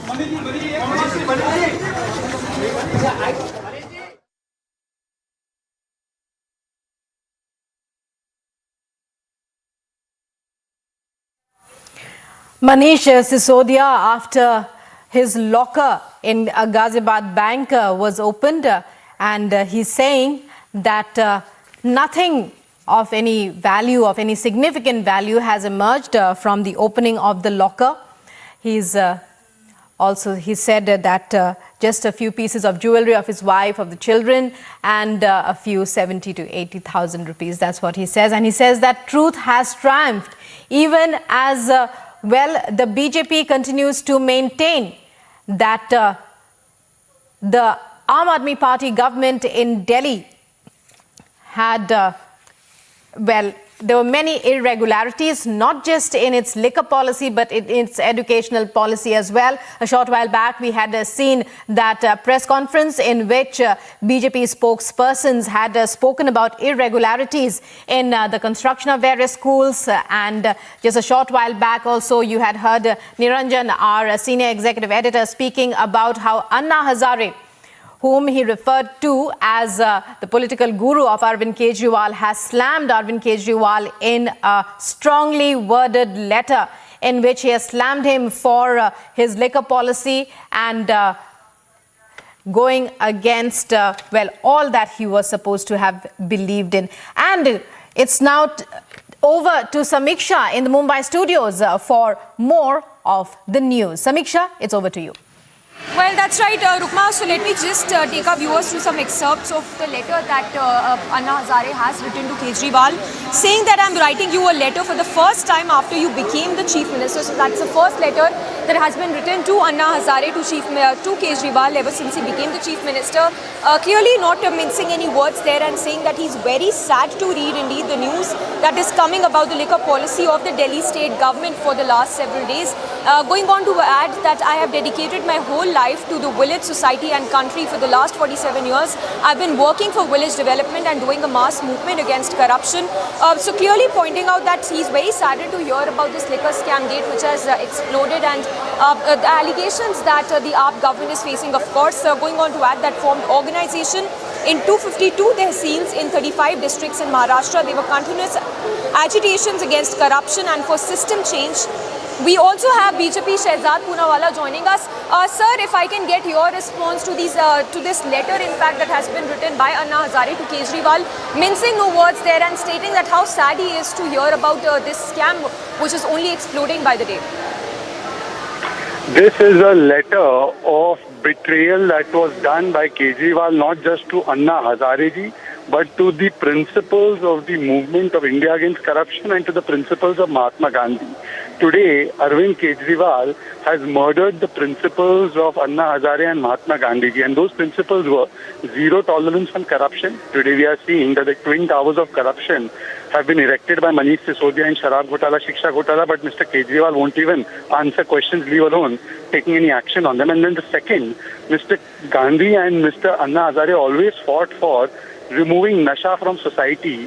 Here, Mr. Kejriwal, who said he'll build schools, instead of building schools, instead of giving Pathshala, gave Madhushala. So these are the ways in which he has murdered the principles of Mahatma Gandhi and Anna Hazare. And then this man goes and pays obeisance at the Samadhi of Mahatma Gandhi. And therefore, I think Anna Hazare ji today must have realized that how this man has been a complete traitor to not just him but to his principles, and has come out strongly and written this letter. Now Mr. Kejriwal must answer. Will he answer the questions on corruption? Will he take action on the twin towers of corruption in his party? And will he now seek forgiveness for actually betraying the principles of Mahatma Gandhi and Anna Hazare, who was his guru at one point of time? Well, absolutely, and you know, let's not forget that Lokpal movement. It all started with this, how Kejriwal was inspired with his mentor Anna Hazare, of course, who's clearly mentioned in this letter that when this Lokpal movement was started, the agenda was set straight when we talk about this liquor mafia, and even now everybody wants to know the kind of answers that the AAP government gives, precisely Kejriwal for that matter, who has considered Anna Hazare his mentor all his life. Mr. Kejriwal is dhokebaz number one. He has given dhoka to the people of Delhi by not building schools but by making Delhi nasha yukt instead of making it nasha mukt. He has given dhoka to Arvind Kejriwal. He has said, I will never enter politics. He had said, I will never take a bangla, I will never take a gadi, I will never align with Congress, but he betrayed Anna Hazare. And today he has given dhoka to the principles of Mahatma Gandhi and to Anna Hazare, to which he was paying lip service. He had said that in Swaraj, I will ask the women before I open a daru ka theka. But forget asking women. He in fact has batted for these thekedars of daru and sharab only because he wanted to make money for the Punjab elections. And today, instead of acting on those who done corruption, he is trying and doing obfuscation. So this is a dhokebaz number one who has betrayed the Delhi's people, the principles of Mahatma Gandhi and his own mentor, Mr. Anna Hazare. That is his reality.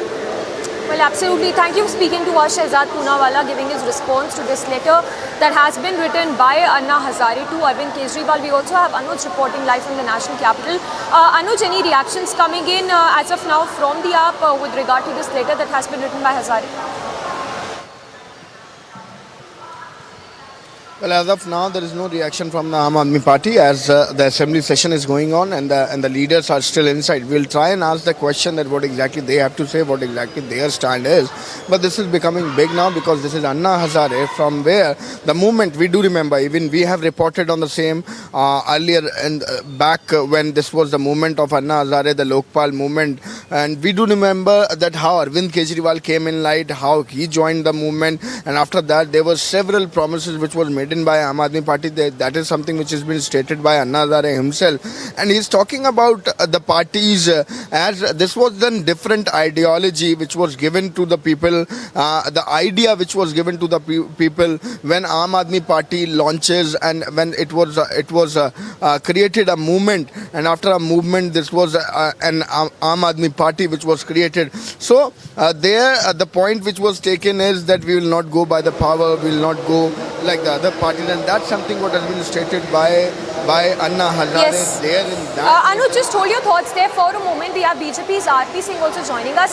Sir, this letter that has now been written by Anna Hazare to Kejriwal, it only goes on to prove how anguished Anna Hazare is with the kind of scams that have been happening in the national capital.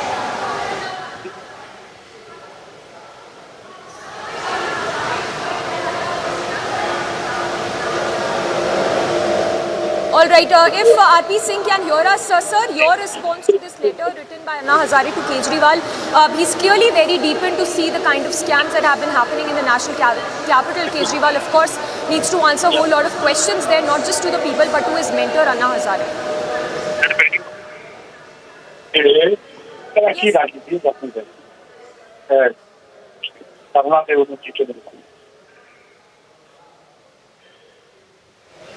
All right, we'll try connecting with RP Singh again, but remember the letter that has been written by Anna Hazare to Kejriwal, where he has clearly stated that he's very saddened, very anguished to see the kind of situation unraveling in the national capital, clearly saying that when that Lokpal movement started off, there was an agenda which was set straight, and Kejriwal there deviating from that agenda which was set straight right from the start of that Lokpal movement. We'll try and go across and get some reactions as well. We have RP Singh back with us. Sir, your response to this letter written by Anna Hazare, where Kejriwal, we understand, has a lot to answer to now his mentor as well, Anna Hazare. Well, we'll appreciate Anna Hazare should come here and sit on dharna against the corrupt Delhi government. Because it is because of him this government has been forced upon on Delhiites. A corrupt government which is deeply involved into a lot of corruption and scams. So Anna Hazare ji need to come and sit on dharna now, and we will support him on this. But the fact is that this man has let Anna Hazare ji down. Yes. And sir, that's exactly the point. He's clearly mentioned in this letter that he's written that when that Lokpal movement started off, how it all started with that very one agenda that they're going to fight corruption. This is something which they will fight off. They will clean the national capital of all the corruption that the capital has seen in the past. So clearly there's a deviation which from what it appears when we talk about that agenda that was set straight, and how the AAP has deviated from that agenda which was the edifice of the formation of the AAP government.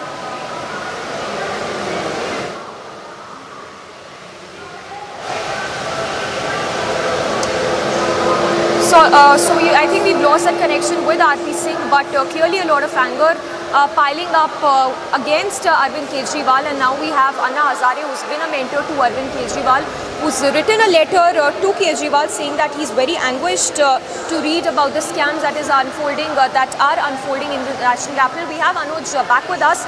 Anuj, if you could take us through some of these excerpts from that letter that has been written by Hazare to Kejriwal. Well, if you talk about this particular letter, then let me tell you that this is the pain of Anna Hazare which is coming out by this particular letter which has been written to Arvind Kejriwal, that's the Chief Minister of Delhi. There he is saying that you are also behaving like the other parties, but we were having the different ideology, rather you were having the different ideology. When Aam Aadmi Party was started, or whether Aam Aadmi Party was constituted, then we do understand there were several promises, there were several things which were stated by Aam Aadmi Party, that if anyone is going to be there in the corruption, or anybody names would be coming in the corruption, then we are going to take the action, because this is the party of Aam Aadmi. That's the line which was taken by Arvind Kejriwal earlier when it was started. There were numbers of leadership who left Aam Aadmi Party, as we have seen Kapil Mishra, as we have seen Kumar Vishwas. So we have seen the people leaving Aam Aadmi Party. They are also alleging that maybe the political ramification or political fight. But on the other hand, Anna Hazare, we have seen Arvind Kejriwal coming in the politics, and before that has joined the movement which was of Anna Hazare, Lokpal movement. We have seen and covered how this was protest day and night, which was done by Anna Hazare and the team of Anna Hazare, and there Arvind Kejriwal, including Manish Sisodia and the other leadership we have seen there at that point in time when it was the protest which was done, and later a party was organized, a party was constructed, that's the Aam Aadmi Party. Now Anna Hazare coming out with these words, showing the pain of Anna Hazare, saying that we have been together, visited the different villages, and you there then has given the examples of that particular villages, that how the liquor policy work over here. You have been given the example of the liquor shops which has been allotted to the people illegally, and you have raised the question on the same. You have seen the delivery when we were protesting together. These are the parts which has been taken in that very letter, and at the end in this particular letter it has been written by Anna Hazare that what exactly has happened, because you were the one who was promising, and such kind of things coming in light from the national capital when we are talking about the excise policy. And as we do understand that one of the ministers is already under the judicial custody, so that's something which has been mentioned by Anna Hazare, that what exactly is happening in the national capital and within the Aam Aadmi Party government. And the most important thing which is being written over there is that you are also becoming like the other parties, but this was never the agenda. That's something which has been stated by Anna Hazare, that this was about the power, this was about the money. But you stated that this is not going to happen, but you are also becoming like the other parties. We are waiting if Arvind Kejriwal or any top leader of the Aam Aadmi Party, who is since from the beginning is going to respond on the same, that what exactly they have to say about this particular letter which has been written by Anna Hazare. But on the other hand, yes, the political ramifications of the same has already started. We are continuously seeing the reaction of the Bharatiya Janata Party, where they are stating it that Arvind Kejriwal in the very beginning came up with the promises which has been never fulfilled. Absolutely, we do Anuj, remember and in this letter, Kejriwal has, in fact, Anna Hazare has clearly stated how Chief Minister Kejriwal is intoxicated in power. And just to take through our viewers through some of these excerpts from this letter, where he states that I had high hopes from you. You forgot our ideology after becoming the Chief Minister, which clearly shows how anguished Anna Hazare is following whatever is happening, the kind of scams unfolding in the national capital. Going on to mention that he's sad to read about the liquor policy, and that you joined us because of the Lokpal movement. You have seen the work done by the villagers. Liquor, BD, cigarette are not for sale in that village, and that doesn't suit a political party born out of a major movement that you started following the path of other parties. So clearly going on to prove the kind of anguish and that kind of anger that is being seen not just among the people, not just among the party lines, but in his mentor as well, someone who's mentored Kejriwal all his life. Anuj, if you are still with us, any reactions you are picking as of now from the Aam Aadmi Party, any response? Clearly they are at a loss of words because these charges are very scathing. Clearly an indictment of the liquor policy of the Delhi government. Well, Aam Aadmi Party is under the radar, or rather under the questions, because since this liquor policy was implemented and the time it was rolled back, since then we have seen the war of word among BJP and Aam Aadmi Party, and we have seen the CBI coming in action. This is the latest development of today only, when CBI has searched the locker of Manish Sisodia. When we are talking about this particular letter of Anna Hazare, as if till now there is no reaction from Aam Aadmi Party. We are just waiting for the update if Aam Aadmi Party or any of the leader of Aam Aadmi Party is going to speak on the same. Let me tell you that Manish Sisodia is expected to be here in the assembly, and what we have been told, he is going to speak at 2 p.m. and let's see if Manish Sisodia anytime is going to speak about the same. Arvind Kejriwal, the Chief Minister, is not in the session for today, and this is already 1:15 by my watch, and so 45 minutes or 47 minutes from now when Manish Sisodia is going to speak, although we are continuously seeing uproar in the assembly as it gets started, it is adjourned. So that is something what we are witnessing since from the morning when we are talking about the Delhi Assembly session. Well, let's see if Manish Sisodia is going to speak on the same, and we will also try and ask the question from Manish Sisodia also, because Manish Sisodia is the excise minister, and we have seen, if we talk about this liquor policy, how it has started, and we have seen Manish Sisodia being vocal about the things and talking about the education model, talking about the health model. So that is something what we are expecting from Aam Aadmi Party if they are going to speak on this particular letter which has been written by Anna Hazare. But yes, taking a line from that very particular letter which has been written by Anna Hazare, let me quote this. This is the last line. This does not suit a political party born out of a major movement. That's something which has been stated by Anna Hazare, that what exactly the movement was. What was the movement at that point in time? We were known for Just stay with us. Let's also once again listen into that soundbite of Manish Sisodia. After that locker of Manish Sisodia was opened, which he has in the PNB Bank, clearly giving himself a clean sheet. Let's listen into that soundbite as well.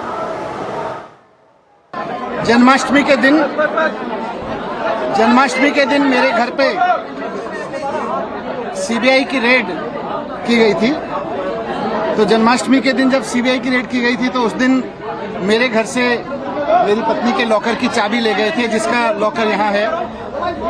आज CBI उस locker को खोलने आई थी, उसकी जांच करने आई थी। उन्होंने हमें भी बुलाया था। लॉकर में भी जैसे मेरे घर में कुछ नहीं मिला, वैसे ही लॉकर में भी कुछ नहीं निकला। मुश्किल से 70-80 हज़ार रुपए के कुछ बच्चों के, कुछ मेरी पत्नी के ज्वेलरी वगैरह कुछ इस तरह की चीजें हैं। मुझे बहुत खुशी है इस बात की कि प्रधानमंत्री जी ने मेरे घर पे रेड करा दी।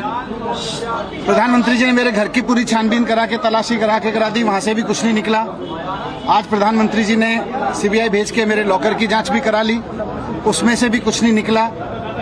यही इस बात का सबूत है कि आज प्रधानमंत्री जी की सारी जांच में मैं और मेरा परिवार पाक साफ निकले हैं।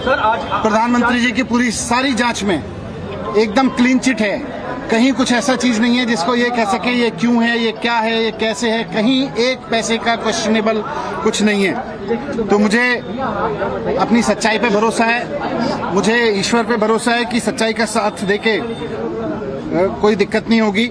सीबीआई ने आज भी, जैसे मैंने पहले भी कहा था, सीबीआई के सभी ऑफिसर्स ने आज बहुत अच्छे से व्यवहार किया मेरे साथ, मेरे परिवार के साथ में, और हमने भी पूरा कोऑपरेट किया। मैं जानता हूँ ये भी लोग अनऑफिशियली तो मानते हैं कि सब संतुष्ट हैं, कुछ नहीं है, लेकिन कहीं ना कहीं इनके ऊपर भी दबाव है कि भाई कुछ भी निकालो, कुछ भी करो, लेकिन 2-3 महीने के लिए तो इसको जेल में डालो। प्रधानमंत्री जी का ऊपर से बहुत दबाव है इस बात के लिए कि किसी तरह से मनीष सिसोदिया को 2-3 महीने के लिए जेल में डालो। तो ये करेंगे किसी समय पे आने पे, वो इनकी अपनी राजनीतिक वो है।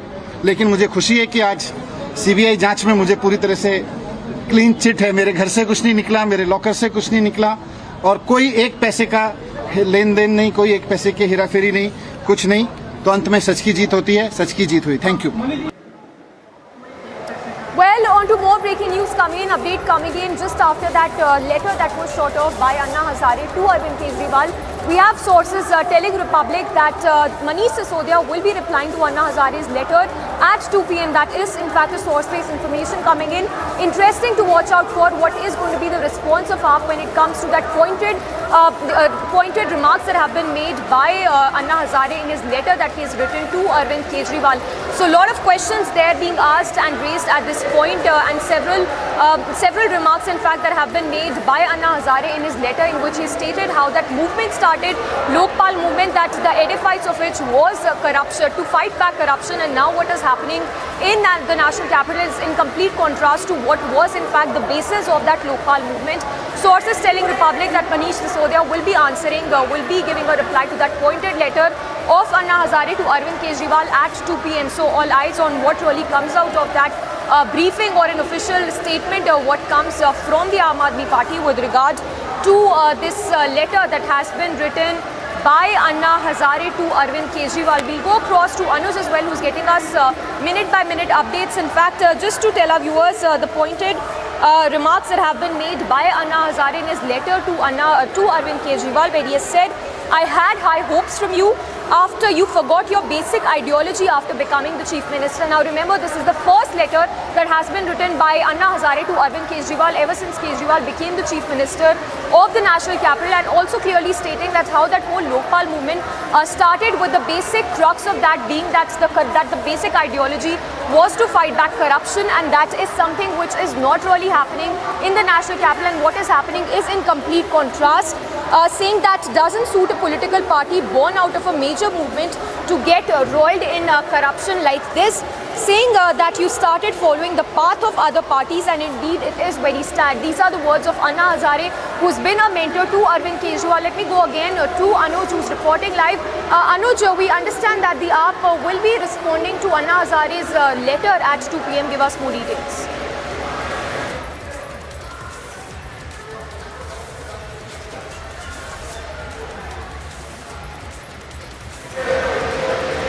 Main accused in the FIR is Manish Sisodia. So he's going to address from the section of Delhi Vidhan Sabha, Delhi Assembly. There is some trouble in the audio, what I've been told. We are just... Alright, we'll connect with Anuj again, but that is in fact breaking update coming in, that sources telling Republic that Manish Sisodia will be replying to this letter that has been written by Anna Hazare to Arvind Kejriwal, where he has clearly stated that he's very anguished to read about the situation unfolding in the national capital, saying that you joined us because of that Lokpal movement. You've seen the work done by the villagers, and that liquor, cigarette are not for sale in that village does not suit a political party born out of a nature movement to get into something like this. You started following the path of other parties. This is indeed very sad. And that sale of alcohol and drinking is being encouraged in the national capital. And also going on to mention about that Lokpal movement, how the Aam Aadmi Party was formed. Well, we'll go across to Anuj as well, but that is in fact the letter that has been written by Anna Hazare. Clearly a lot of questions being raised at this point, and people demand, it's not just the people of the country demanding answers from the Aam Aadmi Party, it is also, it is in fact the mentor of Arvind Kejriwal who's now sought answers from Arvind Kejriwal, saying that this is something which does not really suit a party like Aam Aadmi Party, because remember the edifice of all the Aam Aadmi Party when it was formed was to fight back corruption, was to fight the liquor mafia as well, and this has something that is not coincided with the Aam Aadmi Party. We have Anuj back with us. Anuj, all eyes will be on that important briefing which we understand, or a statement that will be made by the Aam Aadmi Party at 2 p.m, a reply to Anna Hazare's letter. Well, we will have to wait and watch what exactly will be happening at 2 p.m. because what we have been told that Manish Sisodia is all lined up to speak in the Vidhan Sabha at 2 p.m. That's something what we have been told. But if we talk about the assembly session, then since from the early morning, since it started, we are continuously seeing that a furor could be clearly seen on the floor. So it has been adjourned again and again. This is Bharatiya Janata Party MLAs as well as Aam Aadmi Party MLAs who are shouting in the well, and that's something what we are seeing, and that is why it has been twice till now has been adjourned since from the morning, and it has not worked even for half an hour till now if we are talking about the Delhi Assembly.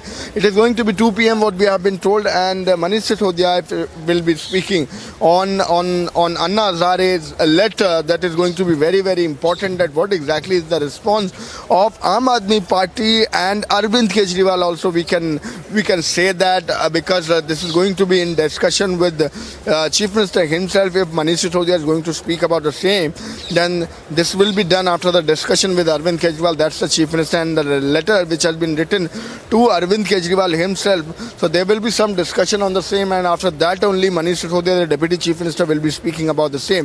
As Arvind Kejriwal is not in the session as of till now, and Delhi Assembly session is going on, so he is not available today as of till now. So we are waiting if Arvind Kejriwal is also going to be part of that particular speech or whatsoever it is going to be a briefing when Manish Sisodia will be speaking. But this is going to be very, very important because this is first time when Anna Hazare has raised the question, the letter, as it has been mentioned there in the letter itself by Anna Hazare, that this is the first time ever since you became the Chief Minister, I am writing you this letter, and he has shown the pain that what exactly has happened, because this was altogether they were together when this movement was started. We have covered the same. We have seen the movement of Lokayukt, when the fight, the protest day and night. We have covered the same. We have seen Anna Hazare at that point in time. We have seen Arvind Kejriwal coming in light, and Manish Sisodia rather joining hand, and they were having their different organizations, different social organization, and then they joined Anna Hazare in this particular movement. Finally, yes, we also have BJP MP Ramesh Bidori joining us. Sir, if I can get your quick response to this letter Anna Hazare has written, clearly voicing his concerns and clearly stating how saddened he is to see the situation unfolding in the national capital.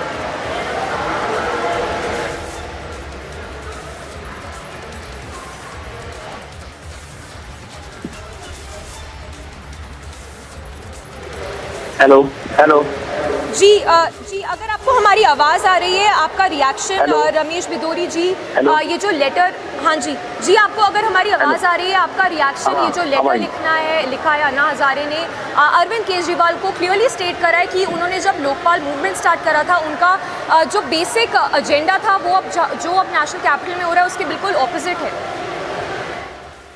देखो, in the interest of country और in the interest of people of countries, Anna Hazare ji को मैं बहुत बहुत इस बात के लिए धन्यवाद दूंगा कि निश्चित रूप से समाज में इस प्रकार के लोग अभी हैं कि उन्होंने कहीं ना कहीं केजरीवाल साहब को आईना दिखाया है। जिस केजरीवाल को उनको खुद उन्होंने माना है कि वो पैसे के चक्कर में और सत्ता के चक्कर में उनकी कथनी और करनी में फर्क है। ये जब महात्मा गांधी जी की प्रतिमा पर बैठे थे, जाकर समाधि पर बैठे थे, मैंने तभी भी कहा था कि अन्ना हजारे जी के पास जाते और उनसे कहते अन्ना जी बीजेपी वाले पर झूठे आरोप लगा रहे हैं। तो केजरीवाल साहब जानते हैं कि अन्ना हजारे को उसी वक्त अन्ना हजारे जी में तमाचा मारते, क्योंकि महात्मा गांधी तो है नहीं है, वो तमाचा कैसे मारेंगे। तो इसलिए मीडिया में विषय से भटकाने के लिए गांधी की समाधि पर बैठे थे। आज अन्ना जी का ये जो बयान आया है तो मुझे लगा कि निश्चित रूप से अगर अन्ना जी के सामने आते तो तमाचा मार के इनको भगाते, मानते कि आप चले जाइए यहाँ से। तो केजरीवाल की जो करनी और कथनी है, जो पॉलिटिकल लोग ये कहते हैं, मीडिया भी ये मानती है कि एक दूसरे पर आरोप प्रत्यारोप होते रहते हैं, वो सही साबित सिद्ध हो गई है कि वो गिरगिट की तरह रंग बदलते हैं और क्रेडिबिलिटी उनकी है नहीं, और सत्ता के लिए किसी भी सीमा तक केजरीवाल साहब जा सकते हैं जी, इसमें कोई दो राय नहीं है जी। तो आज जो शराब पॉलिसी वो लेकर आए थे, उस शराब पॉलिसी को वो माने, अपनी गलती माने। शराब पॉलिसी को बेवफ करने के लिए, लोगों का दिमाग भटकाने के लिए अपने और अपने करप्ट एमएलए को सर्टिफिकेट देने में विधानसभा में समय बर्बाद कर रहे हैं, लोगों का करोड़ रुपए पैसा खराब कर रहे हैं ये लोग। जी रामेश बिदूरी जी, थैंक यू हमसे बात करने के लिए। So that was BJP MP Ramesh Bidhuri giving his response, clearly saying that how the AAP has deviated from its basic ideology for which it was initially formed. We'll slip into a very short break for now. We'll continue with our coverage and all eyes on that official word that comes in from the Aam Aadmi Party at 2 p.m.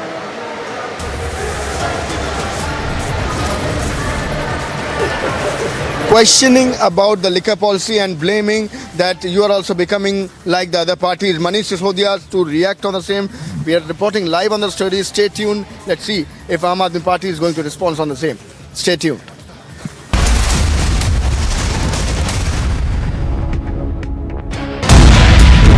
के पास है, उसने दिया है उन दोनों को। किसको? तो हेमंत के साथ सुधीर कितने में लिया था? कम से कम 6-7 हज़ार में लिया है। एग्जैक्ट रेट तो नहीं मालूम, वो तो नहीं बताएगा हमको। This man who's been caught on camera has made the startling revelation that it is Dr. Prasad and Rama who both have confirmed to him when he was in the police custody. Drug was procured from another mafia operating in Goa.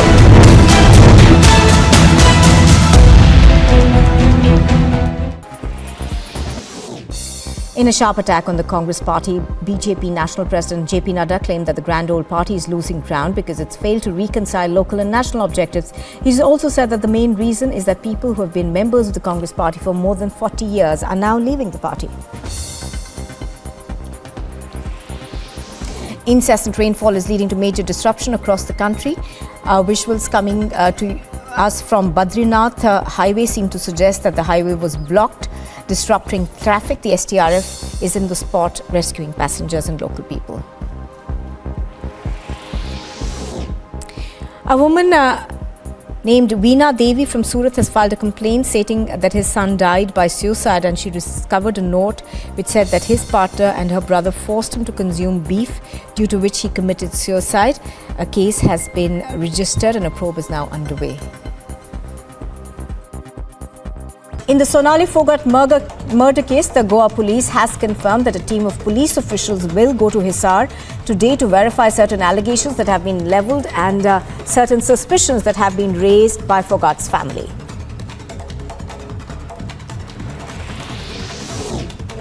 Haryana's Home Minister Anil Vij has said that Sonali Phogat's family has given a letter to the Chief Minister demanding a CBI inquiry into the matter, in which the family has levelled serious allegations that big faces can be involved in this particular murder. Sonali Phogat का परिवार आके मुख्यमंत्री से मिला था और उन्होंने एक पत्र दिया था जिसमें उन्होंने मांग की है कि इसमें कुछ बड़े चेहरे भी शामिल हो सकते हैं इस हत्याकांड के पीछे, इसलिए इसकी सीबीआई से जांच करवाई जाए। तो उसके पत्र के தமிழ்நாடுடைய முழுமையான விடுதலை, இந்திய ஒன்றியத்திலிருந்து தமிழ்நாடு என்பது ஒரு தனித்துவமான நாடு என்பதை அடைவது என்பதுதான் செங்கோடி அவர்களுக்கு நாம் செலுத்தக்கூடிய உறுதிமொழி கடமை என்று சொல்லி செங்கோடிக்கு வீரவணக்கம் செலுத்தி விடைபெறுகிறேன். நன்றி, வணக்கம். He speaks about separate statehood to Tamil Nadu, separate union status almost. But this is something that has been ongoing for several decades. I think the calls are becoming more open now.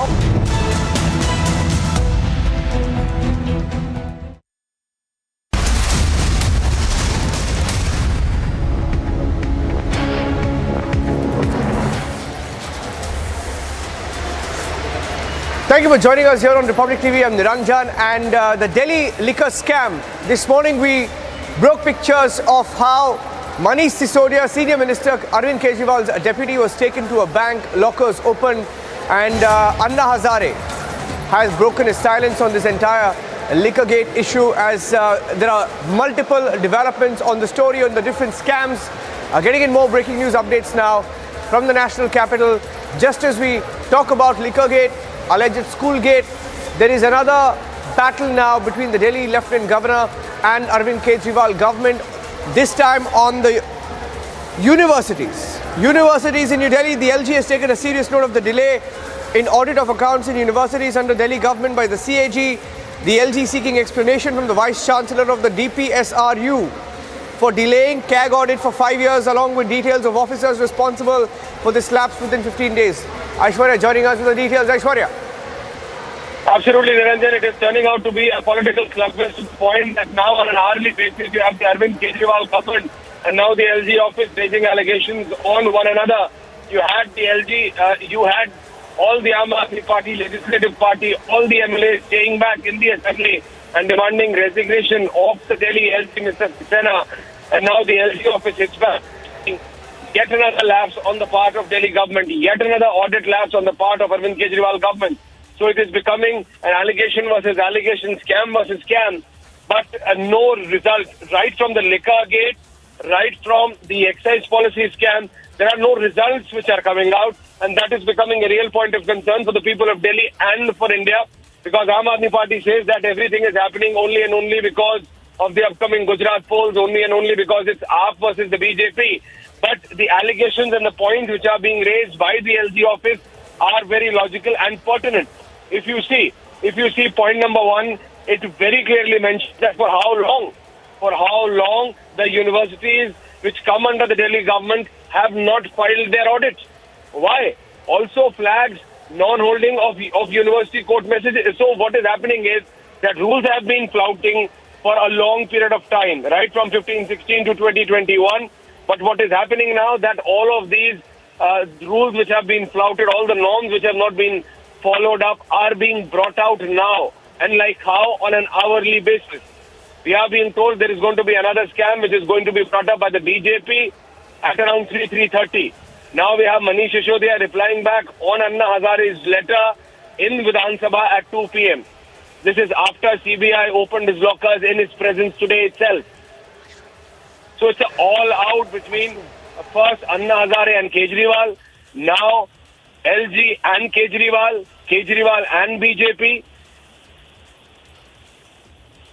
Yes, Niranjan, back to you. Okay, thank you for that, Aishwarya. Joining us with details of the latest red flag being raised by the Delhi Lieutenant Governor, talking about the delay in the universities audit.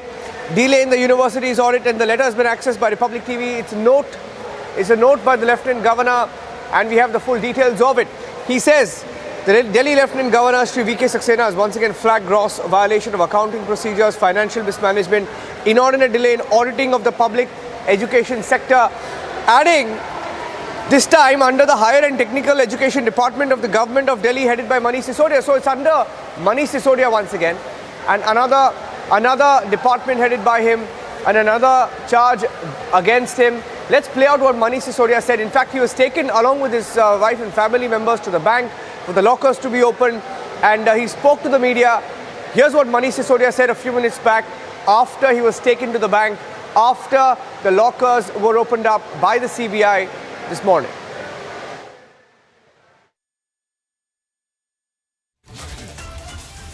Janmashtami के दिन मेरे घर पे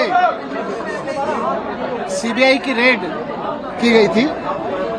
तो जन्माष्टमी के दिन जब CBI की रेड की गई थी तो उस दिन मेरे घर से मेरी पत्नी के लॉकर की चाबी ले गए थे, जिसका लॉकर यहाँ है।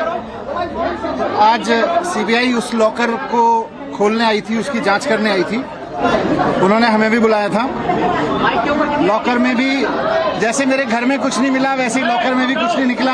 मुश्किल से 70-80 हज़ार रुपए के कुछ बच्चों के, कुछ मेरी पत्नी के ज्वेलरी वगैरह कुछ इस तरह की चीजें हैं। मुझे बहुत खुशी है इस बात की कि प्रधानमंत्री जी ने मेरे घर पे रेड करा दी, प्रधानमंत्री जी ने मेरे घर की पूरी छानबीन करा के तलाशी करा दी, वहां से भी कुछ नहीं निकला। आज प्रधानमंत्री जी ने सीबीआई भेज के मेरे लॉकर की जांच भी करा ली, उसमें से भी कुछ नहीं निकला। यही इस बात का सबूत है कि आज प्रधानमंत्री जी की सारी जांच में मैं और मेरा परिवार पाक साफ निकले हैं। प्रधानमंत्री जी की पूरी सारी जांच में एकदम क्लीन चिट है, कहीं कुछ ऐसा चीज नहीं है जिसको ये कह सके ये क्यों है, ये क्या है, ये कैसे है, कहीं एक पैसे का क्वेश्चनेबल कुछ नहीं है। तो मुझे अपनी सच्चाई पे भरोसा है, मुझे ईश्वर पे भरोसा है कि सच्चाई का साथ देके कोई दिक्कत नहीं होगी। सीबीआई ने आज भी, जैसे मैंने पहले भी कहा था, सीबीआई के सभी ऑफिसर्स ने आज बहुत अच्छे से व्यवहार किया मेरे साथ, मेरे परिवार के साथ में, और हमने भी पूरा कोऑपरेट किया। मैं जानता हूँ ये भी लोग अनऑफिशियली तो मानते हैं कि सब संतुष्ट हैं, कुछ नहीं है, लेकिन कहीं ना कहीं इनके ऊपर भी दबाव है कि भाई कुछ भी निकालो, कुछ भी करो, लेकिन 2-3 महीने के लिए तो इसको जेल में डालो। प्रधानमंत्री जी का ऊपर से बहुत दबाव है इस बात के लिए कि किसी तरह से मनीष सिसोदिया को 2-3 महीने के लिए जेल में डालो। तो ये करेंगे किसी समय पे आने पे, वो इनकी अपनी राजनीतिक वो है, लेकिन मुझे खुशी है कि आज सीबीआई जांच में मुझे पूरी तरह से क्लीन चिट है। मेरे घर से कुछ नहीं निकला, मेरे लॉकर से कुछ नहीं निकला, और कोई एक पैसे का लेन देन नहीं, कोई एक पैसे की हेराफेरी नहीं, कुछ नहीं। तो अंत में सच की जीत होती है, सच की जीत हुई। Thank you.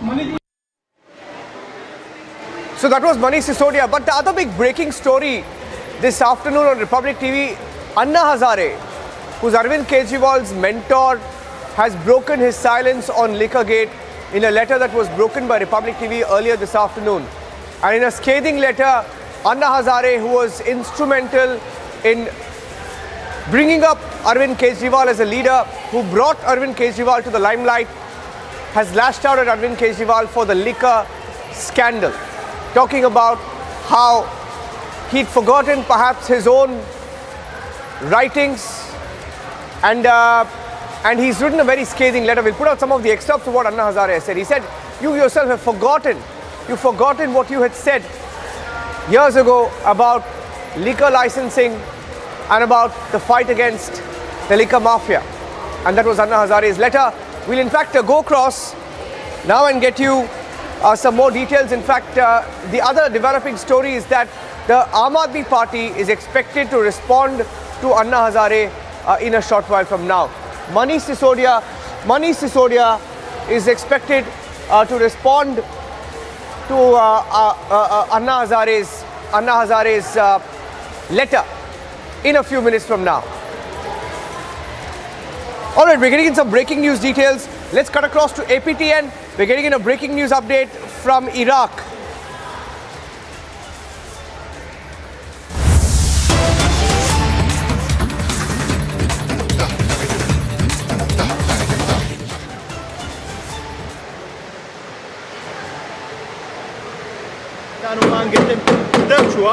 يعني زحمتها سايبين ويمدوا خوك وخوبشان دران دلين لبروي خويني تدارجوا. These are the latest pictures coming in from Baghdad as protests and violence and firing continues for over 24 hours now. And these are the live pictures coming in from Baghdad in Iraq. Let's tell you the details that we're picking up right now. Iran has now closed its border to Iraq. Flights stopped amid violent unrest. Iran has completely closed its land borders, and flights have been halted amid the violence in Baghdad following the influential Shiite cleric announcement that he would be resigning from politics in Iraq. And these are pictures coming in from Baghdad. Over 30 people, we are told. The death toll has now crossed 22, could be anywhere between 22 and 30 after the unrest erupted the previous day, according to medical officials. In fact, Iraq's military has said 4 rockets were launched into heavily fortified Green Zone, the seat of Iraq's government, where armed clashes raged overnight between a militia loyal to Iraqi cleric and Iraqi security forces. And the resignation of this cleric has catapulted Iraq into violence, chaos, with no clear path out of the violence right now. And over 30 people, we are told, over 30 people have been killed. And these are live pictures coming in of the shooting, the firing that continues in Iraq and in Baghdad. And this is to avenge the killing of the unarmed loyalist. The militia of a cleric has clashed with Iraqi forces using an array of weapons including mortars, rocket-propelled grenades. There's complete chaos that's broken out, and Iraq's government has also been deadlocked since this cleric's party won the largest share of seats in October elections, but they could not secure a majority government, and the fight is for power. The fight is for power. 30 people have been killed, and those were live pictures that were coming in from Iraq. In fact, there's a live stream, that's a live stream. Let's go full frame to APTN. People seen shooting in these pictures that are coming. Let's go full frame to APTN. Let's go full frame to APTN. Those are live pictures of shooting that continues. In Iraq between two factions. Major Gaurav Arya is joining us on the phone line. Major Arya, in Baghdad, it appears that it's a control, it's a fight for power, and this cleric's resignation has led to bloodshed and chaos over some reports putting it at 23, some reports saying at least 30 people have been killed in firing. What's going on? Major Arya, for our viewers, if you could just put this story in perspective. No, absolutely, Niranjan is absolutely right. You see, what happened was that the removed Saddam Hussein. Iraq announced this latest resignation is now nothing but, as you very correctly put it, between two factions as to who will control Iraq. Now, what has happened is that Americans brought with them democracy. And as usual, chaos follows democracy. That is what happened. This area traditionally has been, even Libya, if you take a look at it, even Libya, they have been able to keep Al-Qaeda, they have been able to keep Islamic State only because they were strong men. They would keep, Islamic extremism in check because they were strong men, both Gaddafi and Saddam Hussein. Now let us speak about Iraq. With Saddam Hussein gone, it was the core members of the Ba'ath Party and the Iraqi army which formed the core of the Al-Qaeda. And what you see on your screens today, these rockets being fired and people firing and killing each other, you never know which terrorist organization is taking part. It's not a simple political power struggle that is happening in front of us. You do not know which terror group is supporting which side and what they are doing. So this is just another downward spiral in Iraq's history. Saddam Hussein was caught and executed by the Americans, Niranjan. Well, absolutely. Yeah. And what's the role of the West in this? In fact, there's a live, very dramatic videos of firing.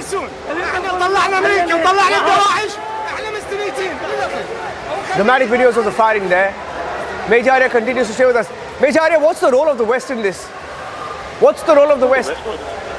The West was essentially responsible for the mess that the Middle East finds itself in. This whole quest for oil to fuel growth of the West. That the West went. 9/11 had nothing to do with that. 9/11 had nothing to do with Iraq, Niranjan. Saddam Hussein had nothing to do with 9/11. Yet the Americans invaded on the pretext of finding weapons of mass destruction. And today what you see on your screen is a result of that American invasion, is the result of Saddam's removal.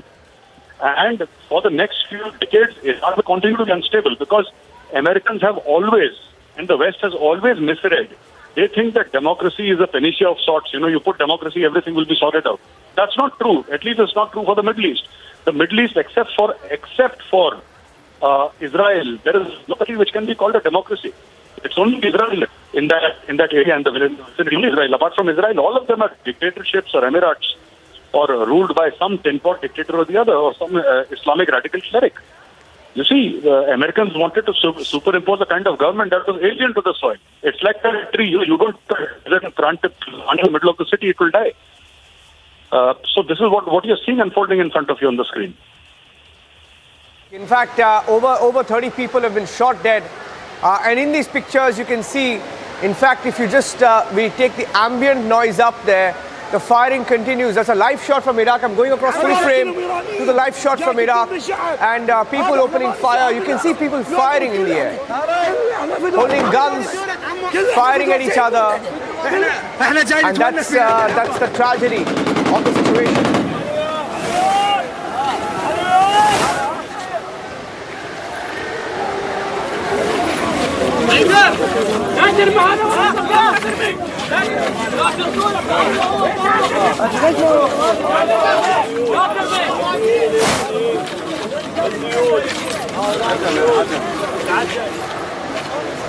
Firing and rocket attacks. Okay, we'll keep a close track on the situation in Iraq. We'll take a short break now and get you some other reports and keep you a close track on the situation in Baghdad as over 23 people are dead.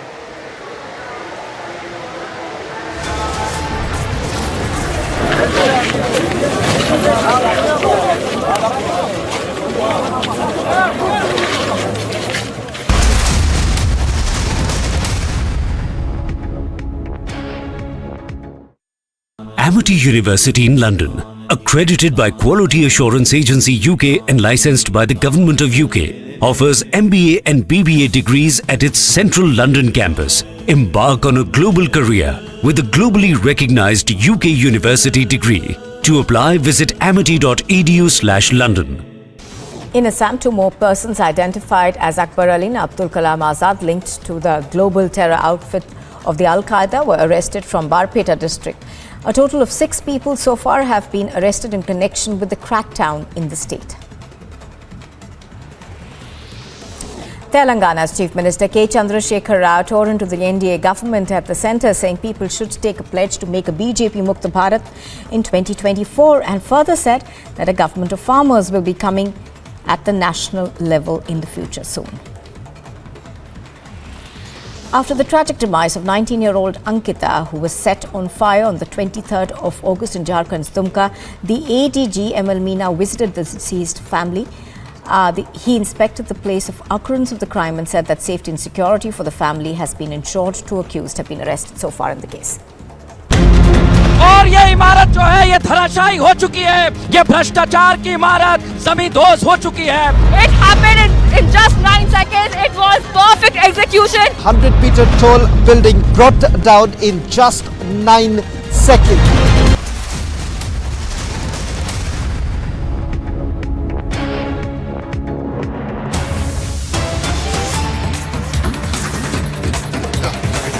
Getting in breaking news now, the Jharkhand High Court has taken cognizance of the Dumka school girl murder case, the Ankita murder case, and has summoned the DGP and has sought a report on the matter. The court is also instructed to provide adequate security to the girl's family.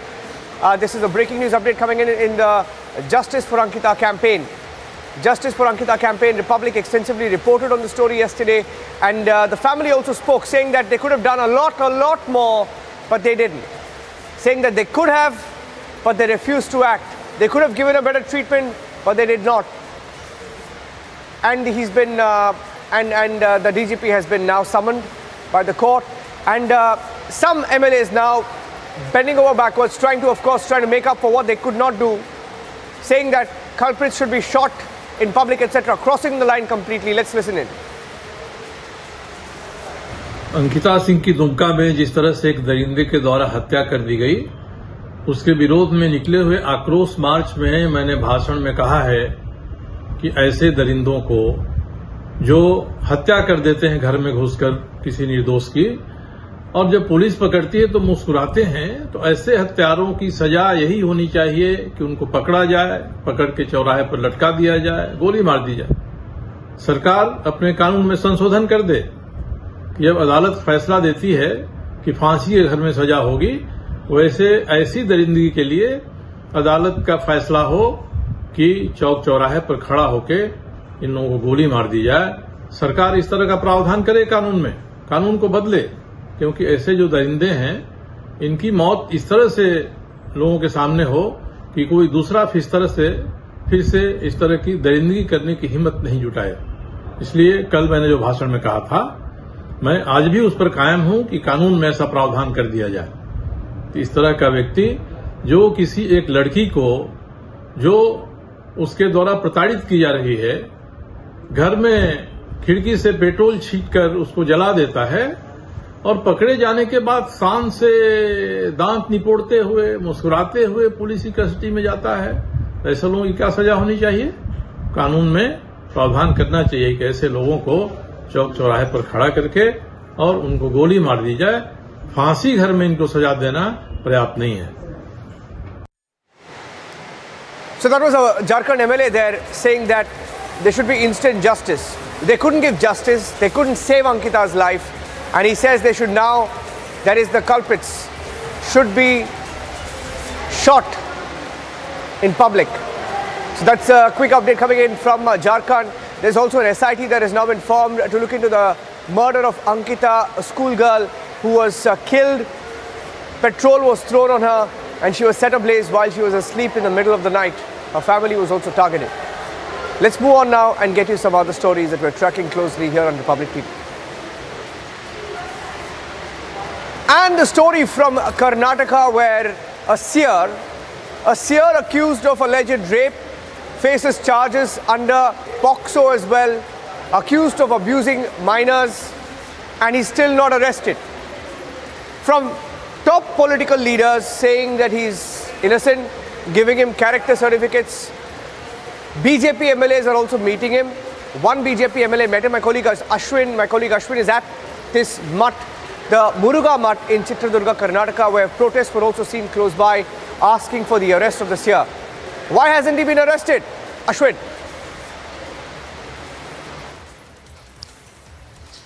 It is still unbelievable, Niranjan, to know that despite a case being registered under POCSO Act and despite grievous charges being levelled against the pontiff of the mutt over here in Chitradurga, no arrest has been made so far.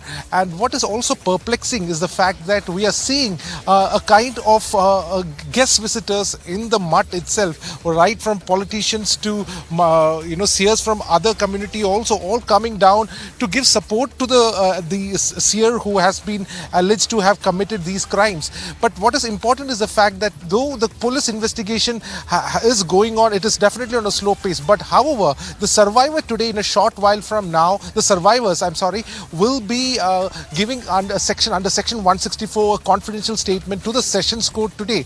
If that is completed and based on that, once that is done, there is highly likely that an arrest will be made or the seer will be taken into custody. All we have seen today is kind of a political antics where politicians are coming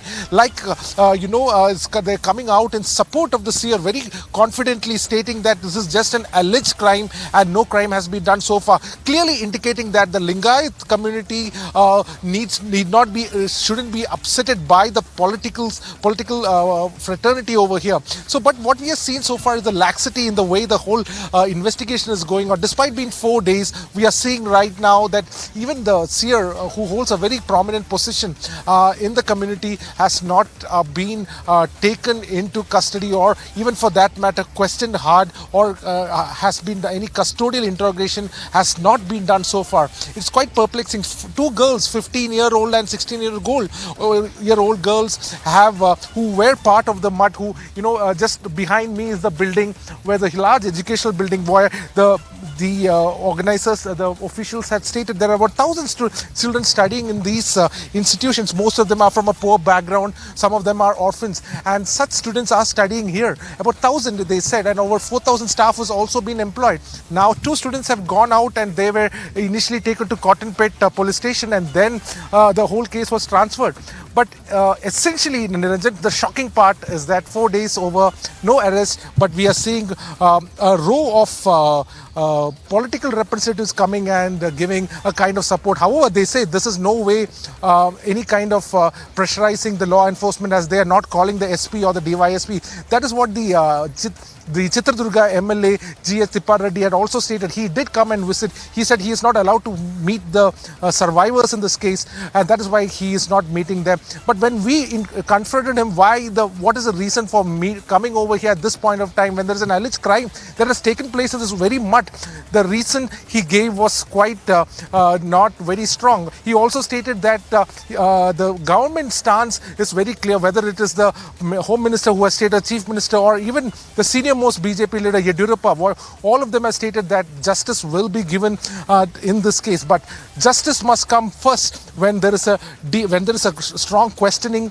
and when there is a detaining of the accused. But that has not happened, whether it is because of the huge political cloud which the Lingayat community holds, or whether it is due to any other political reasons. All that needs to be ascertained. But today, what is strong is that fact the judiciary is going to come into this picture. And when under Section 164, when the statement is given, the content of the statement, however, it will be kept in secrecy. Based on the content of the statement, it is likely that the action will be taken based on the judicial pressure that will be put on the law enforcement. Niranjan. Thank you for that. Thank you for that, Ashwin. Keeping a close track on the story that's breaking from Chitradurga in Karnataka. Let's go ahead and get you some more breaking news updates now. Back to the national capital, where there's another breaking news update. Arvind Kejriwal has responded. He's tweeted on Manish Sisodia. Arvind Kejriwal has tweeted saying nothing was found from Manish Sisodia's residence. Nothing was found from Manish Sisodia's locker. Nothing has come out of the CBI investigation. Manish Sisodia's honesty and patriotism were again proven in front of the entire country. It's clear that their entire action is motivated by dirty politics. I hope they now stop this dirty politics and let us do our work. That is Arvind Kejriwal's tweet on Manish Sisodia. But he's silent so far. Not a word on Anna Hazare's letter. No response to Anna's letter yet. But he tweets on CBI searches and on Manish Sisodia saying there's nothing found in either the residence nor in the bank lockers, and nothing also out of the investigation that was conducted by the CBI. So while we keep a close track on the situation, then we'll take a short break now and come back with more updates. Stay tuned to Republic, back with the headlines at 2 p.m.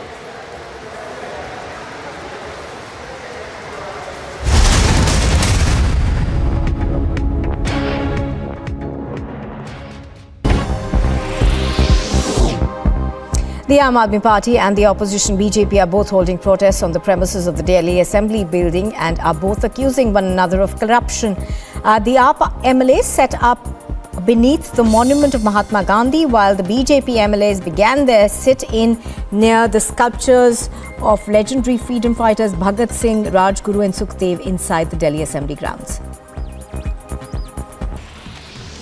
Aam Aadmi Party legislators were holding overnight protests outside the Delhi Assembly premises amid an ongoing war of words between the two parties on allegations of corruption. The Aam Aadmi Party is demanding a probe against the Lieutenant Governor V.K. Sena for allegedly pressuring two of his employees to exchange demonetized currency notes worth 1,400 crore rupees during his term as the Khadi and Village Industries Commission chairman in 2016. हम ये मान के चलते हैं कि LG साहब भी विधानसभा में क्या कार्यवाही हो रही है उसे जरूर फॉलो करते होंगे। मैं मानती हूं कि जिस प्रकार से मीडिया में ये पूरी बातचीत चल रही है तो एलजी साहब ने भी जरूर देखी होगी, लेकिन मुझे दुख है इस बात का कि इतने गंभीर आरोप होने के बावजूद और इतने गंभीर तथ्य विधानसभा के पटल पर रखे जाने के बावजूद एलजी साहब ऐसे चुप्पी साध के बैठ गए हैं कि ऐसा लगता है दाल में कुछ काला है। सारे कांग्रेस वर्कर्स की ये भावना है कि राहुल गांधी जी इस वक्त लीड ले और वो कांग्रेस प्रेसिडेंट बने। I accept what I've written in my article, which is that elections will be a good thing for the Congress party. That's all. One lobby is who are saying that there should be fair election. On the other hand, there is a lobby which is loyal toward Rahul Gandhi, who are backing Rahul Gandhi that yes, he should be there on the chair. But the leaders like Shashi Tharoor coming out, making their stand clear, it is going to be trouble for the Congress party.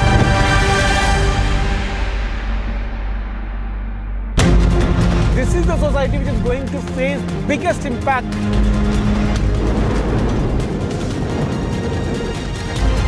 All the rubble which has fallen down after that collapsed, that will now be taken out.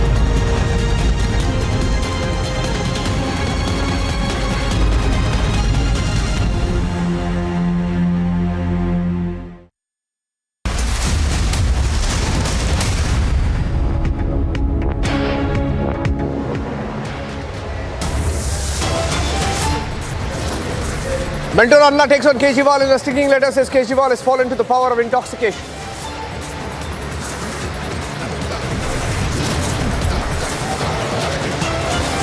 Mentor Anna Hazare hitting out at Kejriwal over Liquor Gate.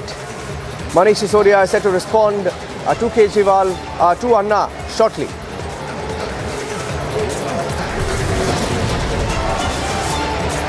LG versus Kejriwal battle escalates. Another red flag on Kejriwal government. LG has questioned the 5-year delay in the CAG audit and universities.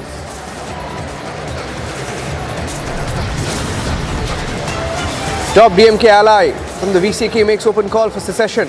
Wants a separate Tamil nation. Sparks a big controversy. Stalin silent.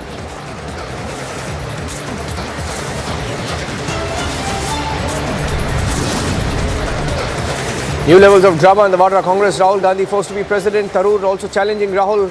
Contacts state leaders, gather support against Rahul Gandhi.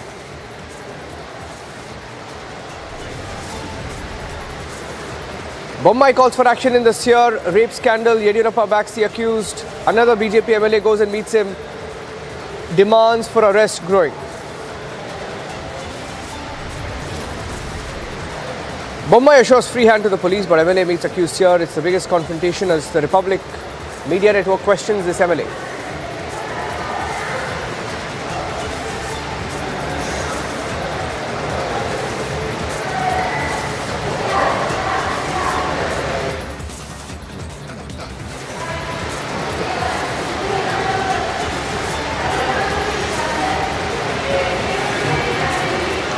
And cutting across straight to Chitradurga in Karnataka, where the rape accused Seer hasn't been arrested yet.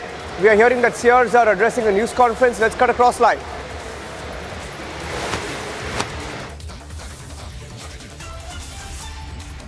Check.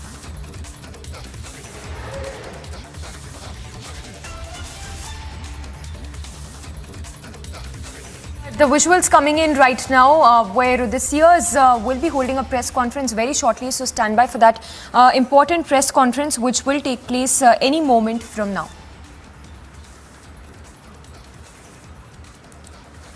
Well, we'll go across to Ashwin as well, who's reporting live from Chitradurga, but closely tracking all the updates coming in when we talk about the Seer who's been booked under POCSO Act. More details are awaited as to what really happens from here on, but that important press conference, which is all set to take place in just a short while from now.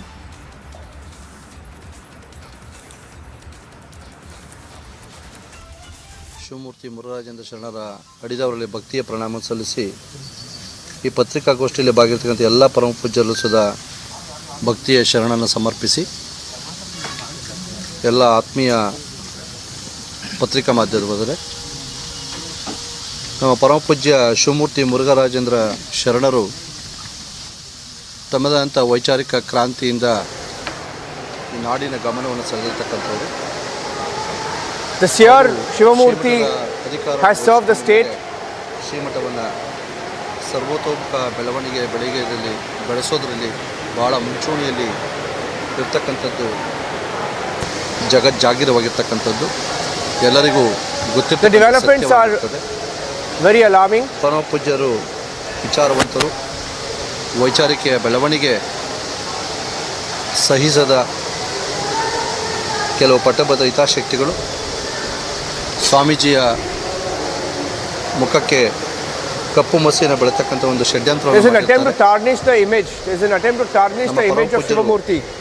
ಈ ಆರೋಪ ಮುಕ್ತರಾಗಿ ಹೊರಬರ್ತಾರೆ ಅಂತಕ್ಕಂಥದ್ದು ನಮ್ಮೆಲ್ಲ ನಾಡಿನ ಪರಮ ಪೂಜ್ಯರ ಆಶಯ ಆಗಿರ್ತದೆ, ನಂಬಿಕೆ ಆಗಿರ್ತದೆ, ಸತ್ಯವಾಗಿರ್ತದೆ.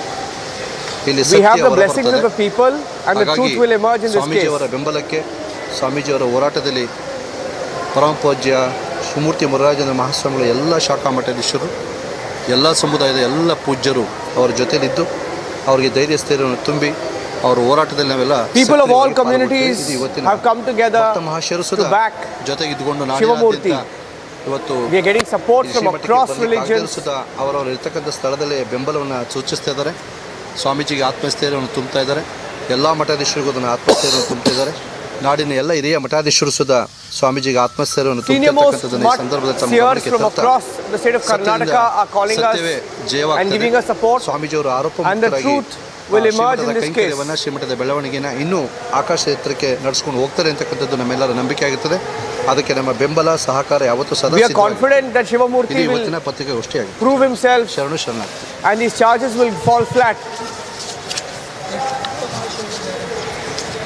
ಶ್ರೀಮಠದ ಎಲ್ಲ ನಮ್ಮ ಜಗದ್ಗುರು ಮುರುಘರಾಜೇಂದ್ರ ಮಠದ ಅಭಿಮಾನಿ ಭಕ್ತರು ಏನಿದ್ದಾರೋ ಈ ಪರಂಪರೆಗೆ ನಡ್ಕೊಳ್ತಕ್ಕಂಥ ಈ ಮಠಕ್ಕೆ ನಡ್ಕೊಳ್ತಕ್ಕಂಥ ಎಲ್ಲ ಪರಂಪರೆ ಭಕ್ತಾದಿಗಳ ಬೆಂಬಲ ಸುಧಾ ಈ ಒಂದು ಸ್ವಾಮೀಜಿಯವರ ಆರೋಪ ಮುಕ್ತರಾಗಬೇಕು. ಅವರು ಎಂದಿನಂತೆ ಶ್ರೀಮಠದ ಎಲ್ಲ ಕರ್ತವ್ಯವನ್ನು ದಿದೀಪ್ಯಮನೆ ಬೆಳೆಸಬೇಕು ಅಂತಕ್ಕಂಥ ಬೆಂಬಲ. He's getting a lot of support. People are meeting him and he will complete all the formalities. He will ensure that he will continue to serve this mutt with the support of everyone. ಅದು ಅದನ್ನು ನಮ್ಮ ಸ್ವಾಮೀಜಿಯವರ ಪರಮಾಧಿಕಾರ. ಅದು ಶ್ರೀಮಠದ ಸ್ವಾಮೀಜಿಯವರ any person ನೇಮಕ ಮಾಡ್ಕೊಳ್ಳೋದು ಮತ್ತು ತೆಗಿತಕ್ಕಂಥ ಆಡಳಿತ ವ್ಯವಸ್ಥೆ ಆ ಅಧಿಕಾರ ಅಂತಕ್ಕಂಥದ್ದು ಪರಮ ಪೂಜ್ಯರಿಗೆ ಸೇರಿರ್ತಕ್ಕಂಥದ್ದು, ನಮ್ಮ ಪೀಠಾಧೀಶರಿಗೆ ಸೇರಿರ್ತಕ್ಕಂಥದ್ದು. ಅದರ ಬಗ್ಗೆ ನಾವು ಹೇಳಲಿಕ್ಕೆ ಬರೋದಿಲ್ಲ. ಅದು ನಮ್ಮ ಸ್ವಾಮೀಜಿಯವರ ಅಂತಿಮ ತೀರ್ಮಾನ ಆಗಿರುತ್ತದೆ. ಸ್ವಾಮೀಜಿಯವರ ಅಂತಿಮ ತೀರ್ಮಾನ ಆಗಿರುತ್ತೆ. Only Swamiji can take the final decision in this matter. ಹೇಳಲಿಕ್ಕೆ ಆಗೋದಿಲ್ಲ. ಅದು ಸತ್ಯದ ಮುಖಾಂತರ ಹೊರಬರ್ತದೆ. ಎಲ್ಲ ತಮಗೆ ಎಲ್ಲ ಗೊತ್ತಾಗ್ತದೆ. ತಮಗೆ ಎಲ್ಲ ಗೊತ್ತಾಗ್ತದೆ. The truth will emerge and it will be in front of everyone.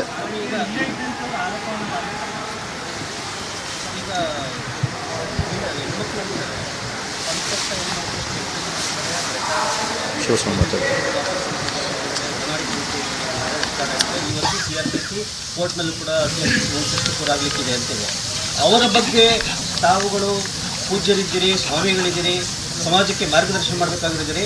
ಆ ಮಕ್ಕಳ ಬಗ್ಗೆ ತಮ್ಮ ಸ್ಪಂದನೆ ಏನು? ತಮ್ಮ ನೈತಿಕ ಬೆಂಬಲ ಅಥವಾ ತಮ್ಮದು ಆ ಮಕ್ಕಳ ಬಗ್ಗೆ ಯಾವ ರೀತಿ ಇರುತ್ತೆ ಅನ್ನೋದನ್ನು ನಾವು ನಿರೀಕ್ಷೆ ಮಾಡಬೇಕು. ಸಮಾಜ ಯಾವ ರೀತಿ ತಮ್ಮನ್ನು ಅಲ್ಲ, ಯಾವತ್ತೂ ಮಕ್ಕಳು ದೇವರ ಸಮಾನ. ಮಕ್ಕಳ ಬಗ್ಗೆ ನಮಗೆ ಅಭಿಮಾನ ಅಂತ ಎಲ್ಲ ಇರ್ತದೆ. ಆದರೆ ಇದ್ರ ಬಗ್ಗೆ ತನಿಖೆ ನಡೀತದೆ. ತನಿಖೆ ಮುಖಾಂತರ ಅದು ಸತ್ಯ ಹೊರಗೆ ಬರ್ತದೆ. Investigation is on. Let the investigation continue. We are sure the truth will emerge in the case.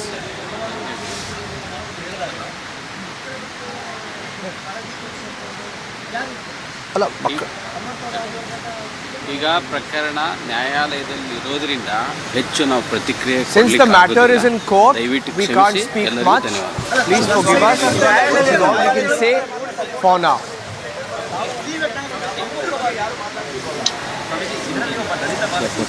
ದಲಿತ ಸಂಘಟನೆಗಳೆಲ್ಲ ಆಕ್ರೋಶವರಾಗಿದ್ದಾರೆ. ಈ ಬಗ್ಗೆ ನಿಮ್ಮಲ್ಲಿದೆ. ಇದರಲ್ಲಿ ದಲಿತ ಮಠ ತುಂಬ ಜನ ಇದ್ದಾರೆ.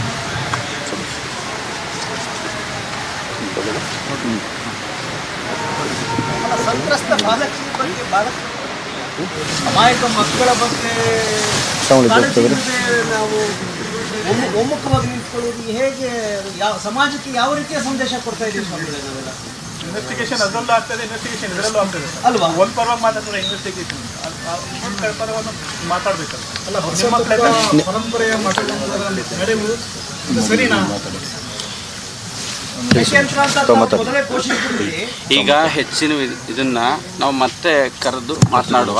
ಈಗ ನಾವೇನು ಹೇಳ್ಬೇಕಾಗಿತ್ತು ಹೇಳಿದೀವಿ. ನೀವೇ ಹೇಳಿದ್ರಿ ತನಿಖೆ ನಡೀತಿದೆ ಅಂತ. ಇವಾಗ 2 ಮಕ್ಕಳು ಹೊರಗಡೆ ಬಂದು ಮಾತಾಡಿದ್ದಾರೆ. ಇವಾಗ ಅವ್ರ ಮಾತಲ್ಲಿ ಸ್ವಲ್ಪನೂ ಸತ್ಯ ಇದ್ರೆ ಇಲ್ಲಿ ಸುಮಾರು ಮಕ್ಕಳದ್ದು ಜೀವನದ ಪ್ರಶ್ನೆ. ನೀವು ಸುಮಾರು ಮಠದ ಅಧ್ಯಕ್ಷರಾಗಿರೋದು, ನೀವು ಅವ್ರ ಬಗ್ಗೆ ಕಾಳಜಿ ಇದೆಯಾ? ಇದ್ರ ಬಗ್ಗೆನೂ ಸ್ವಲ್ಪ ಯಾರಾದ್ರೂ ಮಾತಾಡೋದ್ರ ಬಗ್ಗೆ ಮಾತಾಡ್ತೀರಾ?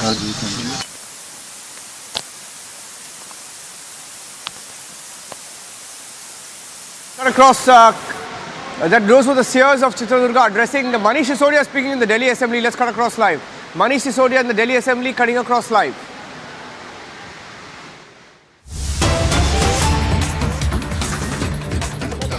करोड़ का घोटाला हुआ, फिर हम कहेंगे ये तो झूठ है, महाझूठ है, इसका क्या जवाब देना?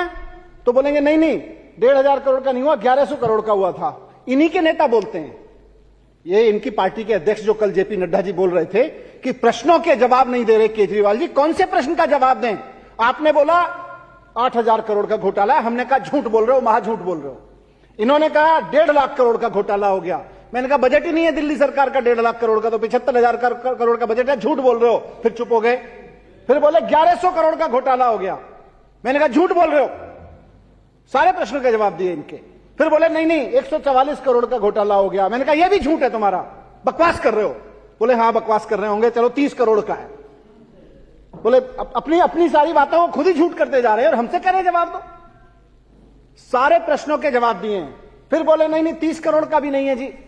सीबीआई में इन्होंने, सीबीआई तो इनकी है, सीबीआई से लिखवाया एक्स कंपनी ने वाई कंपनी को बैंक में 1 करोड़ रुपए ट्रांसफर किए हैं, ये मनीष सिसोदिया का घोटाला है। हमने कहा झूठ है, किसी कंपनी ने किसी कंपनी को कोई पैसा दिया होगा तो वो मनीष सिसोदिया का हो गया, तो ये भी झूठ है इनका। सारे प्रश्न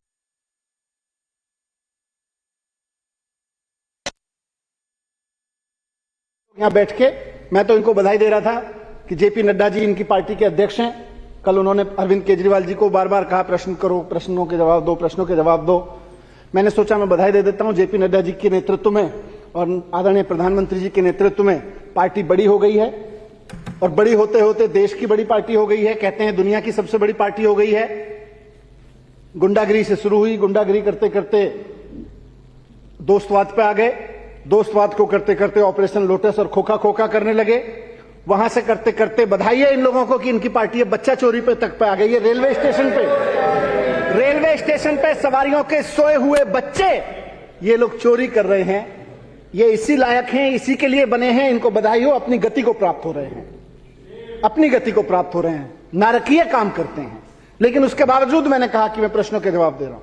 सारे प्रश्नों के जवाब दिए हैं अब तक, सारे प्रश्न इनके झूठे हैं, सारे प्रश्न इनके मनगढ़ंत हैं, कोई फैक्ट नहीं है।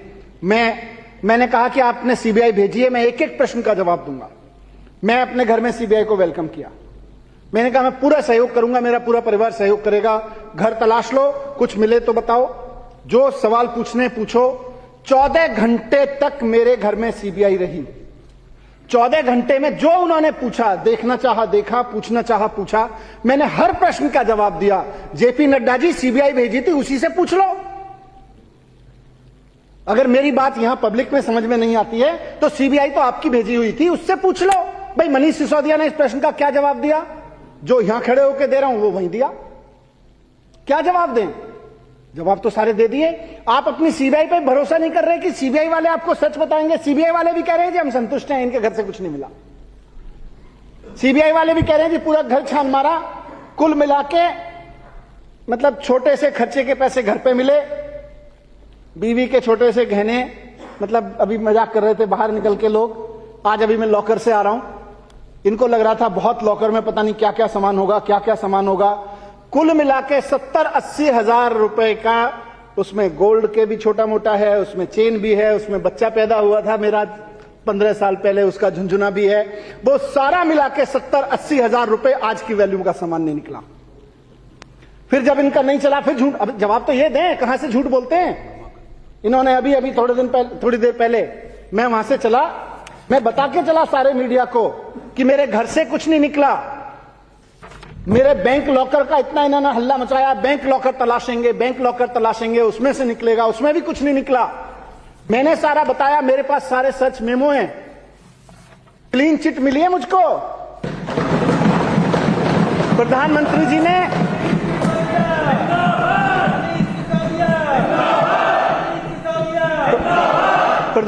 जी ने सीबीआई मेरे घर पे भेज दी, वहां कुछ नहीं मिला। प्रधानमंत्री जी की सीबीआई को मेरे बैंक लॉकर में तलाश लिया, वहां भी कुछ नहीं मिला कि मुझे कह सकें ये भ्रष्टाचार कर रखा है, देखो ये पैसा कहां से आया, देखो ये सोना कहां से आया, देखो ये प्रॉपर्टी कहां से आई। क्लीन चिट है मेरे लिए सीबीआई की, प्रधानमंत्री जी की क्लीन चिट है। सीबीआई वाले भी मान रहे कि संतुष्ट है, बोले कुछ नहीं मिल रहा जी। और बेचारे कहते हैं दबे पांव की जी देखो प्रधानमंत्री जी का दबाव बहुत है, गिरफ्तार तो करना पड़ेगा। वैसे तो क्लीन चिट ही है, आपके यहां से जो कुछ दिख रहा है उसमें तो क्लीन चिट ही है, पर 2-3 महीने के लिए तो बहुत दबाव है कि आपको जेल में डालना। मैं कहता हूं कह दो यार, अपनी नौकरी बचाने के लिए वो डाल दो जेल में। इस देश के भले के लिए 2-4 महीने जेल में भी रह लेंगे, कोई आफत नहीं है मुझको। मैं एक एक प्रश्न का जवाब दे रहा हूं, इनके भी प्रश्नों का जवाब दिए, प्रेस कॉन्फ्रेंस में खड़े होकर जवाब दिए, सीबीआई के सामने खड़े होकर जवाब दिए, बैंक में लॉकर पे खड़े होकर जवाब दिए। अब कह रहे प्रश्न के जवाब नहीं दे रहे। हवा बना रखी है कि प्रश्नों के जवाब नहीं दे रहे, प्रश्नों के जवाब नहीं दे रहे। आज जब मैं चला वहां से बैंक से सीधे यहां आया हूं, बैंक लॉकर अपना रेड करा के, अपना लॉकर के पूरा इंस्पेक्शन करा के, रास्ते में अब ये झूठ के पर नहीं होते, फैलाना शुरू कर दिया मीडिया को। मनीष सिसोदिया के यहां से प्रॉपर्टी के दस्तावेज मिले, मनीष सिसोदिया के यहाँ से मैंने पूछा भाई कौन सी प्रॉपर्टी के दस्तावेज मिले, मुझे जो सर्च मेमो दिया है मेरे किसी बैंकर में नहीं, बैंक लॉकर में नहीं निकले, मेरे किसी सर्च मेमो में नहीं लिखे, ये कौन सी प्रॉपर्टी के दस्तावेज है जो हवा में क्रिएट हो रहे हैं। मैं मीडिया के साथियों को भी सदन के माध्यम से कहना चाह रहा हूं, तथ्यों पर रहिए, ईमानदारी पर रहिए। मैं ये नहीं कह रहा मेरा साथ दीजिए, मैं ये नहीं कह रहा यहां बैठे लोगों का साथ दीजिए, सच का साथ दीजिए, आपको मजबूरी में हमारा साथ देना पड़ेगा। सच का साथ दीजिए और सच्चाई की ताकत में भरोसा है कि आप केवल सच के साथ खड़े रहेंगे। मीडिया वाले ये जो झूठ फैलाते हैं, मीडिया वाले से अभी सोर्सेज से प्लांट कराया, तुरंत 1-2 टीवी चैनल पे चलने लगा कि जी प्रॉपर्टी के कागजात निकले। मैंने कहा यार कौन से प्रॉपर्टी के कागजात निकल के, भाई मेरे सामने तो निकले नहीं लॉकर से, और मेरे सामने तो कहीं सर्च मेमो भी नहीं लिखे, सर्च मेमो मेरी गाड़ी में रखा है अभी, उसमें भी कहीं नहीं लिखे हुए कि जी प्रॉपर्टी के कागजात। ये बीजेपी वाले मीडिया को कौन से कागजात दे रहे हैं, कौन सी सीबीआई और घूम रही है, इसके भी जवाब पूछेंगे इनसे। तो अध्यक्ष महोदय, इन्होंने सारी जांच करा ली, पहले लिकर शराब चिल्लाते रहे, जब शराब में कुछ नहीं निकला तो अब थोड़े दिन पहले से 3-4 दिन पहले से स्कूल चिल्लाने लग रहे हैं। स्कूल में क्या कह रहे हैं, बोले केजरीवाल जी ने पहली मीटिंग में कहा था 4000 कमरे बनाएंगे, 8000 कमरे क्यों बनवा दिए, भ्रष्टाचार कर दिया। अरे हमने तो 8000 नहीं 20,000 कमरे बनवाए हैं और हमें फक्र है कि हमने बनवाए हैं। और लानत है तुम लोगों पे जो सोचते हो स्कूल बनवाना और कमरे बनवाना भ्रष्टाचार है। 8000 कमरे बनवा दिए, बोले जी 8000 क्यों बनवाए, 4000 बनवाने चाहिए थे, ये तो भ्रष्टाचार है। फिर बोले जी टॉयलेट ज्यादा क्यों बनवा दिए, बोले पहली फ्लोर पे टॉयलेट था, दूसरी पे क्यों था, तीसरी और चौथी मंजिल चलो बना भी ली तो उस पर टॉयलेट क्यों बनवा दिए। ये कह रहे हैं भ्रष्टाचार है, ज्यादा टॉयलेट बनवाना भ्रष्टाचार है, ज्यादा कमरे कहने भ्रष्टाचार है। सारी चीजों के जवाब है, सारी चीजों के जवाब है। फिर जब वो भी नहीं चला तो कल इन्हीं की सीबीआई है, इन्हीं के एलजी है, इन्हीं के समय एलजी साहब की तरफ से एक फरमान जारी किया, बच्चे कम हो गए, ये भ्रष्टाचार है। बोले स्कूल में बच्चे कम हो गए, बजट बढ़ रहा है। अरे बजट बढ़ा रहे हैं, हम फख्र के साथ कहते हैं। और ये विधानसभा शायद देश की पहली आजादी के इतिहास में 75 साल में पहली विधानसभा है जो पिछले 7 साल से अपने बजट का 25% बजट एजुकेशन पर देती है। इस विधानसभा के और विपक्ष वाले भी कहते हैं कि जी बहुत गर्व है कि हम एजुकेशन पे इतना बजट पास करके देते हैं। कहते हैं बजट ज्यादा कर दिया, भ्रष्टाचार हो गया। फिर बोले नहीं बजट तो चलो ठीक है ज्यादा कर दिया, बच्चे कम हो गए। मैंने कहा यार जरा डेटा दिखाना मुझको। भारत सरकार की वेबसाइट पे डेटा पड़ा हुआ है जिसमें लिखा हुआ है कि 2014-15 में यहां 14.5 लाख बच्चे होते थे दिल्ली के स्कूलों में, आज 18 लाख बच्चे हो गए। सारा डिटेल भारत सरकार की वेबसाइट पे। हवा में से कुछ लाते हैं, फिर कहते हैं प्रश्नों के जवाब दीजिए। अब झूठ के पैर हैं क्या? आपके झूठ का भी जवाब दिया हमने कि झूठ बोल रहे हो। मैं कहना चाहता हूं कि आपने खूब रेड मचाई मेरे घर में, खूब तमाशा किया। आपकी सीबीआई के भी सारे प्रश्नों के जवाब दिए। आप सीबीआई से पूछ लो, आपको मेरे प्रश्नों के जवाब मेरे उससे मिले हों। मैंने बता दिया कुछ नहीं मिला, कहीं कुछ नहीं है और सब बकवास है, सब झूठ है। फिर भी रोज खड़े होकर कहते हैं जवाब दो, जवाब दो, जवाब दो, जवाब दो। हमने तो आपके एक एक सवाल का जवाब दिया, अब आप हमें जवाब दो। ये सदन कल से पूछ रहा है बार बार, इस सदन में बार बार उठ रहा है, देश में पूरा सवाल उठ रहा है। मैं प्रश्न पूछता हूं और जेपी नड्डा जी और भारतीय जनता पार्टी के नेताओं जवाब दो कि प्रधानमंत्री जी ने दूध और दही पे भी जीएसटी लगा के इतना पैसा सरकार में कमवाया, आम जनता से इतना पैसा लिया प्रधानमंत्री जी ने। दूध और दही जैसी चीजों पे भी, बिस्किट पे जीएसटी लगा के, आम आदमी के चाय बिस्किट पे भी जीएसटी लगा के जितना पैसा कमाया, उसको अपने दोस्तों के कर्ज माफी करने में क्यों लगाया, इसका जवाब दो। ये देश इस हालत में क्यों पहुंच गया कि दूध दही और चाय और बिस्किट पे भी जीएसटी लगेगा और उस जीएसटी से इकट्ठा पैसा प्रधानमंत्री जी के दोस्तों के कर्जे माफी में इस्तेमाल होगा। ये क्यों हुआ, इसकी सीबीआई जांच कराओ, इसका जवाब दो कि लोगों के दूध दही चाय बिस्किट पे टैक्स लगा के इकट्ठा किया गया जीएसटी का पैसा प्रधानमंत्री जी ने अपने दोस्तों के कर्ज माफी पे क्यों खर्च किया, इसका जवाब दो। आज इसका जवाब दो। हमने तो आपके सवालों के जवाब बहुत दिए हैं। ऑपरेशन लोटस आप लोगों ने किया। ऑपरेशन लोटस में पूरे देश में एमएलए खरीदे, हमारे यहां भी खरीदने की कोशिश नहीं की लेकिन बिके नहीं। लेकिन रेट पता चल गए। इसी रेट के हिसाब से भी अगर देखें तो 6300 करोड़ रुपए इन्होंने एमएलएज खरीदने पे खर्च किए हैं।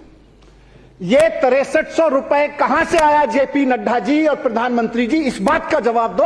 सीबीआई की जांच करो, ईडी की जांच करो कि एमएलए खरीदने के लिए और खरीदे गए एमएलएज को बड़े बड़े 5 स्टार होटलों में रुकवाने का पैसा कहां से आया, इस बात का जवाब दो। ये 63,000 करोड़ रुपए कहां से आया, 6300 करोड़ रुपए कहां से आया। ये पेट्रोल और डीजल के दाम बढ़ा बढ़ा के जो जनता की लूट चल रही है और उससे एमएलए की खरीद हो रही है ना, अब जनता इस पे जवाब मांग रही है। इसका जवाब दो कि पेट्रोल और डीजल के दाम बढ़ा बढ़ा के जनता को लूट रहे हैं। एक आदमी स्कूटर भी चला रहा है, छोटी सी स्कूटी भी चला रहा है, तो वहां भी पेट्रोल और डीजल महंगे हो जाते हैं और फिर एमएलए खरीद रहे हैं। इसका जवाब दो, ये कहां से आया। और आखिरी चीज जो सदन पूछ रहा है पिछले 2 दिन से कि दिल्ली के उपराज्यपाल महोदय माननीय श्री विनय सक्सेना जी 1400 करोड़ रुपए के नोट बदलवाए आपने जब आप खादी ग्राम उद्योग के चेयरमैन थे। वो 1400 करोड़ रुपए की सीबीआई जांच कब होगी? वो मनी लॉन्ड्रिंग था, उसका जवाब दो कि उसकी जांच कब होगी। उसकी जांच में सीबीआई में उनकी रेड, उनके यहां रेड कब होगी? इस बात का सबूत तो यह है कि कभी किसने बोला, शायद यहां किसी साथी ने बोला कि कैशियर ने कबूल किया है कि मुझे तो सक्सेना साहब कहते थे, विनय कुमार सक्सेना जी कहते थे जो कि चेयरमैन थे उस वक्त, कि भाई ये बदल दो, इसलिए बदले जा रहे थे। जांच में कबूल किया है, लेकिन उनके खिलाफ ना सीबीआई इंक्वायरी हो रही है, उनके खिलाफ सीबीआई, ये मनी लॉन्ड्रिंग था, खुलेआम मनी लॉन्ड्रिंग था नोटबंदी के दौरान। इस तरह का काम 1400 करोड़ रुपए की मनी लॉन्ड्रिंग में दिल्ली के उपराज्यपाल का नाम उछल रहा है।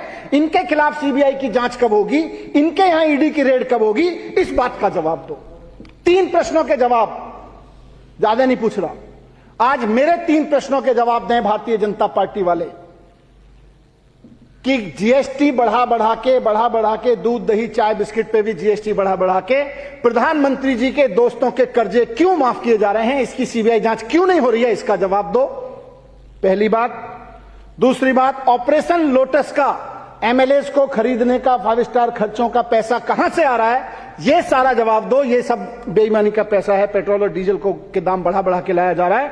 और तीसरा, उपराज्यपाल महोदय पे जो आज जो सवाल उठे हैं कि 1400 करोड़ रुपए की मनी लॉन्ड्रिंग में शामिल हैं वो, उनके खिलाफ सीबीआई जांच क्यों नहीं हो रही है, इस बात का जवाब दो। इन 3 प्रश्नों का जवाब दो, हम मान जाएंगे कि आपके पास जवाब है, नहीं तो पॉलिटिकल स्टैंड तो सब करते हैं। बहुत बहुत धन्यवाद अध्यक्ष महोदय। बैठिए बैठिए।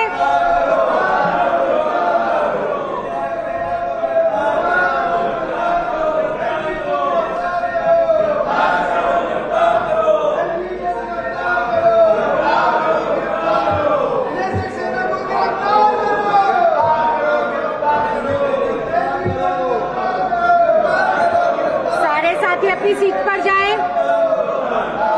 सभी सदस्य अपनी अपनी सीटों पर जाएं। अपनी सीट पर चले दुर्गेश जी अपनी सीट पर चले।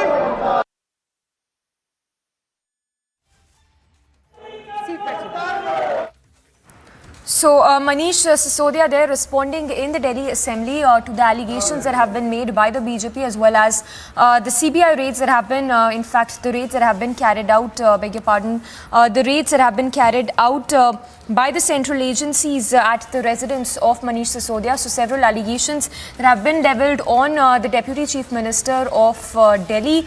Whereas the Delhi Deputy Chief Minister saying that he has done no wrong and that there's nothing that has been recovered from his residence, as well as those lockers that were searched by the central agencies.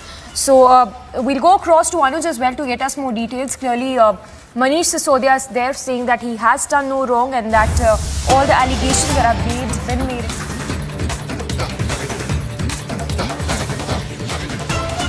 Picnic कर रहे थे। The law and order situation of the state is sick.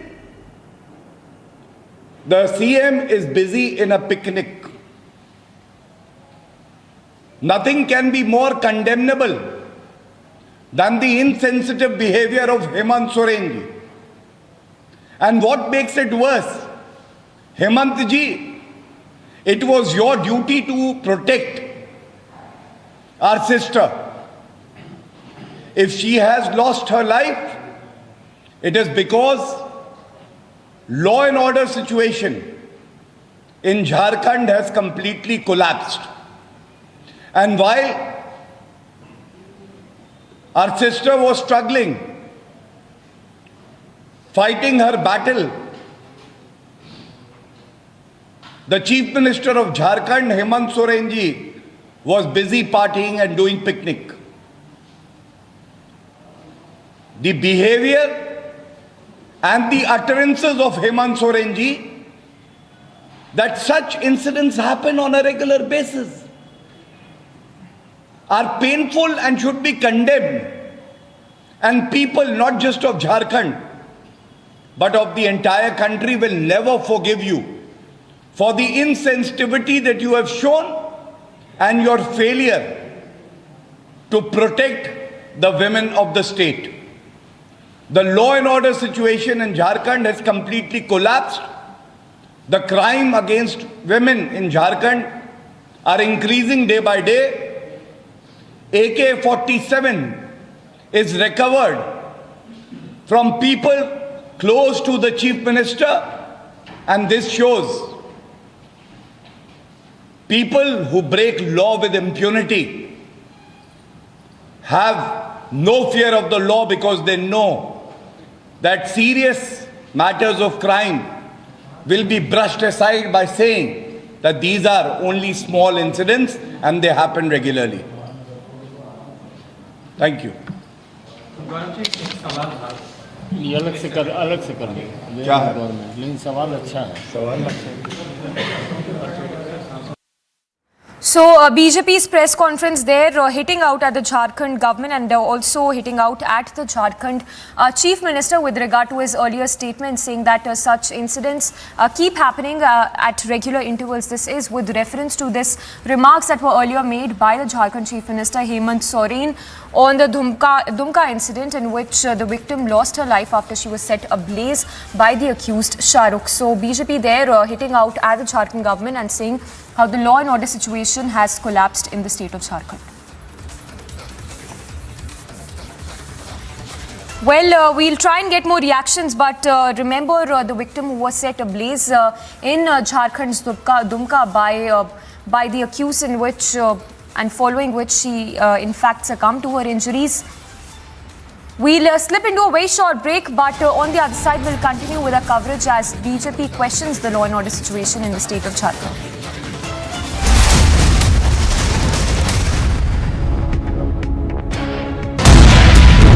के पास से तलाश है, उसने दिया है उन दोनों को। किसको? तो हेमंत के साथ कितने में लिया था? कम से कम 6-7 हज़ार में लिया रहेगा। एग्जैक्ट रेट तो नहीं मालूम, वो तो नहीं बताएगा हमको। This man who's been caught on camera has made the startling revelation that it is Dr. Prasad and Rama who both have confirmed to him when he was in the police custody. Drug was procured from another mafia operating in Goa.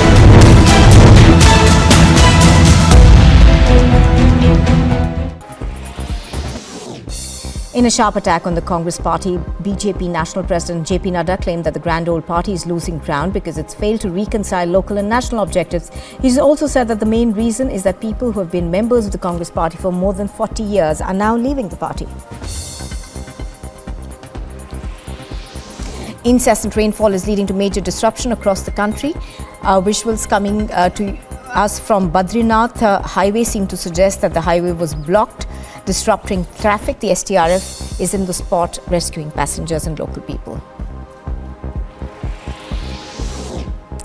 A woman named Veena Devi from Surat has filed a complaint stating that his son died by suicide, and she discovered a note which said that his partner and her brother forced him to consume.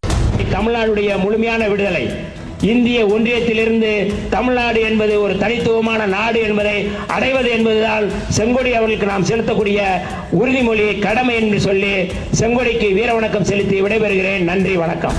He speaks about separate statehood to Tamil Nadu, separate union status almost, but this is something that has been ongoing for several decades. I think the calls are becoming more open now.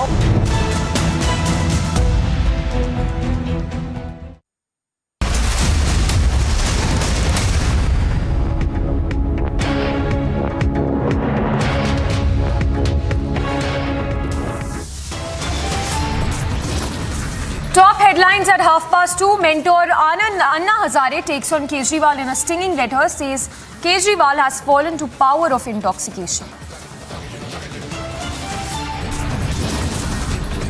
Silent on Anna's letter, Kejriwal deputy cries vendetta now.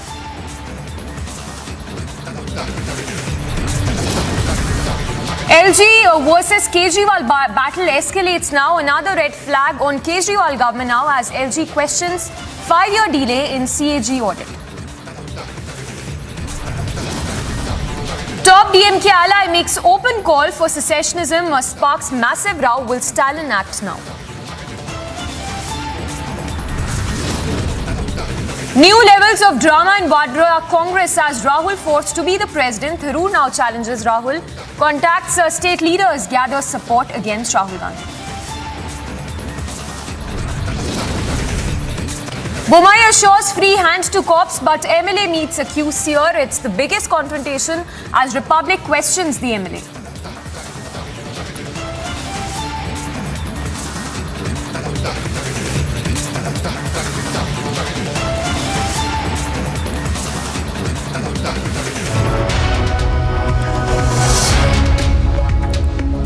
Thanks for staying tuned. We are live and breaking. I'm Samiksha Srivastava. First up, starting with breaking news coming in from Jharkhand.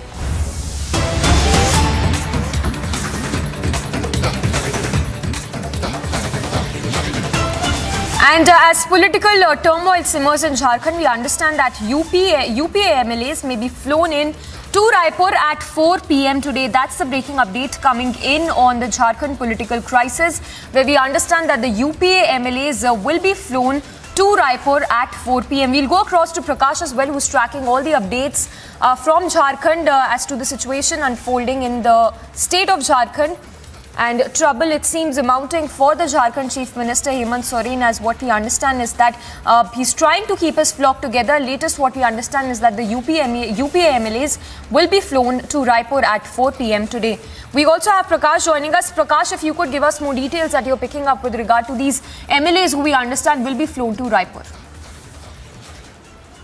Yes, we get to know that MLAs are being flown to Raipur because there is a moment of uncertainty here in Jharkhand, and UPA MLAs are in a political fix because the governor has not been able to take a decision yet on the letter that has been sent by the Election Commission of India, which is regarding the termination of the membership of Hemant Soren, the Jharkhand Chief Minister, on charges of office of profit.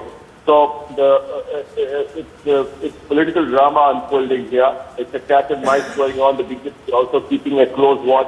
And henceforth, CPA has decided to fly its MLA to Raipur at 4:25 p.m. by an Indigo aircraft. That's what we get to know as of now. The MLAs held a meeting with the Chief Minister. And now the BJP is alleging that the Jharkhand government is indulging in political tourism when there was a shocking and brutal murder of Ankita in Dumka.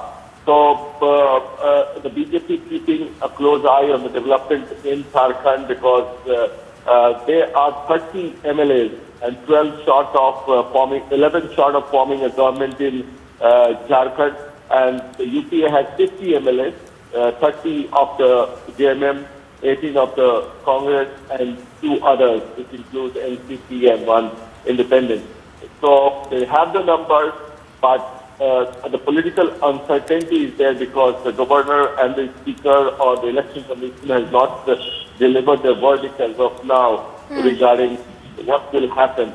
So the decision has been made in the UPA meeting to fly MLAs to Raipur in order to protect the MLAs from being forced by the BJP. All right, Prakash, thank you so much. So it's a political thriller being seen in the state of Jharkhand. Closely watching out for all the developments that will come in later as the UPA MLAs, like Prakash was telling us, will be flown to Raipur by 4 p.m. today. And on to a quick report. Slapping security guards at the Nirvana County in Gurugram's Sector 50.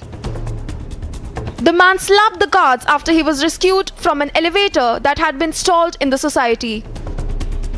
CCTV footage of the incident has gone viral on social media, with many calling out the indecent behavior by the man against the security guards.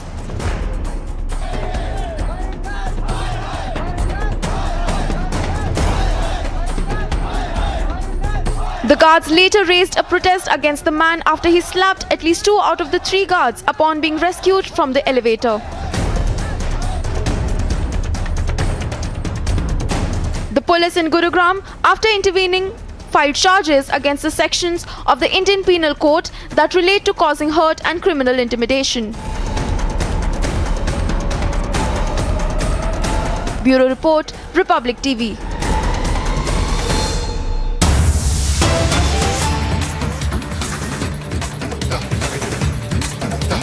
Well, on to more breaking news coming in. We understand that the Congress interim chief Sonia Gandhi as well as the Gandhi scion Rahul Gandhi have filed an affidavit in the Delhi High Court in a case of provocative statement.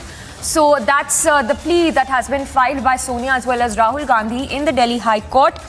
In fact, in this affidavit that has been filed at the Delhi High Court, Sonia and Rahul Gandhi have said that they are being targeted unnecessarily and that this in fact called it a public interest litigation as well. In this affidavit that has been filed, Sonia Gandhi and Rahul Gandhi have sought dismissal of the petition seeking registration of a case against them from the Delhi High Court. That's the update coming in, with Sonia and Rahul Gandhi now having filed a fresh plea in the Delhi High Court.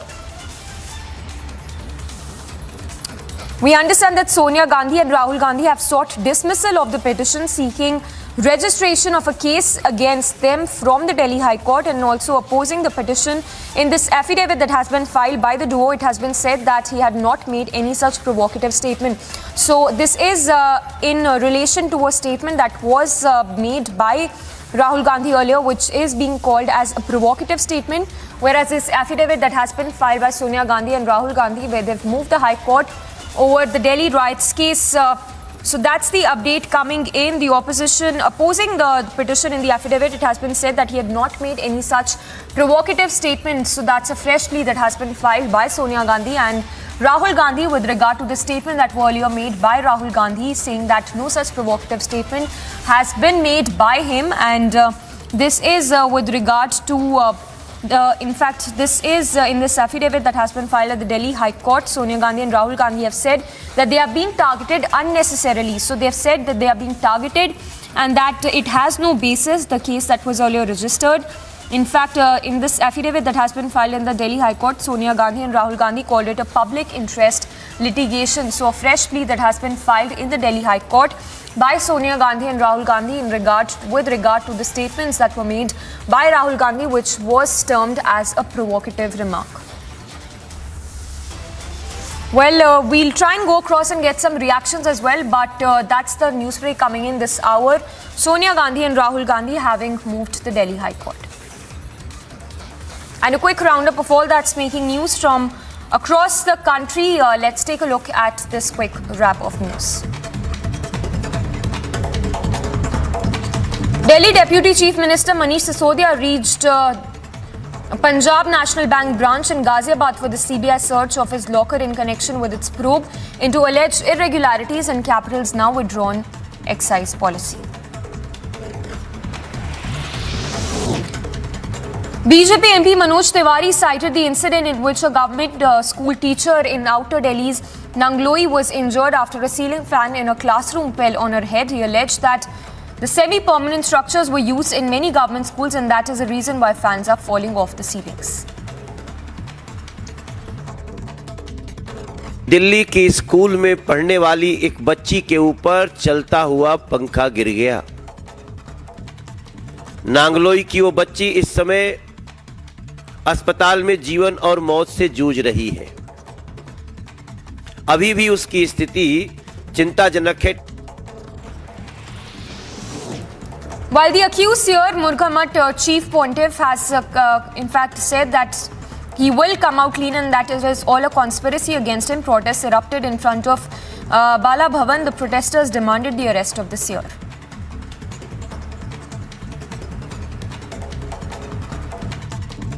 These protesters gathered just a while ago. The blue shawls have been adorned in all of them. Numbers were earlier 20, but now the numbers are swelling up. So this situation, on one side, the MLA is meeting the Pontiff. On the other side, the protesters are here on the ground outside the Bal Bhavan, demanding that first the arrest be made and then only the investigation must continue.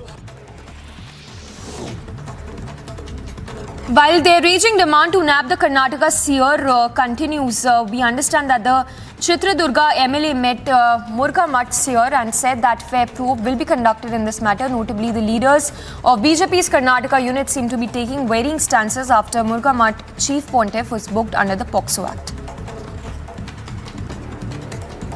No, nobody will interfere in this case.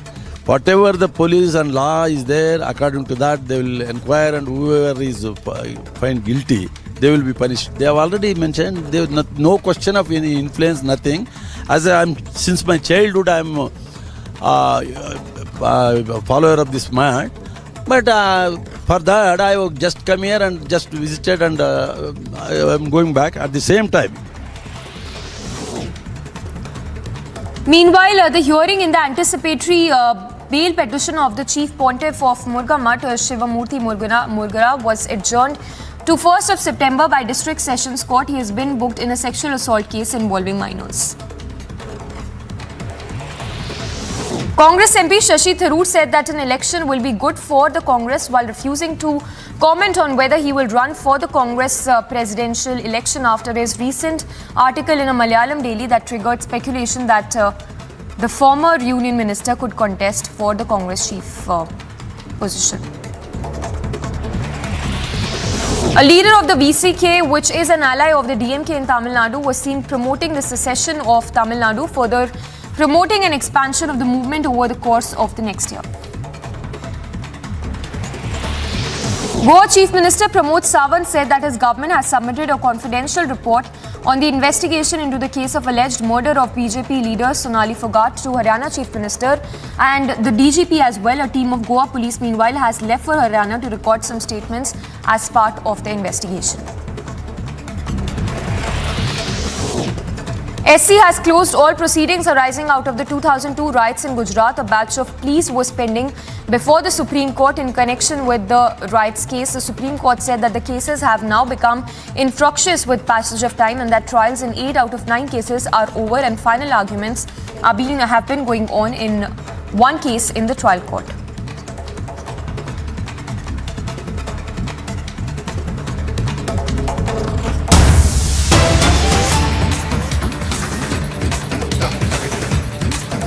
And onto the big news break coming in, we understand that the Supreme Court has begun hearing the Ganesh Chaturthi permission case. So the matter that has reached the top court now, this is the Ganesh Chaturthi permission case, which is being heard by the apex court. In fact, the Supreme Court is hearing a plea that challenges the Karnataka High Court in relation to the Eidgah, in relation to Ganesh celebrations at the Eidgah Maidan. Remember, the Karnataka High Court had allowed Ganesh celebrations at the Eidgah Maidan, which has now been challenged in the top court as the Supreme Court has now begun hearing the matter over the permission to hold Ganesh Chaturthi celebrations at the Eidgah Maidan. It's in fact the Karnataka Waqf Board which has opposed the Ganesh Chaturthi celebrations at the Eidgah Maidan. We'll go across to Sambhav as well to get us more details on the proceedings in the court. But the matter is now being heard by the apex court. This is the Ganesh Chaturthi permission case which is being heard by the apex court. Remember, the Karnataka High Court had earlier allowed Ganesh Chaturthi celebrations to take place at Karnataka's Eidgah Maidan. Well, we also have our executive editor Niranjan joining us. Niranjan, if you could give us more details on this breaking and the updates you're getting from the court. Yeah, so we are getting in the breaking news updates right now of what's happening in the Supreme Court. The Supreme Court has begun hearing the case. This is the case basically to hear the petitions challenging the Karnataka High Court's verdict permitting the use of Eidgah Maidan. You have those pictures as well. Let's use the pictures of the Eidgah Maidan and the entire controversy around the Eidgah Maidan. Supreme Court Justices Hemant Gupta and Sudhanshu Dhulia are hearing the petitions. These petitions that basically challenge the Karnataka High Court's verdict permitting the use of Eidgah Maidan in Bengaluru's Chamarajpet for Ganesh Chaturthi. and Kapil Sibal is arguing. Kapil Sibal is arguing, saying there is a judgment by Justice Hidayatullah, and the question is not of title, is what the bench has said. And the bench is asking Kapil Sibal and the petitioner. Kapil Sibal basically arguing for the Waqf Board, and the bench is asking what is Kapil Sibal's claim in the writ petition. And that Kapil Sibal is saying that they've been using the land for over 200 years. And that the Supreme Court bench is also asking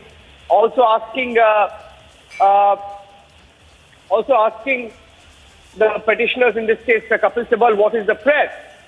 And Kapil Sibal has responded saying not for title is with me. Single bench says Sirisco, and next day division bench says no. The bench says, are you giving the Eidgah Maidan for Republic Day? Questions are being asked by the bench. If they're giving the Eidgah Maidan, if Eidgah Maidan Republic Day is allowed. And then Sibal says that is okay, already it is used as a playground for children but cannot be used for religious purposes. So Sibal arguing for the petitioner says that you can't use the Eidgah Maidan for religious purposes. Says that it is only for purposes of playing, and these are details that are coming in. In fact, Sambhav is also joining us. So basically, Kapil Sibal is arguing right now in the court. Kapil Sibal arguing in the court and saying that that the Eidgah Maidan can be used for Republic Day or can be used by children to play, but cannot be used. Saying they cannot be used because of the Waqf properties. They're saying it cannot be used for Ganesh Chaturthi. And we're getting in more breaking news updates right now.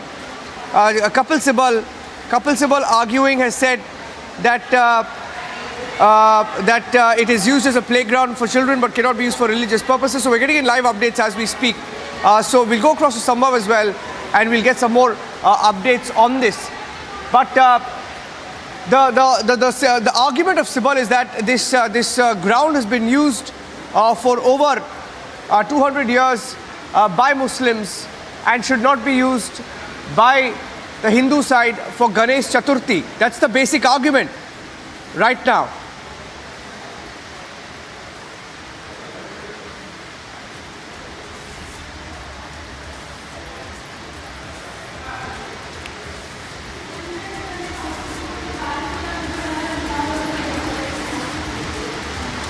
Can you hear me? Right. Yes, Niranjan. Please go ahead. If you could talk to us more about the arguments being made by Sibal at this point. We understand he said that the land owned by Muslims has been owned by the Muslims for 200 years now, and that it should not be used for Ganesh Chaturthi celebrations. The contention, because we'll try and get some reactions as well, and we'll get some lawyers.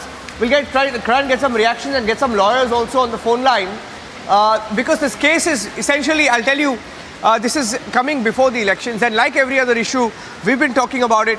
Like every other issue, this issue too is taking a political color, and that's essentially because in the run-up to the elections, all sides are trying to sort of polarize, and this issue is being used once again.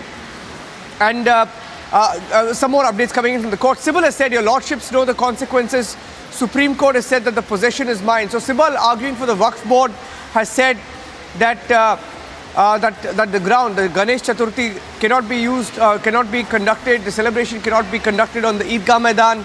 SD Tushar Mehta is saying there are two issues. First, the declaration of the Waqf, and Sibal intervenes and says, I'm not finished, my lords, and he continues reading this, the judgment in this particular case. So I request you to also just keep taking us through the updates as they come in. I'm trying to get the updates from our reporters in the court, and trying to get more details of the entire argument. The bench has said that they will hear both Sibal and the Solicitor General in this particular case, because the argument is that the Waqf Board says the land is theirs. The Eidgah Maidan in Chamraspet in Bengaluru, it's a ground that's owned by the Waqf Board. They say the ground is ours and cannot be used at all for Ganesh Chaturthi celebrations. Absolutely, Niranjan. So like Niranjan is telling us, the matter that is being heard by Justices Hemant Gupta and Sudhanshu Dhulia, who are hearing the petitions that challenges the Karnataka High Court verdict that permitted the use of Eidgah Maidan in Bengaluru's Chamrajapet for Ganesh Chaturthi celebrations. Remember, the Karnataka High Court had recently modified a single judge order to permit the government to pass appropriate orders on applications received by the Deputy Commissioner seeking use of Eidgah Maidan for holding religious and cultural activities. So getting in fresh updates from the Supreme Court, where Sibal, who's arguing, saying that the land, the Eidgah Maidan, has been owned by the Muslims for 200 years now, and that it should not be used for for Ganesh Chaturthi celebrations, saying that kids can use, but no Ganesh Chaturthi celebrations should happen at the Eidgah Maidan. Those are the arguments being made by Kapil Sibal at this point. In fact, SG Tushar Mehta there saying that there are two issues. First, declaration of Waqf, and Sibal there saying that he has more arguments to make. So as we speak, these are the updates coming in from the Supreme Court, where the Supreme Court is hearing the matter after the Karnataka High Court passed its judgment with regard to Ganesh Chaturthi celebrations at the Eidgah Maidan. Remember, the Hubli Dharwad Municipal Corporation has decided to allow installation of Ganpati idol for 3 days at the Eidgah Maidan, and this of course came after the Karnataka High Court passed its order with regard to the celebrations which it allowed to happen at the Eidgah Maidan. So updates coming in from the Supreme Court. At this point, we have Nivedna also joining us from the Delhi newsroom. Nivedna, if you could take us through some of these arguments being made by Kapil Sibal in the Supreme Court. Right, so Sibal has, mentioned as of now, as we are seeing the updates coming in as well, he's appearing for the petitioner and he has said that the title is with him. And the argument over here being that they won't be able to celebrate Ganesh Chaturthi over here. But in terms of the Eidgah Maidan and the controversy behind this is that even right before Independence Day, we were seeing this particular controversy pan out in terms of the ownership of this particular land, and right after which it was declared that it belongs to the Revenue Department of Karnataka, and which is why after that we did see the hoisting of flag at the Eidgah Maidan in Bengaluru. Now the Hubli mayor, who did speak earlier regarding the celebrations of Ganesh Chaturthi, is regarding the Eidgah Maidan in Hubli and has no relation to the celebrations being conducted in Bengaluru's Eidgah Maidan. Now these are of course both the grounds have the same name, but they're two different issues, because here they're still waiting for permission to be happening in Bengaluru. Yes, just stay with me. Stay with me. I have to take a short break. In fact, Ashwini Dubey is also joining us. What we'll do is we'll get Ashwini Dubey live. Ashwini, I need to take a break, but I'll use that time to bring you live as well on the story, because the story is very significant. Kapil Sibal is in the court arguing why Ganesh Chaturthi celebrations cannot be allowed on the Eidgah Maidan. Taking a break, stay tuned. Coming back with full facts of the case, Kapil Sibal arguing that this is Waqf property and that Ganesh Chaturthi celebrations cannot be allowed there. We're coming back with the full details, stay tuned.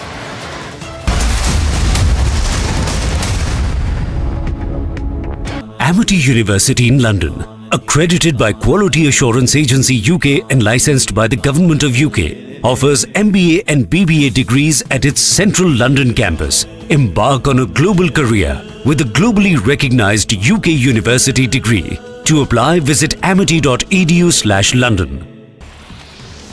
Aam Aadmi Party legislators were holding overnight protests outside the Delhi Assembly premises amid an ongoing war of words between the two parties on allegations of corruption. The Aam Aadmi Party is demanding a probe against the Lieutenant Governor V.K. Sena for allegedly pressuring two of his employees to exchange demonetized currency notes worth 1,400 crore rupees during his term as the Khadi and Village Industries Commission chairman in 2016. हम ये मान के चलते हैं कि LG साहब भी विधानसभा में क्या कार्यवाही हो रही है उसे जरूर फॉलो करते होंगे। मैं मानती हूं कि जिस प्रकार से मीडिया में ये पूरी बातचीत चल रही है तो एलजी साहब ने भी जरूर देखी होगी, लेकिन मुझे दुख है इस बात का कि इतने गंभीर आरोप होने के बावजूद और इतने गंभीर तथ्य विधानसभा के पटल पर रखे जाने के बावजूद एलजी साहब ऐसे चुप्पी साध के बैठ गए हैं कि ऐसा लगता है दाल में कुछ काला है। के पास से है उसने दिया है उन दोनों को। किसको? तो हेमंत के साथ सुधीर कितने में लिया था? कम से कम 6-7 हज़ार में लिया रहेगा। एग्जैक्ट रेट तो नहीं मालूम, वो तो नहीं बताएगा हमको। This man, who's been caught on camera, has made the startling revelation that it is Datta Prasad and Rama who both have confirmed to him when he was in the police custody. Drug was procured from another mafia operating in Goa.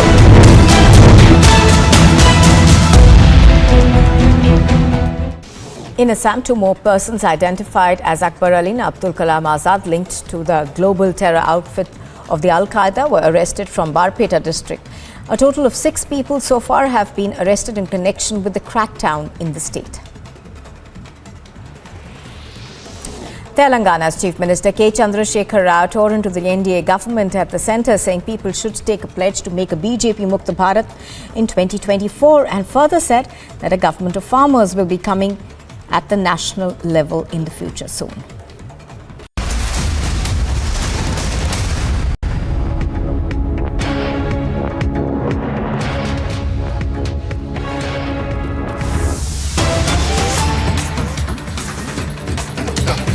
Closely tracking all the updates coming in from the Supreme Court, where the Eidgah matter is being heard by the Supreme Court. Kapil Sibal there presenting his arguments and saying that the Eidgah Maidan should not be used for the Ganesh celebrations, as it belongs, in fact, which has been used by the Muslims for over 200 years now. That's the argument being made by Kapil Sibal in the Supreme Court, saying that why is land given for Independence Day then? Sibal, who's arguing for the Waqf board, saying that the land belongs to us. That's a big claim that is being made by Sibal, who is arguing for the Waqf board, saying that this is the property of Waqf since 200 years and that the function of any other religion cannot be allowed here. So these are the arguments being made by Kapil Sibal there in the Supreme Court, and saying that the kids have been using that ground for years now, and that there should not be any Ganesh Chaturthi celebrations that should take place at the Eidgah Maidan. We'll slip into a very short break. We'll continue to get you live coverage and the fastest updates from the Supreme Court as Eidgah matter is being heard in the top court.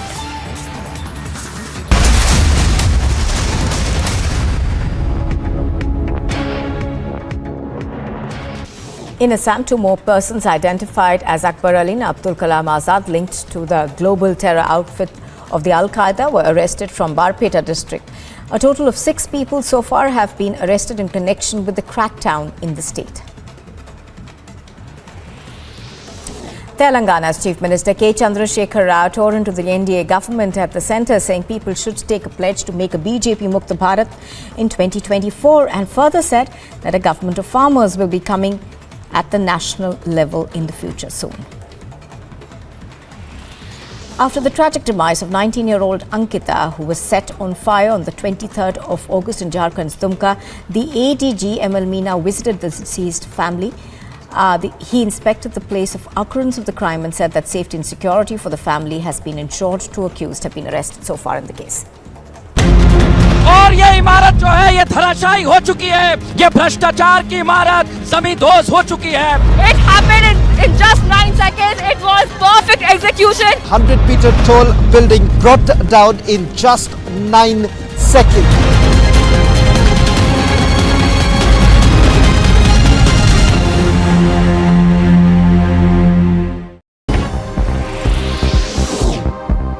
The Aam Aadmi Party and the opposition BJP are both holding protests on the premises of the Delhi Assembly building and are both accusing one another of corruption. The AAP MLAs set up beneath the monument of Mahatma Gandhi, while the BJP MLAs began their sit-in near the sculptures of legendary freedom fighters Bhagat Singh, Rajguru and Sukhdev inside the Delhi Assembly grounds.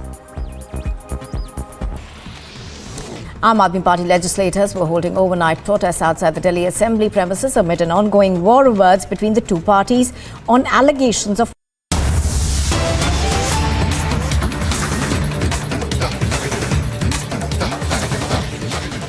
Getting in the fastest updates from the Supreme Court, where we understand that Kapil Sibal is presenting his arguments, who's arguing for the Waqf board, saying that the land belongs to us and that why is a land given for independence. In fact, Supreme Court then saying that why is the land given for Independence Day celebrations then if the Waqf board has a problem with the Ganesh celebrations being held at the Eidgah Maidan.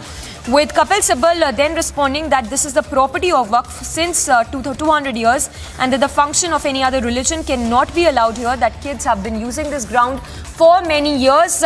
We have Niranjan also joining us from the Mumbai newsroom. Niranjan, if you could bring us some more details on the arguments being presented inside the court. Well, right now, Kapil Sibal says, he said that this ground, this Eidgah Maidan in Chamarajpet in Bengaluru has been owned by the Waqf board. Essentially, he's arguing for the Waqf board, saying the land belongs to Muslims and that Hindus can't celebrate a festival. That's the crux of his argument. He says the land has belonged to Muslims for over 200 years and Hindu or any other religious ceremonies or functions cannot be held on this ground. Supreme Court at one point asked him then how is it that Republic Day, Independence Day functions can be held? And he said, there are permissions for that. That can be held, and he said even Muslims can pray there only on 2 days in a year. And he's being questioned on that. And also, as of this minute, Kapil Sibal has just said government doesn't challenge it, corporation doesn't challenge it, I own it. And he's arguing for the Waqf board, saying I own it for 200 years and that the election is next year. He's linking it to election. So the Waqf board is linking it to elections. Rahul Ishwar, obviously this issue is going to take a political turn and it already is. Sibal is linking the Eidgah controversy to elections. Can I get your response to that? I hope they don't link it. Am I audible? Yes, we can hear you, but he's already linked it. He's already linked it in the Supreme Court. Yeah, I know. I hope such kind of political posturing, communalizing an issue for politics should not be allowed. That's a space, which is there for many decades. Yes, there has been a controversy regarding the 2.1 acres. At the same point of time, if every community can celebrate festivals in such spaces, it will only add to the harmony. And please remember, Ganesh also is a passing festival. Nobody is going to consecrate an idol. Nobody is going to create a temple. Nobody is going to create permanent structures to it. So please remember, any spiritual and spiritual celebration with diversity should be enhanced, encouraged in everyone's ground. And Niranjanji might be knowing, down in Kerala and Shabarimala, we celebrate church, temple and mosque together. Especially en route to Shabarimala, we celebrate in the mosque and they come to the temple. That's how harmony is built. This kind of a very tense kind of a posturing and situation should not be there. Every community should be celebrating festival. I hope Supreme Court take a balanced view of this. And my only humble request to our Muslim community brothers is, please think about point of consensus, point of harmony, point of coming together. And Ganesh also has a great history of Indian freedom struggle. Balagangadhar Tilak, the great freedom fighter, used Ganesh also as a channel against the British imperialism. And we fought together. Especially the Hindu sannyasis and fakirs came together. That's the context of Anandamath and Vande Mataram. So if there can be spaces of unity, consensus, mutual celebration, respect to each other, don't you think that is much better for a nation like India? And won't it send a much better message across in a world which is divided by so many things? So I hope this becomes a point of unity and not something because of confrontation. This is not a space for jingoism or chauvinism, because Ganesh also is a very sacred festival for us, celebrating Vignesh or Vinayak, Vignesh, removing obstacles. So hope that sensitivity prevails and some kind of mutual, their apprehensions should be respected. But at the same point of time, if there can be celebrations, I seriously don't think it will be an issue, because it's a ground where celebrations, Independence Day, Republic Day are all done. So if a community comes forward and helps out, it would be good for the harmony of both communities. Yeah, but there is clearly the story is taking a communal turn, because the petitioners in this particular case are making it about religion, and every side in Karnataka trying to make it about religion as well. And as we speak, Kapil Sibal has just intervened, and Kapil Sibal has said government says which property is a challenge and this is not included. Government was a party. And then Kapil Sibal is questioning the Solicitor General Tushar Mehta for intervening as well.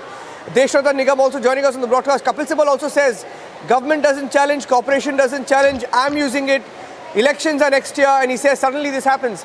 Kapil Sibal is linking it to the elections in Karnataka, saying you can't suddenly wake up one fine day and say you want to use this ground because Ganesh Chaturthi is coming up. He's saying the land is mine, land belongs to Muslims for over 200 years. And he says, what legs does the corporation now come on? Division bench says question of title is open. Revenue officers can't decide this. Deshata Nigam, obviously this is a communal listing, communal spin. There's a communal spin raised in the Supreme Court as well. How are you looking at it? Niranjan, in fact, if you look at the Ram Mandir case, where Kapil Sibal made the same plea that the case should be postponed, if you recall, that was the communal and political angle given there also. And similar, reasons are being given today itself. Now, these legally speaking, one of the, I think at Hubli, it is the ground is owned by the municipal corporation, the other one is by the revenue department. Now, these are sub judice matters. And remember, we have a huge amount of large number of Ram Leela Maidans all over the country where it is not only fixed for Ram Leela, but every community celebrates its functions out there. Therefore, every ground should be open for all the communities. We are living in a secular country. We are not governed by Sharia law. And Waqf is one of the most dangerous acts where it is so arbitrary that they can take over anything. And any land which has been given during Mughal era, I don't think that can sustain in the modern era of our constitution, where everything is governed by it. And Waqf board is under challenge. Act is under challenge in Supreme Court. I hope the Supreme Court hears it and finally gets over this arbitrary nature of this particular act, that they even have the power to declare any overnight and declare any land as Waqf Act, and you can't even challenge it properly. So all those factors are coming into play. We live in secular country, and each and every ground should be available for every community to celebrate its festivals, whether it is national festivals or community festivals. These grounds are available. To say that it will be communal angle, then I have grave objections to it, and Kapil Sibal must realize before he's a lawyer, he's an Indian himself. In fact, both Kapil Sibal and right now Dushyant Dave, I think, is also intervening. So I'm getting in some more updates from inside the Supreme Court. In the Supreme Court right now, Rahul Ishwar is also on the broadcast.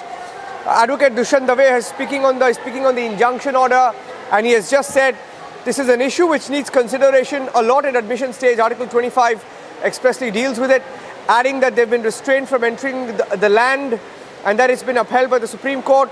He's also referred to the Supreme Court judgment, and everyone knows the rights of the minorities. Dave says prayers are offered, and then at this point the court says prayers are offered only on 2 days. So the court also mentions how the prayer is offered on just 2 days, and Dave says, but it's my property. Dushyant Dave, for the petitioner, says it's my property. Courts can't force me to give the property. If I allow, then it's well and good. But this has been held in the Supreme Court judgment. The bench says it is examining the rights. Okay, this is very significant. Very significant. The Supreme Court bench says it's examining the rights. It's examining the rights of minorities to have their private property, to have their property, and it's not very clear, so I'll wait for that. The bench says it's examining the rights of minorities to have their own property rights, etc. Dushyant Dave says the High Court should not have taken the view that it took. So basically, Dave is questioning the court. There are some people, some lawyers who have the question, who often question the courts. Dushyant Dave is one of them. He's often questioned the judiciary as well on several occasions. He's just said High Court should not have taken the view that it took, and he's referring to the Karnataka High Court order, and he says with great humility I say that they should not have said that. Can I get your views on that, Rahul Ishwar?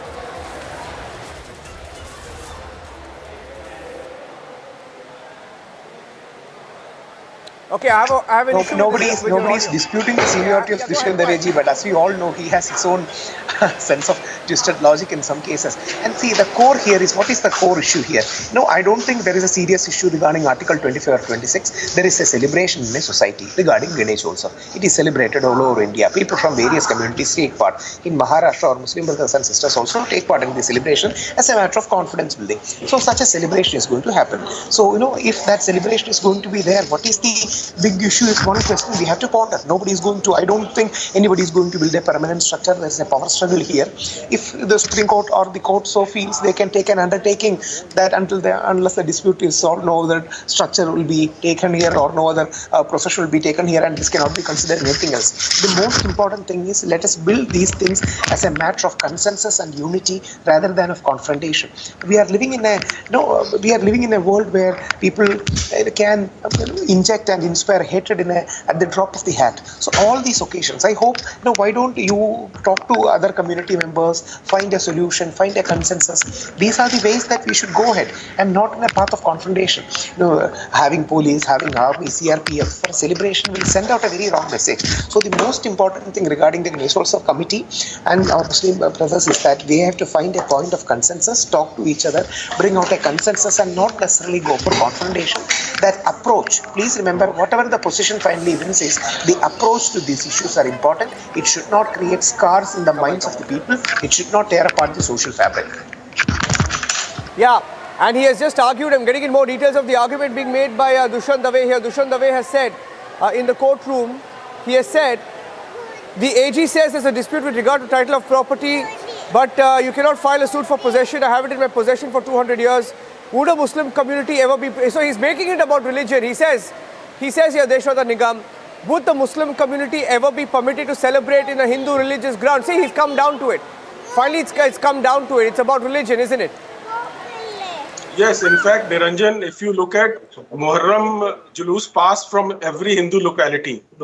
But these people have a problem when the procession, Hindu procession goes through the locality. What is the source of this hate or kind of, that they have taken, the kind of stand they take? So this is what to be understood. It can't be taken when they are involving religion, then we can also involve our religion in it. But we don't, because it is a secular country. The arguments, see, lawyers are arguing on the basis of instructions from their clients. These are not the independent, assertions by the lawyers. And therefore, one has to understand these instructions are coming from the work code of the people who have opposed the Supreme Court. And once they are bringing in the communal angle, so then it has to be met very strictly through constitutional provisions and legal provisions. These grounds are Indian grounds. Please remember that. They are governed by Indian Constitution, and Waqf Act is some act which is under challenge in Supreme Court, has to be clearly reviewed, and one has to take a very clear position. Till then, all the grounds are open for all the communities. And I'm just getting in, Kapil Sibal is just intervening, saying what is happening in this country. Police is filing suo motu, etc. This is in response to the bench asking Dushyant Dave to stick to the arguments.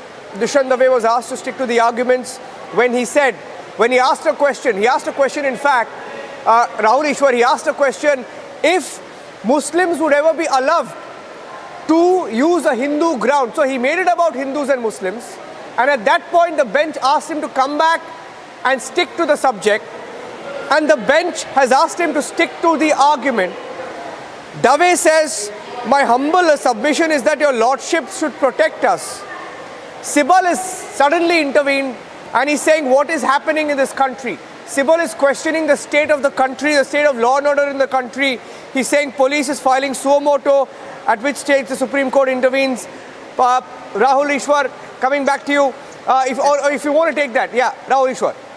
Just one submission. Please remember, we have a nation where, like Deshwata Niganji said, where every community celebrates in shared spaces. And it is not that one community won't be permitted to others. There are many temples, including our own temple where we go, where we have a mini mosque inside the temple. So please don't make it an argument for victimism. See, this idea of victimism is dangerous. The idea of we are victims of perpetual majoritarianism, we are victims of India, is a very bad idea that should not be given sanctity in the highest court of India. There may be disputes, there may be difference of opinion. Nobody is saying no. Even inside a family, there are difference of opinion. At the same point of time, saying that we are, implying that we are victims of some kind of a state persecution is highly unfortunate. We live in a very celebrated diversity kind of a land.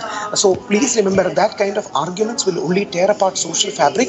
I hope much more sensitivity will be regarding the arguments from both sides, and especially no argument of victimism should be aired, because we are living in one of the most vibrant democracies where every community celebrates and every community has great rights. We are one of the most pluralistic nations in the whole world. So I hope this topic will come to a healthy consensus. These kind of confrontations are not good, and please remember, Ganesh also is a great spiritual occasion where we go for peace, sanctity, holiness, and such a kind of confrontation from any side and a heightened communal atmosphere is not good for our nation. So I hope both sides will keep that in mind, and especially our Muslim brothers, please go for a much more reconciliation would be my humble suggestion.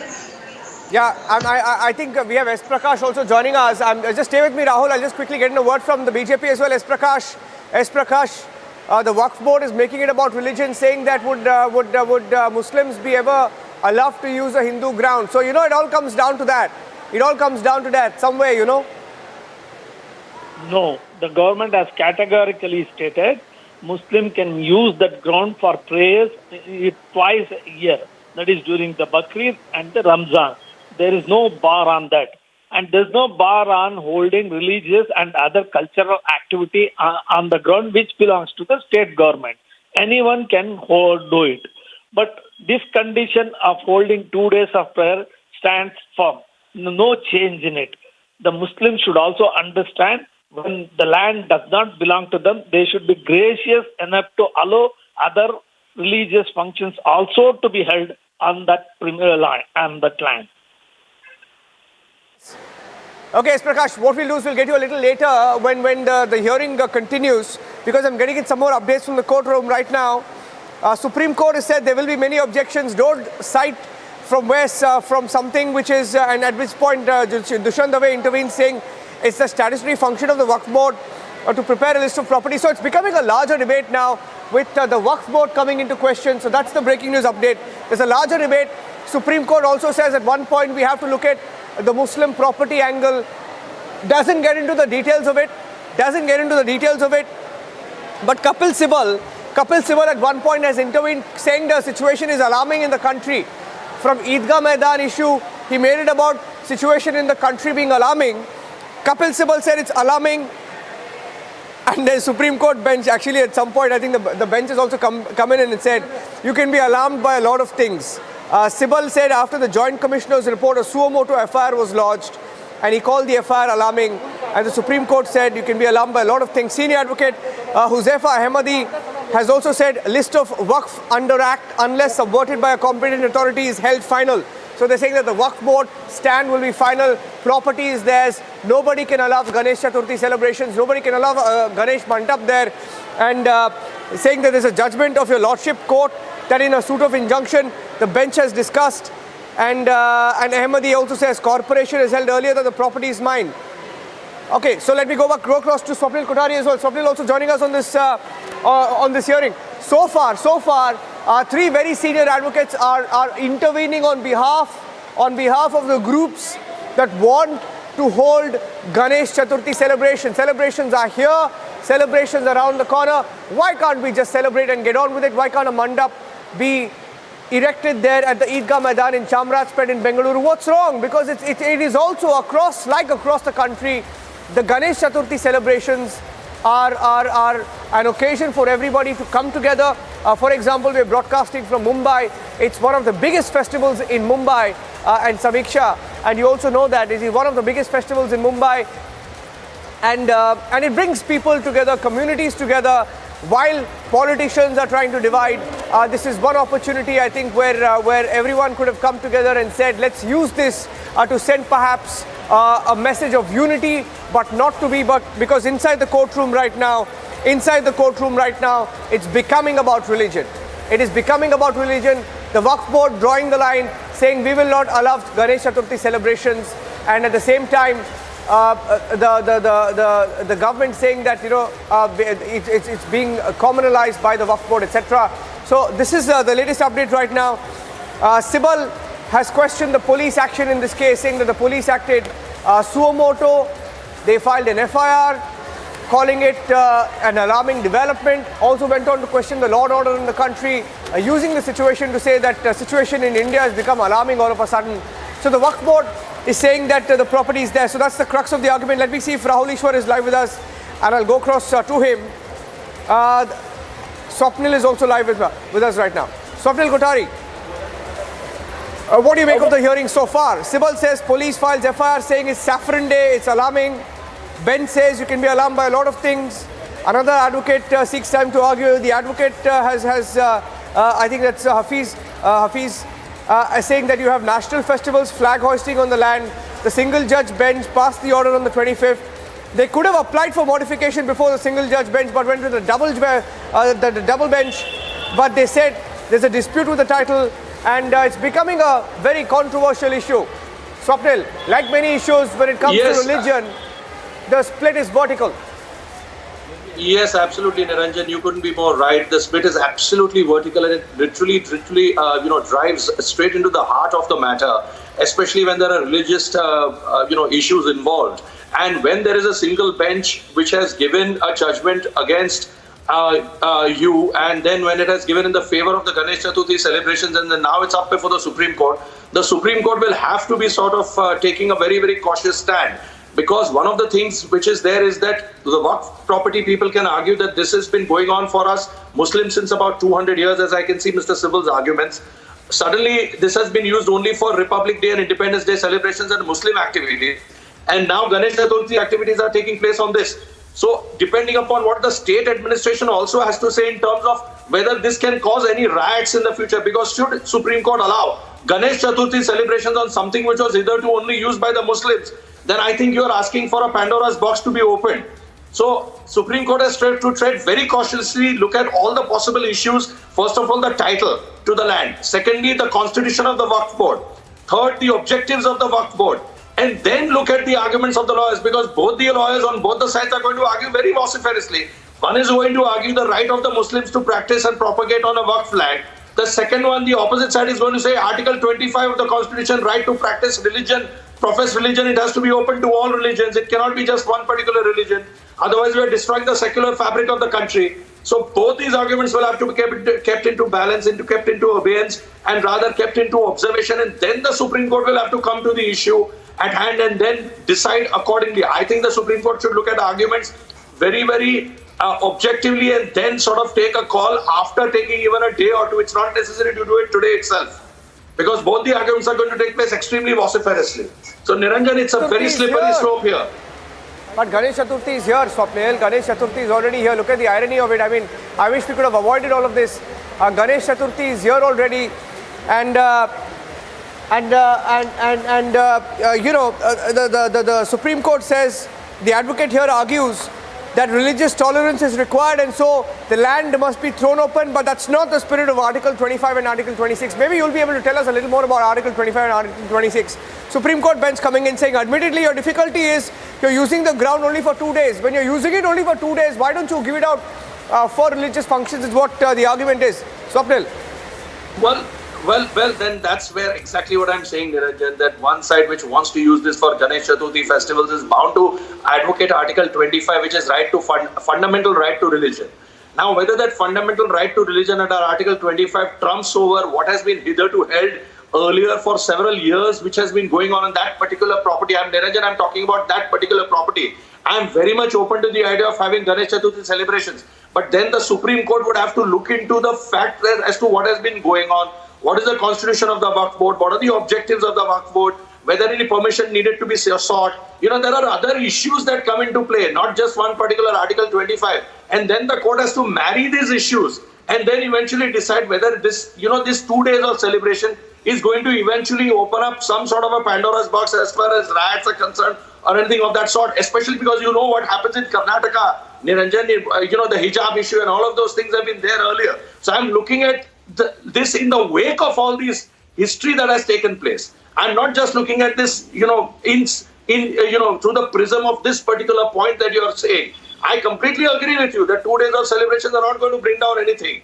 But the point is that this is where then the Supreme Court will have to examine all the arguments. Now, I for one, don't just go by land being owned by Muslims for 200 years. There have to be other things also that have to be taken into consideration, the modernity of India. But then, likewise, the Hindu people will also have to allow tomorrow their lands to be used for Muslim religious festivities. So that is what I'm trying to say. So this is where the Supreme Court will have to really, really pinpoint its focus on. Otherwise, it's going to be another issue which will open up, several issues. You are seeing the Supreme Court is being occupied with religious points, Niranjan, with religious arguments, with religious issues. This is not the primary job of the Supreme Court. So that it wastes too much of judicial time, as you're saying. Today, the contempt proceedings against the Murli Manohar Joshi and all of those were set aside because the Supreme Court did not want to go into that. They said it's too much of an old issue. Rightfully so. 3 years later, what are you going to do with contempt proceedings? So likewise, these issues also occupy too much of judicial time. Niranjan, I'm looking at it from a broader perspective rather than just this sort of narrow thing. So this is where the court will have to look at, examine all the arguments. I'm not privy to, all the arguments as such. So I don't know what the actual issue at hand is. It is a title dispute. Is it a dispute only for religious activities? What is it? So that is what I need to look at. This is all bogus arguments. Sibal linking Aidgar Road to elections. This is all nonsensical stuff. It doesn't mean anything. You have to go by title issues. You have to go by Article 25. And that's where you end it. Okay, yeah, I'm just going through some of the other observations as well because the story is getting bigger. We're expecting some sort of an update from the court. The advocate has argued saying that's not the issue. I can have religious congregations on all days in a year. That's my choice. This is the Waqf board and the petitioner saying it's their choice how many days in a year. So essentially the court is asking them why do you if it's going to be used just 2 days in a year, what's the problem in using that ground for other functions? Perhaps that seems to be the question that the court is asking, the bench is asking, and the Waqf board basically uses where Muslims can go to the Eidgah Maidan and pray two days in a year, and the court was asking the petitioners that question, and the advocate saying that's not the issue. I can have religious congregations on all days in a year. That's my choice. SG says ownership of the land was never in question. The Solicitor General has just intervened in the case. So I'm just going across to that as well. Solicitor General Tushar Mehta has just intervened, getting in details of what the Solicitor General has said. He said ownership of the land was never the question. He says ownership of the land was never the question, and he says this is an open land with no boundaries. Some things are not pointed to your lordships. Samiksha is also joining us. Okay, we'll take a short break at this point. Samiksha, handing it over to you. Absolutely. So those are the arguments being made at this point. Dushyant Dave saying that the government is now saying that there is a dispute regarding the ownership of the property, but you cannot claim this ownership after 200 years. Can such permission be given to the Muslim community on the land being used for any other Hindu religion traditions? We'll step into a very short break, but coverage to continue on the other side as arguments being presented in the top court over Ganesh Chaturthi celebrations at the Eidgah Maidan.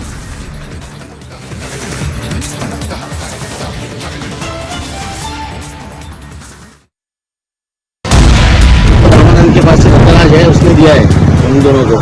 किसको? तो हेमंत के साथ कितने में लिया था? कम 6-7 हज़ार में लिया है। एग्जैक्ट रेट तो नहीं मालूम, वो तो नहीं बताएगा हमको। This man, who's been caught on camera, has made the startling revelation that it is Dr. Prasad and Rama who both have confirmed to him when he was in the police custody. Drug was procured from another mafia operating in Goa.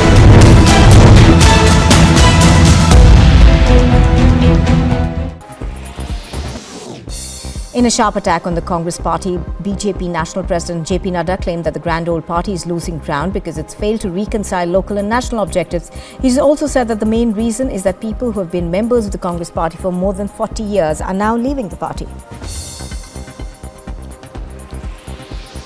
Incessant rainfall is leading to major disruption across the country. Visuals coming to us from Badrinath highway seem to suggest that the highway was blocked, disrupting traffic. The STRF is in the spot rescuing passengers and local people.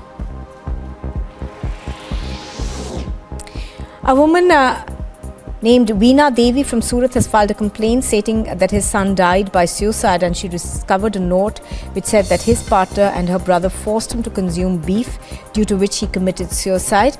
A case has been registered and a probe is now underway. In the Sonali Phogat murder case, the Goa police has confirmed that a team of police officials will go to Hisar today to verify certain allegations that have been levelled and certain suspicions that have been raised by Phogat's family.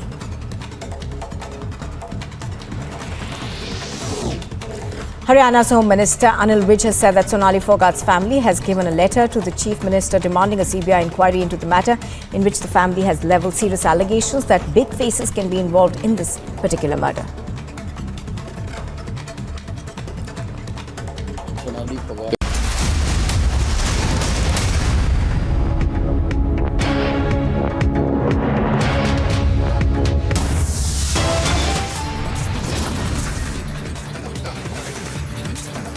Mentor Anna takes on Kejriwal in a stinging letter, says Kejriwal has fallen to power of intoxication.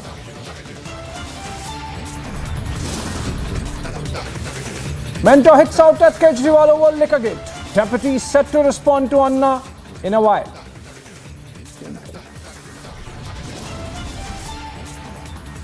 LG versus Kejriwal battle escalates now. Another red flag on Kejriwal government. The LG questions 5-year delay in CAG audit in case of universities.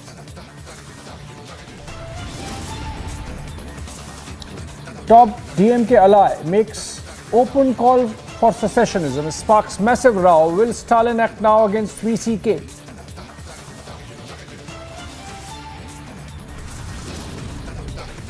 New levels of drama in Vadra Congress. Rahul forced to be the president. Tharoor now challenges Rahul. Contacts state leaders, gathers support against Rahul.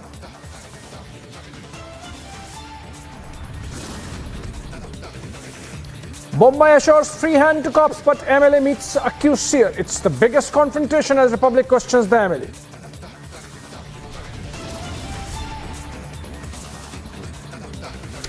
Eidgah Maidan face off in the top court now. Hearing underway on plea against Ganesh Chaturthi event at the Maidan.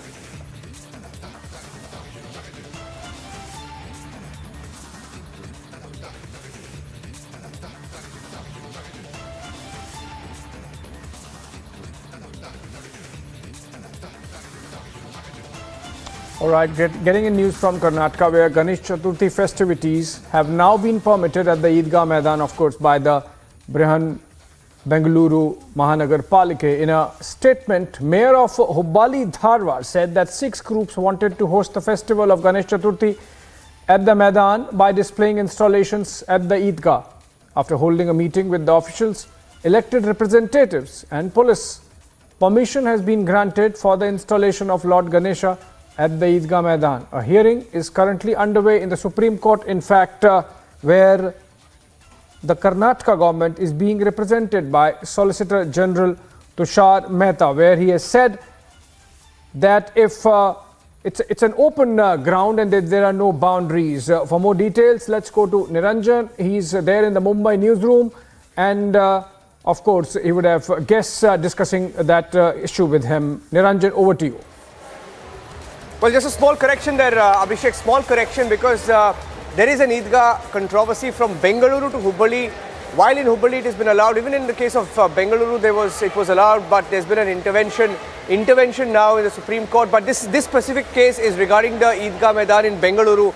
Essentially, the case is ongoing in court, and the Waqf board so far found representation with senior lawyers. Kapil Sibal, Dushyant Dave, etc. have argued. The argument completely is, and Swapnil is also on the broadcast, their argument is, Abhishek, that the Waqf property, property in Chamarajpet in Bengaluru, it's a very busy area in Bengaluru, and they believe that this property is theirs. It's been owned by Muslims for over 200 years, and hence, because it's owned by Muslims, it cannot be used by anybody else or by any other religion for any other religious function. That's the crux of the argument of the Waqf property, the Waqf board, which is making an intervention in the Supreme Court.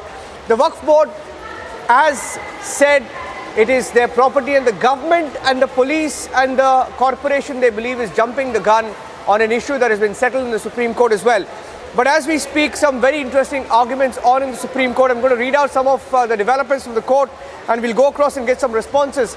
In the courtroom right now, the advocate has said that, as far as the Muslim side is concerned, just to give you a background, even the Muslim side allows for prayers only 2 times in a year. Only 2 times in a year. And the court asked, when it's only 2 times in a year, and then you are allowed to hold the Republic Day and the Independence Day function there, then what's the problem in having the Ganesh Chaturthi functions? Why not erect a mantap, a Ganesh mantap, and have a statue of Lord Ganesh there? And they have an issue with that. So essentially, it's a very divisive issue.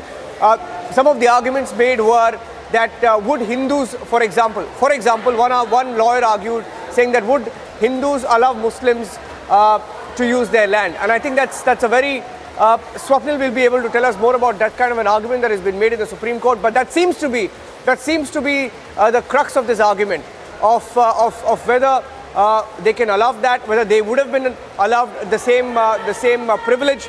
But the bench has asked Solicitor General a few questions. The Solicitor General Tushar Mehta, arguing for the Karnataka High Court, has said ownership of the land was never the question.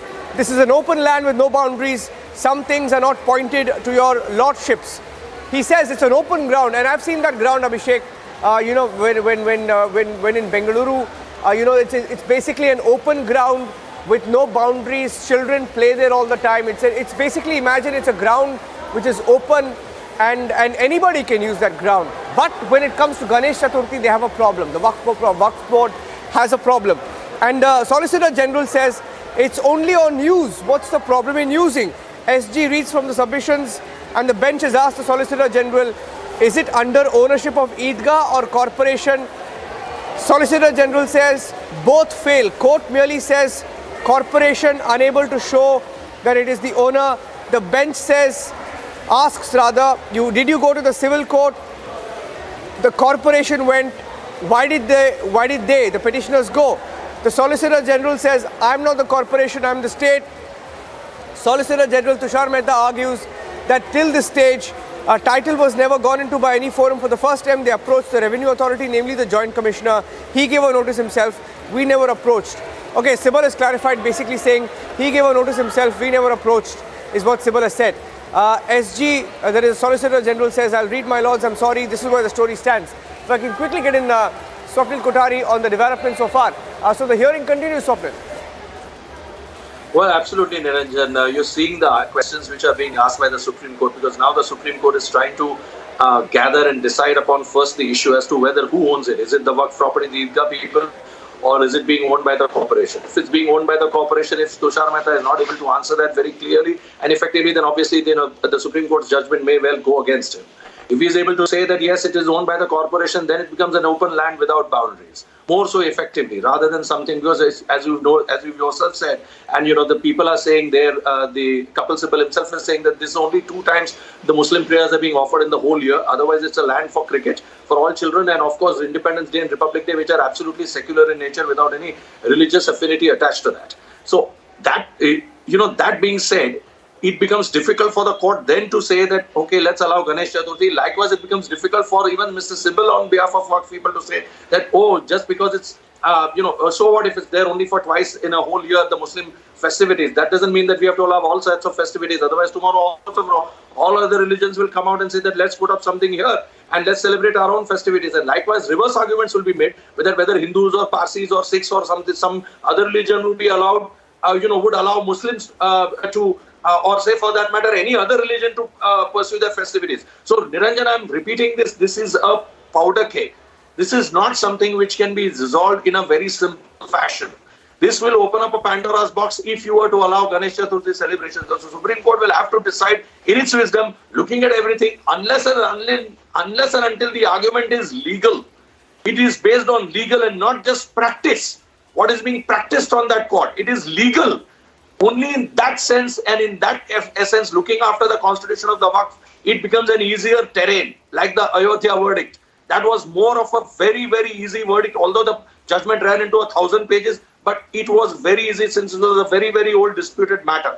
That is the reason why it went to 1,000 pages, but there was not much of an issue that, yes, there were Hindu temples before, and then the Babri Masjid was erected, the title was there, all of those things came into the favor of the Supreme Court to pass an order the way it did.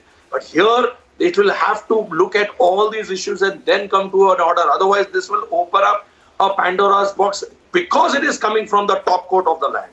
And then the last thing that the Supreme Court would want to do is go ahead and review and then put up a constitution bench the way it has in several other issues like this. And, you've noticed also that as far as the hijab verdict is concerned and all of those things, the Supreme Court has started wrapping up the people and saying that why are you deferring these issues? So the point is that you don't want that it wastes too much of judicial time, especially when the new Chief Justice has come in since yesterday and started talking about that the backlog of the cases is the biggest issue today facing before the court.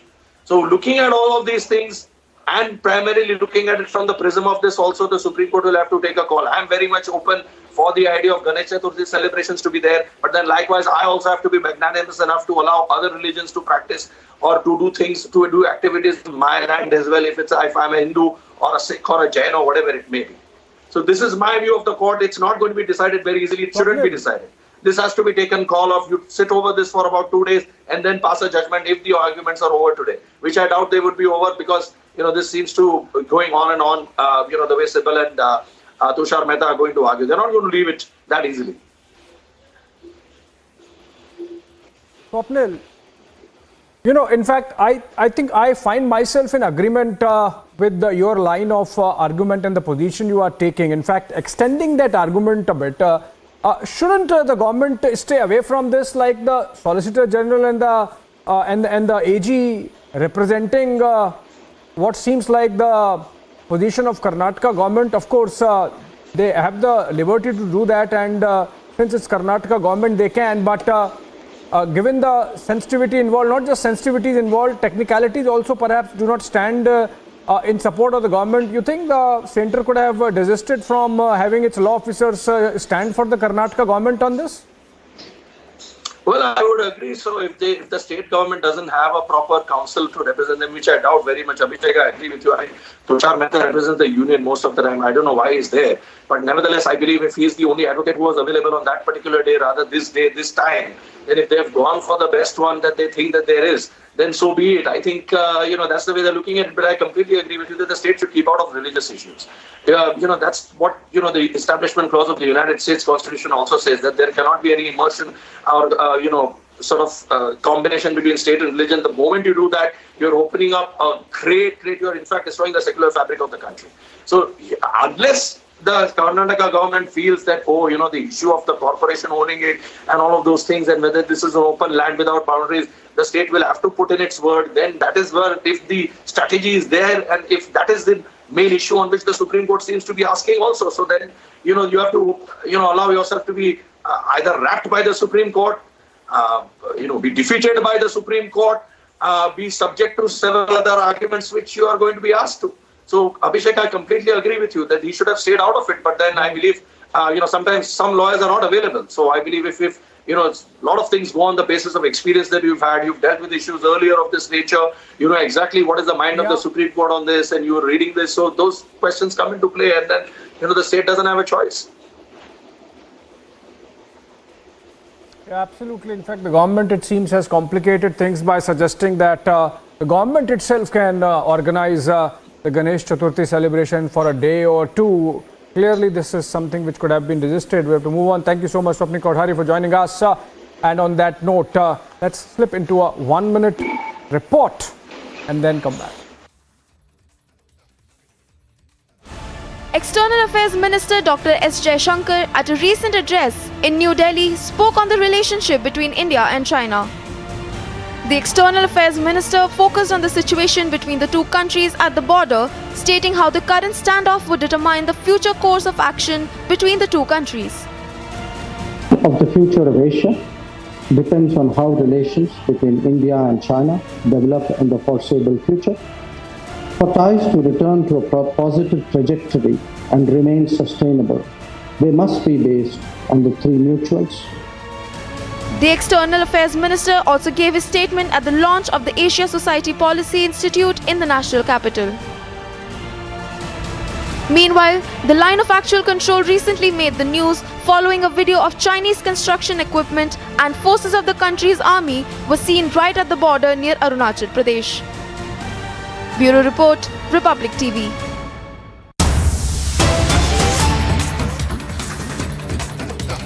All right, a breaking news development coming in connection with the Karnataka controversy. In fact, a fresh one has broken out as a top DMK ally, VCK, says, fight Sanatan Dham. The VCK leader wants Tamil Nadu to break away now. In fact, it's an open call for secession by a DMK ally. The BJP has questioned the comment by the DMK partner in Tamil Nadu and asks whether Stalin stands by it. Listen in to the controversial comment first and then the BJP's response.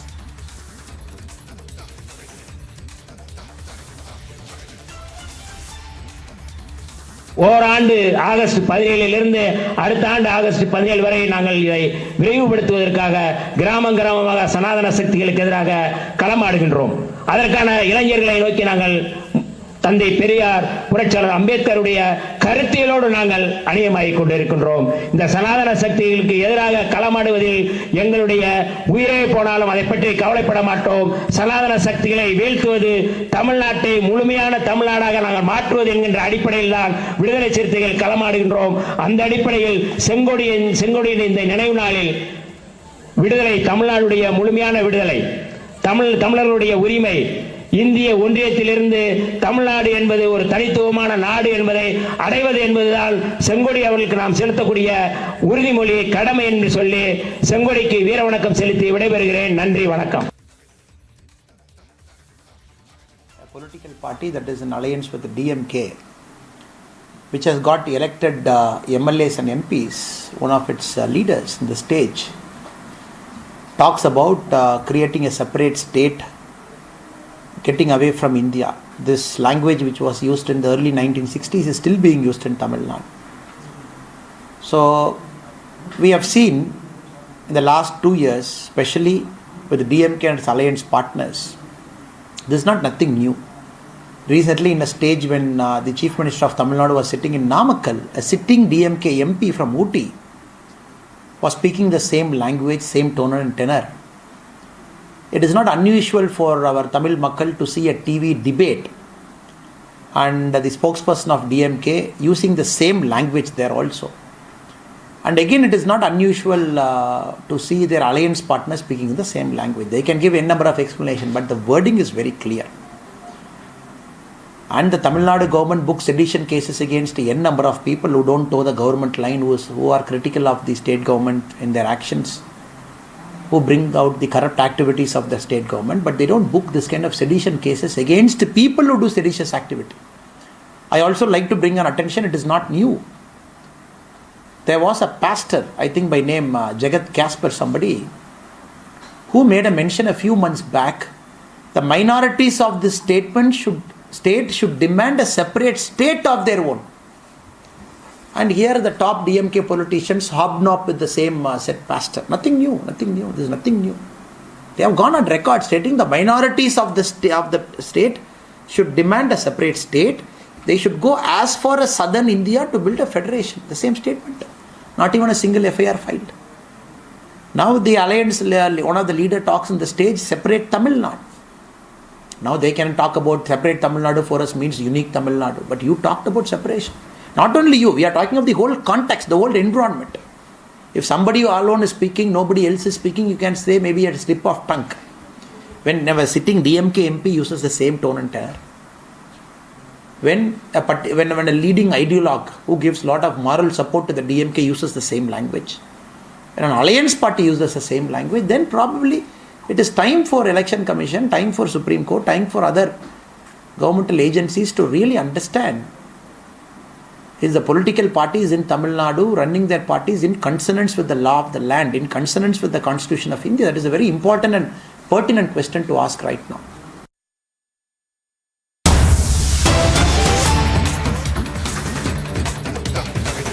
Right, breaking news development coming in connection with the Eidgah Maidan Row in Bengaluru. The Supreme Court has issued the Eidgah matter, or in fact diverted the Eidgah matter to a 3-judge bench. That's a significant development because remember, as it happened in the case of Karnataka High Court, there was a single judge bench order which had said that there should be no Ganesh Chaturthi, and then next day there was a 2-judge bench order which said that the government could take a call and that it should be allowed, and then the matter was brought to the Supreme Court by the Waqf Board, and the Supreme Court now referring the Eidgah issue to a larger 3-judge bench. In fact, Kapil Sibal on behalf of the Waqf Board is still batting for an interim order. Let's see what the court has to say on that. தமிழ்நாடுடைய முழுமையான விடுதலை, இந்திய ஒன்றியத்திலிருந்து தமிழ்நாடு என்பது ஒரு தனித்துவமான நாடு என்பதை அடைவது என்பதுதான் செங்கொடி அவர்களுக்கு நாம் செலுத்தக்கூடிய உறுதிமொழி, கடமை என்று சொல்லி செங்கொடிக்கு வீர வணக்கம் செலுத்தி விடைபெறுகிறேன். நன்றி, வணக்கம். He speaks about separate statehood to Tamil Nadu, separate union status almost. But this is something that has been ongoing for several decades. I think the calls are becoming more open now.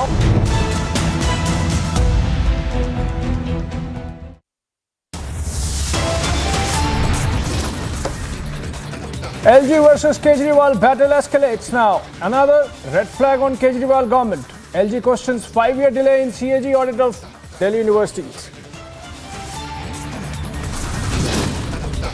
New levels of drama in Vadra Congress. Rahul forced to be the president. Tharoor now challenges Rahul. Contacts state leaders. Gathers support against Rahul.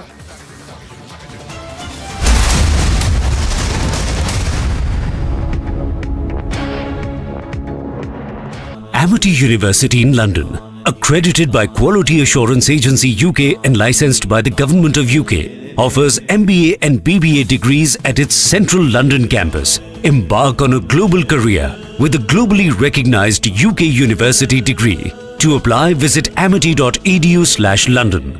In the Sonali Phogat murder case, the Goa police has confirmed that a team of police officials will go to Hisar today to verify certain allegations that have been levelled and certain suspicions that have been raised by Phogat's family.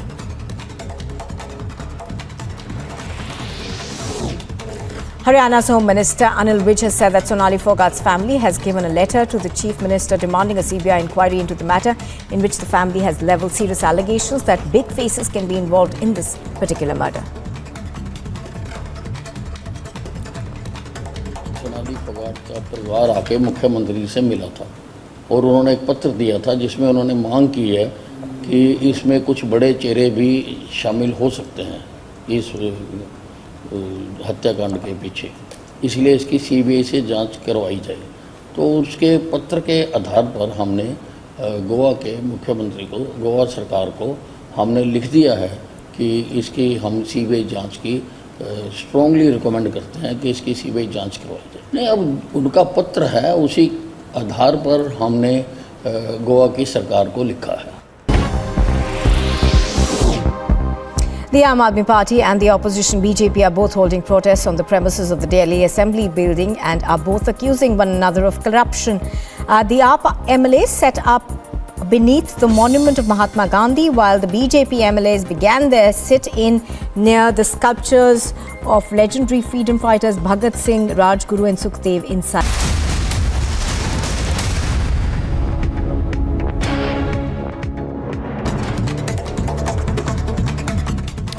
Delhi Deputy Chief Minister Manish Sisodia reached the Punjab National Bank branch in Ghaziabad for the CBI search of his locker in connection with its probe into alleged irregularities in the capital's now withdrawn excise policy.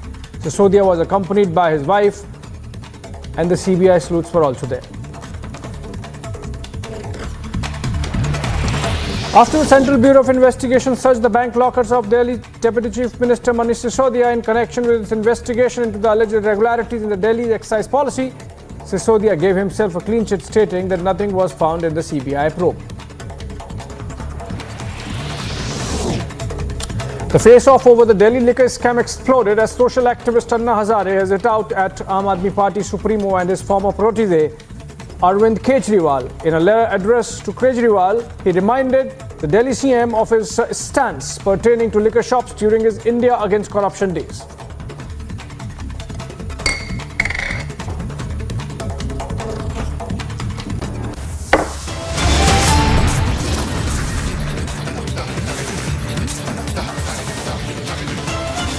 Bombay assures free hand to cops, but MLA meets accused seer. Is the biggest confrontation as Republic questions the MLA.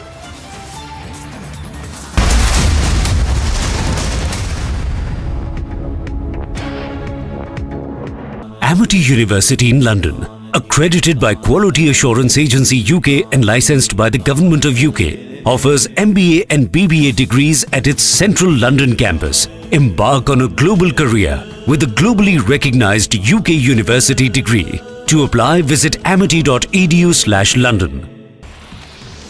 Aam Aadmi Party legislators were holding overnight protests outside the Delhi Assembly premises amid an ongoing war of words between the two parties on allegations of corruption. The Aam Aadmi Party is demanding a probe against the Lieutenant Governor V.K. Sena for allegedly pressuring two of his employees to exchange demonetized currency notes worth 1,400 crore rupees during his term as the Khadi and Village Industries Commission chairman in 2016.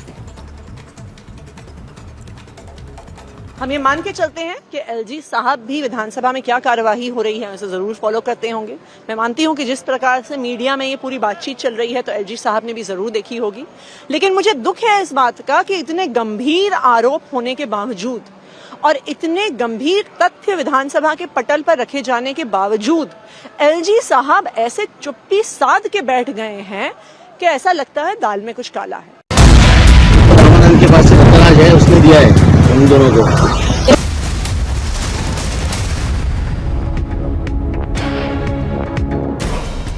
A case of shame to humanity has come to light in Gopalganj, Bihar, where 3 men gang raped a 13-year-old and then made the video of the gang rape viral. They also threatened to kill the girl and her family if she opened her mouth. After the video went viral, the police traced the girl and filed an FIR on the basis of the victim's statement. Taking swift action, 2 men have been arrested for the gang rape of the minor girl. Gopalganj SP Anand Kumar informed that the incident happened on August 24 when the 13-year-old girl was gang raped in the Bhor PS area. Police ने त्वरित कार्रवाई करते हुए उसमें शामिल 2 लोगों को गिरफ्तार कर लिया है और उसमें जो मोबाइल का इस्तेमाल हुआ था उसको भी हमने जब्त कर लिया है। The officer further said that the remaining accused will soon be arrested and the mobile used to record the video has also been seized. Bureau Report, Republic TV.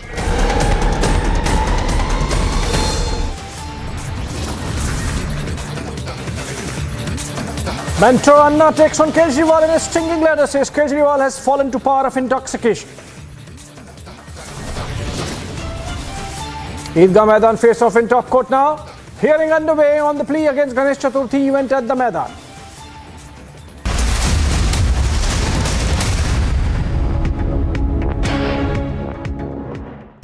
In Assam, 2 more persons identified as Akbar Ali and Abdul Kalam Azad linked to the global terror outfit of the Al-Qaeda were arrested from Barpeta district. A total of 6 people so far have been arrested in connection with the crackdown in the state.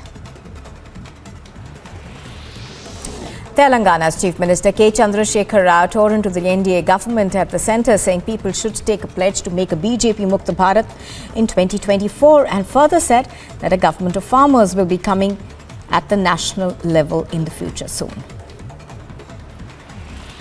After the tragic demise of 19-year-old Ankita, who was set on fire on the 23rd of August in Jharkhand's Dumka, the ADG ML Meena visited the deceased family. He inspected the place of occurrence of the crime and said that safety and security for the family has been ensured. 2 accused have been arrested so far in the case. और ये इमारत जो है ये धराशायी हो चुकी है। ये भ्रष्टाचार की इमारत जमींदोज हो चुकी है। It happened in just 9 seconds. It was perfect execution. 100-meter tall building brought down in just 9 seconds.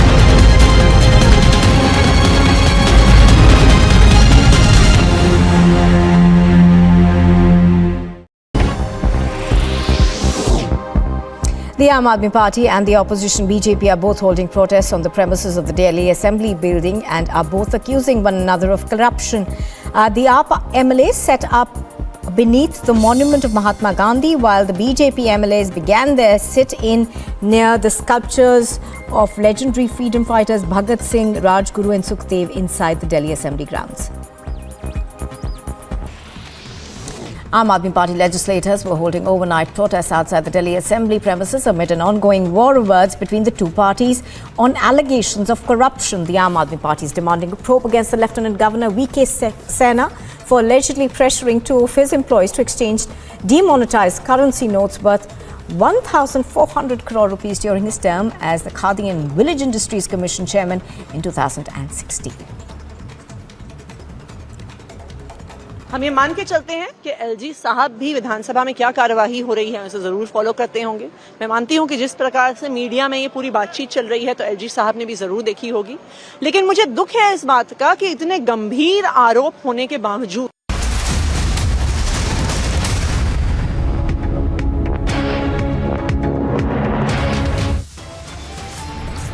Kejriwal versus his mentor Anna Hazare now. Anna says Kejriwal is intoxicated with power.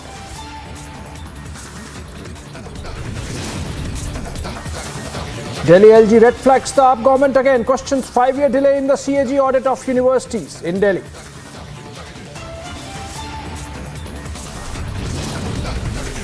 Open call for secession by DMK Alive VCK. Calls for a separate Tamil Nadu will Stalin Act.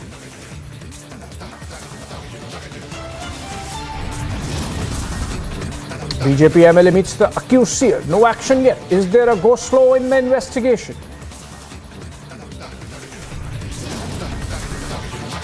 Eidgah Maidan face-off in the top court now. Hearing underway on the play against Ganesh Chaturthi event at the Maidan.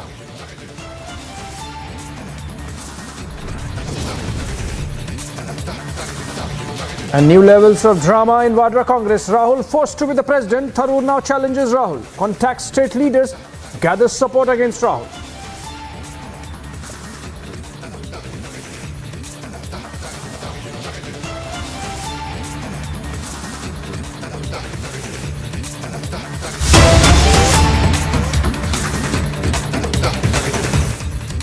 Alright, in an action aimed at preserving his government, Jharkhand Chief Minister Hemant Soren along with all other UPA MLAs are reaching the Ranchi airport. They are headed to Raipur and of course in pictures you see the bus in which the Jharkhand Chief Minister is carting away his MLAs of his party, of the alliance, which includes the Congress and the RJD, mainly the Congress party.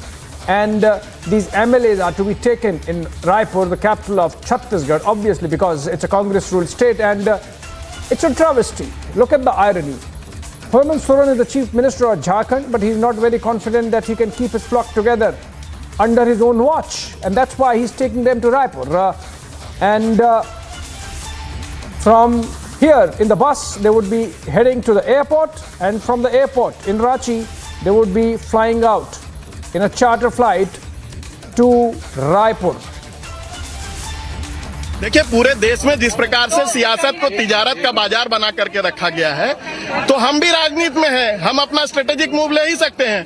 क्यों? आपके प्रतिनिधियों पे भरोसा नहीं है क्या? ये आपको देखने का नजरिया, हमारे अपने प्रतिनिधि हमारे साथ हैं, ये हमारे भरोसे का ही नतीजा है। अचानक जरूरत क्या आने पर गया? जरूरत आप उनसे पूछिए ना, जो इस प्रकार की परिस्थितियों को उत्पन्न कर रहे हैं। आप हमसे ही सवाल क्यों करते हैं? आप अपने नेताओं को ले जा रहे हैं, कहाँ लेके जा रहे हैं? कहीं लेके जा रहे हैं, उसको बाद में खुलासा किया जाएगा। ये बताइए, बस का हाँ बस का शीशा, अरे भैया बस का शीशा लाइव जो है परेड किया जाता है, विधायकों को बुलाया जाता है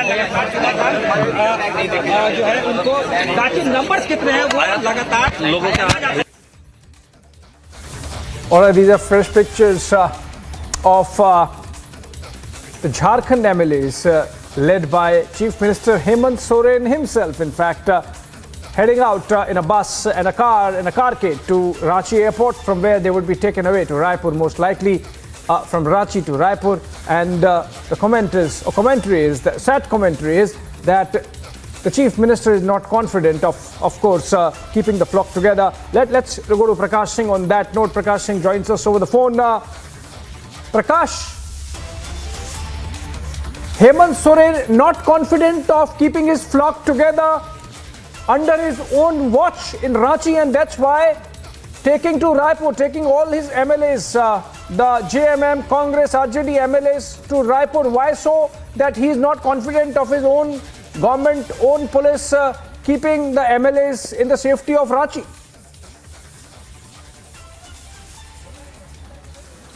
Abhishek, the political stalemate in Jharkhand continues for a long time now. We have been hearing about a letter that has been sent by the ECI at the behest of the BJP leaders. That letter has been sent regarding the termination of the membership of Hemant Soren. And that has been going on since Friday, and ever since the governor has arrived, it's been close to 4 to 5 days now, and that letter, it seems, has not been opened. So maybe Hemant Soren is alleging that the BJP is trying to poach their MLAs, the UP MLAs, the Congress and the Jharkhand Mukti Morcha MLAs. Then the vulnerable is the Congress MLA. Their numbers are around 18, and Hemant Soren and JMM allege that the BJP is trying to poach its MLA, and the BJP has the support of 30 odd MLAs, 26 from the BJP, 2 from AJSU, and 2 others are also supporting BJP. And in the House of 81-member assembly, you require 41 members to form the government. The BJP requires another 11. So that is the catch. It is a catch and mice game. Now, since the delay has been done, so in order to protect his MLA, or you can say it otherwise also, that Hemant Soren doesn't have much confidence on his MLAs. So most of the MLAs are being sifted to Raipur through a flight at 4:25 p.m. this evening, and they will be lost there till the letter is uncovered, until a decision from the governor or either from the election commission or his speaker comes out regarding the termination of the membership of Hemant Soren and his brother Basant Soren, and thereafter deliberations would be made as to who would be the likely successor of Hemant Soren. So there are two things: either someone from the family of Hemant Soren becomes the chief minister, or BJP poaches some of the MLA from the Congress, either from the JMM. There is a split. So maybe that back channel negotiation from both the sides would be going on, specifically from the BJP side.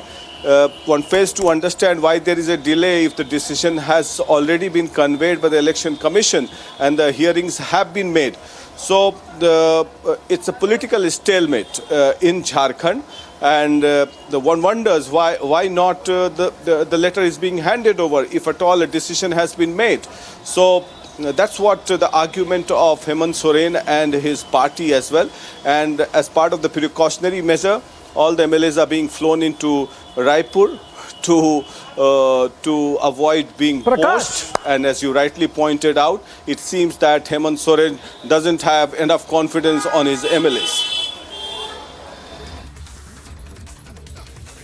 Prakash, the mystery still remains. Yeah, I mean, why can't he keep his flock together in Ranchi itself? Why can't Mr. Soren keep the flock together and the MLAs safe in Ranchi itself?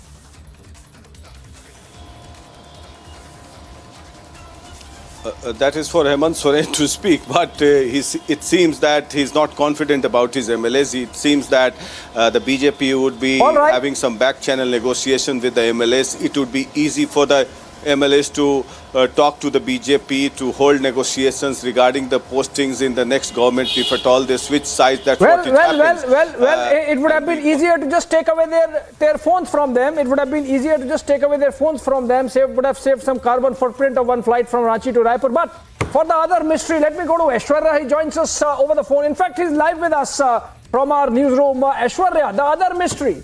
It's been about 5 days that the Election Commission has given its opinion on qualification or disqualification of the Jharkhand Chief Minister Hemant Soren. It is with the governor. It is mandatory order. Governor can't do anything about it beyond giving it to the speaker, who has to accept the instructions of the Election Commission. Why is it taking so many days for the sealed envelope to reach from the desk of the governor to the speaker? Because Abhishek, officially governor is taking a legal advice. Unofficially, JMM claims that the governor is acting on the behest of the BJP, and the BJP is taking its own sweet time. And if you see the political angle, and as Prakash was also saying, the fact is that the numbers are just not in favor of Hemant Soren. Hemant Soren's own brother, Basant Soren, who was in the national capital, is said to have 12 MLAs, Prakash, with him. So Hemant Soren has been unable to get his own MLAs on his side. The maximum numbers which Hemant Soren has been able to garner is 36. And in the assembly of 81, he still needs 41 by his side. So the numbers are not there. The mathematics is not working for Hemant Soren. And basically over the top, while the Chief Minister should have been busy in getting the culprits behind the Dumka incident, not only behind bars, but the strictest possible action should have been taken against that individual. Hemant Soren is busy saving his own government because the numbers at the end of the day are not in his favor. Initially, we were being told that 6 are already in Chhattisgarh, 3 are in Kolkata, 1 particular MLA, Mamta, is unwell, she is in hospital, and while you add all these numbers, they were still not adding up. So the mathematics of it is just not working for Hemant Soren, and a very desperate Hemant Soren, under pressure Hemant Soren, is trying to move his MLAs out of Jharkhand to Raipur. But what will he achieve? Because at the end of the day, Election Commission's reference, Abhishek, to which you were just referring to, has been given in a sealed envelope. As much as Hemant Soren would want that reference had not been given, it has. And it says that it needs to be disqualified, that the Office of Profit issue sustains and he needs to be disqualified. And the similar case is on his brother Basant Soren as well, who was trying to meet not one but several senior BJP leaders in the national capital. How successful he was, or if we can say so, how unsuccessful he was. Because when he went back, according to our sources, he has been unable to communicate back to his MLAs that what's the message he has got from the BJP High Command. Yes, back to you, Abhishek. Well, let me go to Prakash on that note. Prakash, you were also mentioning the possibility that the BJP might be in touch with some MLAs of the Jharkhand Mukti Morcha or the Congress Party, the UP alliance in Jharkhand, which is in power. And Aishwarya also saying that the BJP perhaps is taking its own time. You think Basant Soren is could play the joker of the pack, so to say, as it said, and he could be having